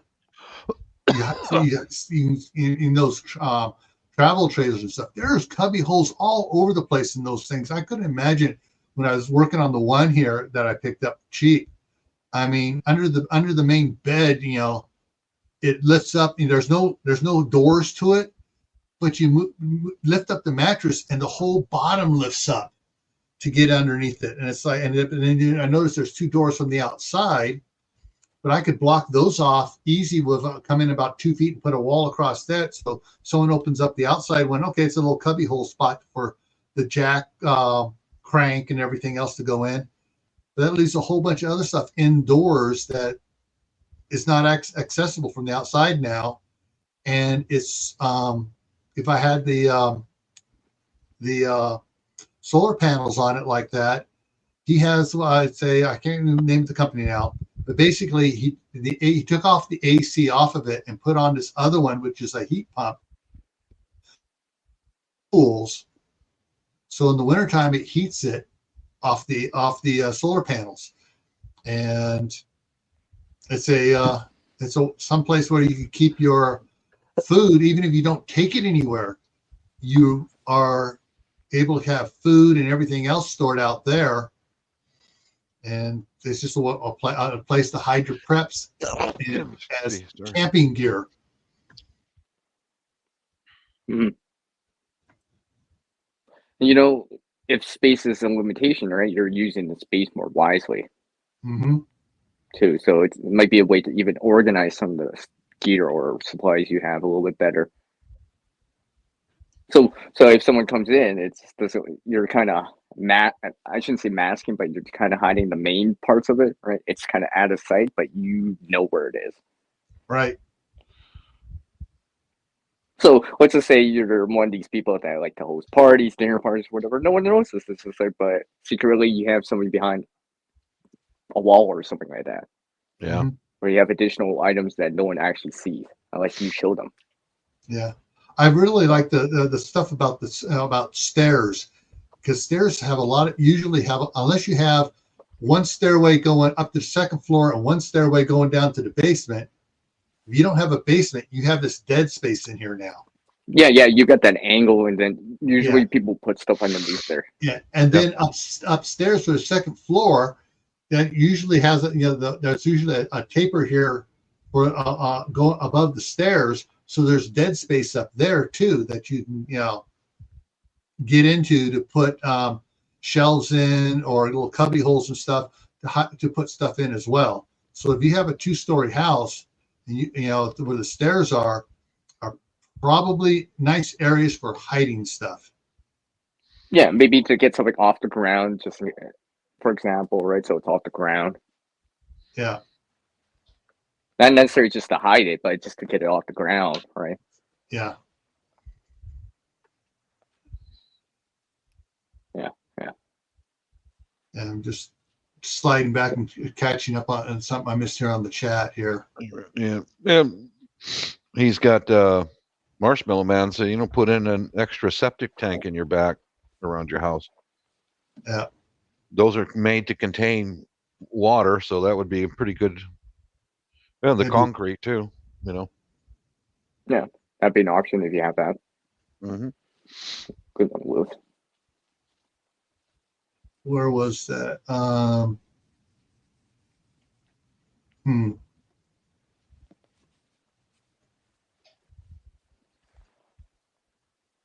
Yeah, so if you get one of those fiberglass septic tanks that have flat ends on it, and you put that right close to the foundation wall there, they think you're putting in a septic tank, and then you just cut out from the basement and cut into that and seal up around it, and you got a nice access there that way on it. Mm-hmm. Yeah, that might work. One of the cool things I saw, and it was on a TV show, and actually, and I also saw it in a movie, the movie Zoom. There's an electrical panel, and they open up the electrical panel, and there was some, had some conduit above and down, had some bunch of loose wires coming down. But the loose wires were enough you could push them out of the side, and you just the back hinged out the other way to another room. Yeah. And so they pushed you out, and all the kids went through from Zoom, and they're in the back there, and had their little secret meeting room to get out of the view of the government agency that was running them for their being superheroes. But it's just, I like that big electrical panel. You just go right on through. Yeah, hidden in plain sight. Mm-hmm. Because what thief is going to want to play with an electrical panel, especially when it has like 4-inch conduit coming in the top? They're going to go, "Oh hell no, that's big voltage power. I ain't messing with that." Mm-hmm. Mm-hmm.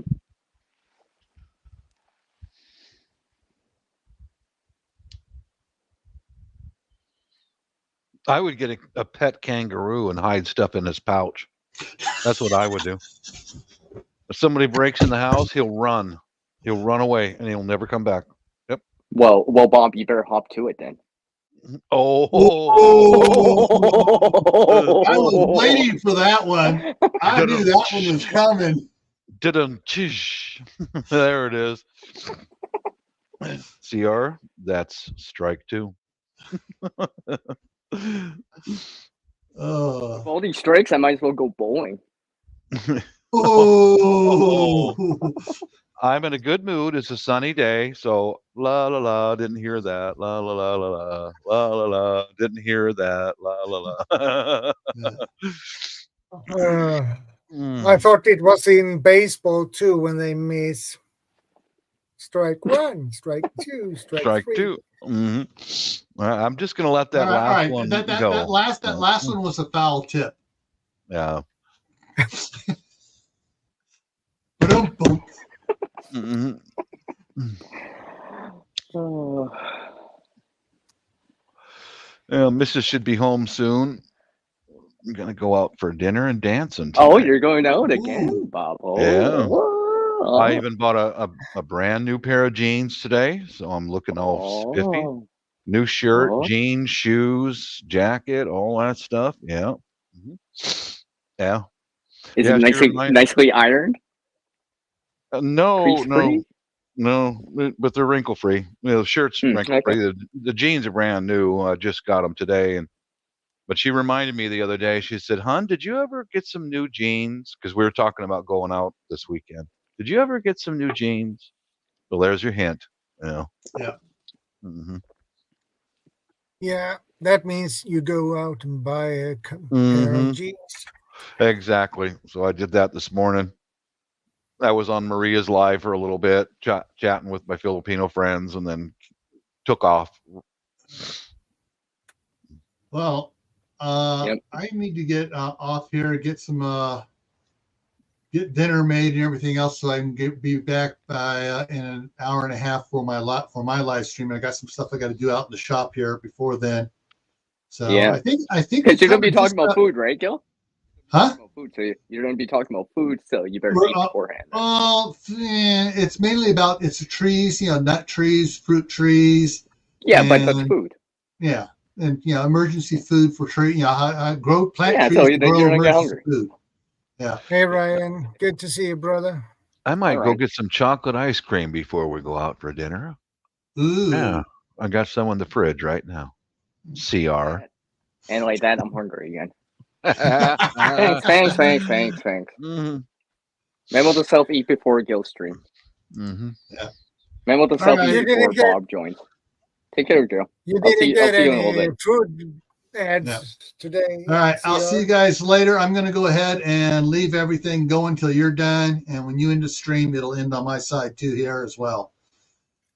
Yeah, we'll end soon too because I have to go up. Well, I'm early not over there to tomorrow. moderate right now, so hopefully Yeah. you have someone there to moderate for you. Yeah, Lil Lone Prepper over there is a moderator. Oh shoot. Hang on a minute. Let me I forgot to make Mark a moderator.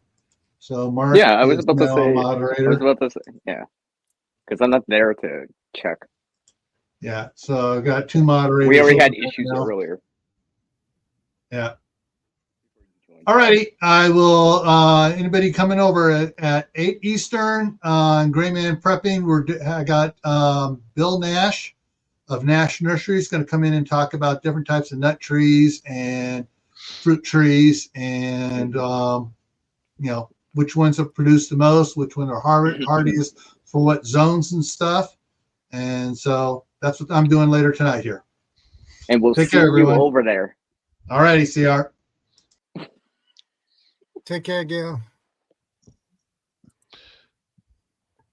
Yeah. So how much longer are we gonna go for? About an hour or something? No, because I have to go up in almost 5.5 hours. Mm. Yeah, I'm gonna go out of here pretty quick too. I'm making fertilizer out of dandelions and stuff like that. I get out of my grass. I just cut them off and making these into fertilizer. And my neighbor Good. came out. My neighbor came outside and he and I chit chat a little bit, and then we both went back to work. And here comes the other neighbor lady with a pair of slippers, brand new slippers in a box. She goes, Brian, what size is your feet? He goes, 10.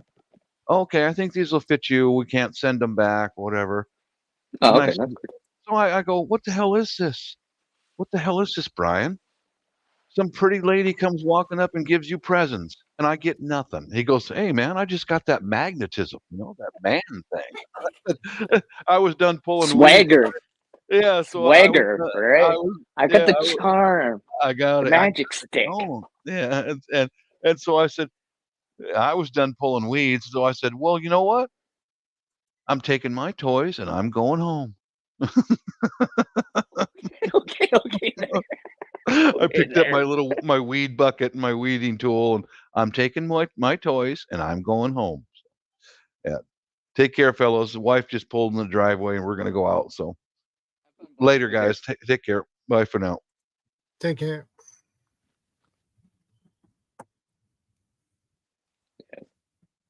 By the way, Shadow, I have something to mention to you after the stream's done. I figured. Oh, you know how much I like to talk to you after for a little bit. Yeah, I know. And besides, I had this other idea anyway, so I figure I'd just bring it by you. Like I said, I'm actually holding back on some of the ideas I have. Just a tad, for OSPEC, operational security, amongst other things. Like I said. So, I think we're wrapping things up. Yeah, it's I think we're almost 4.5 hours. I've been here for like almost the whole time. Actually, I've been here for the whole time. I mean, I even gave Gil some of that watch time. Remember, I was bouncing back and forth between both channels, moderating and saying hi to everyone. Of course, we appreciate everyone that dropped by, which was a lot of people. A lot of people. Yeah. Some good input, Thanks, constructive feedback, and good constructive feedback in there, and all those things, like usual. And of course, like usual, I end the stream with you. Preparedness veteran always comes in, and I just take over halfway through, like usual. Yeah. That's how it goes now. Right? He leads, I finish off. Take care, guys. Stay safe. Take care, everyone. See you next week. Same time, same channel. I appreciate it. And we are out. You're welcome, Idaho.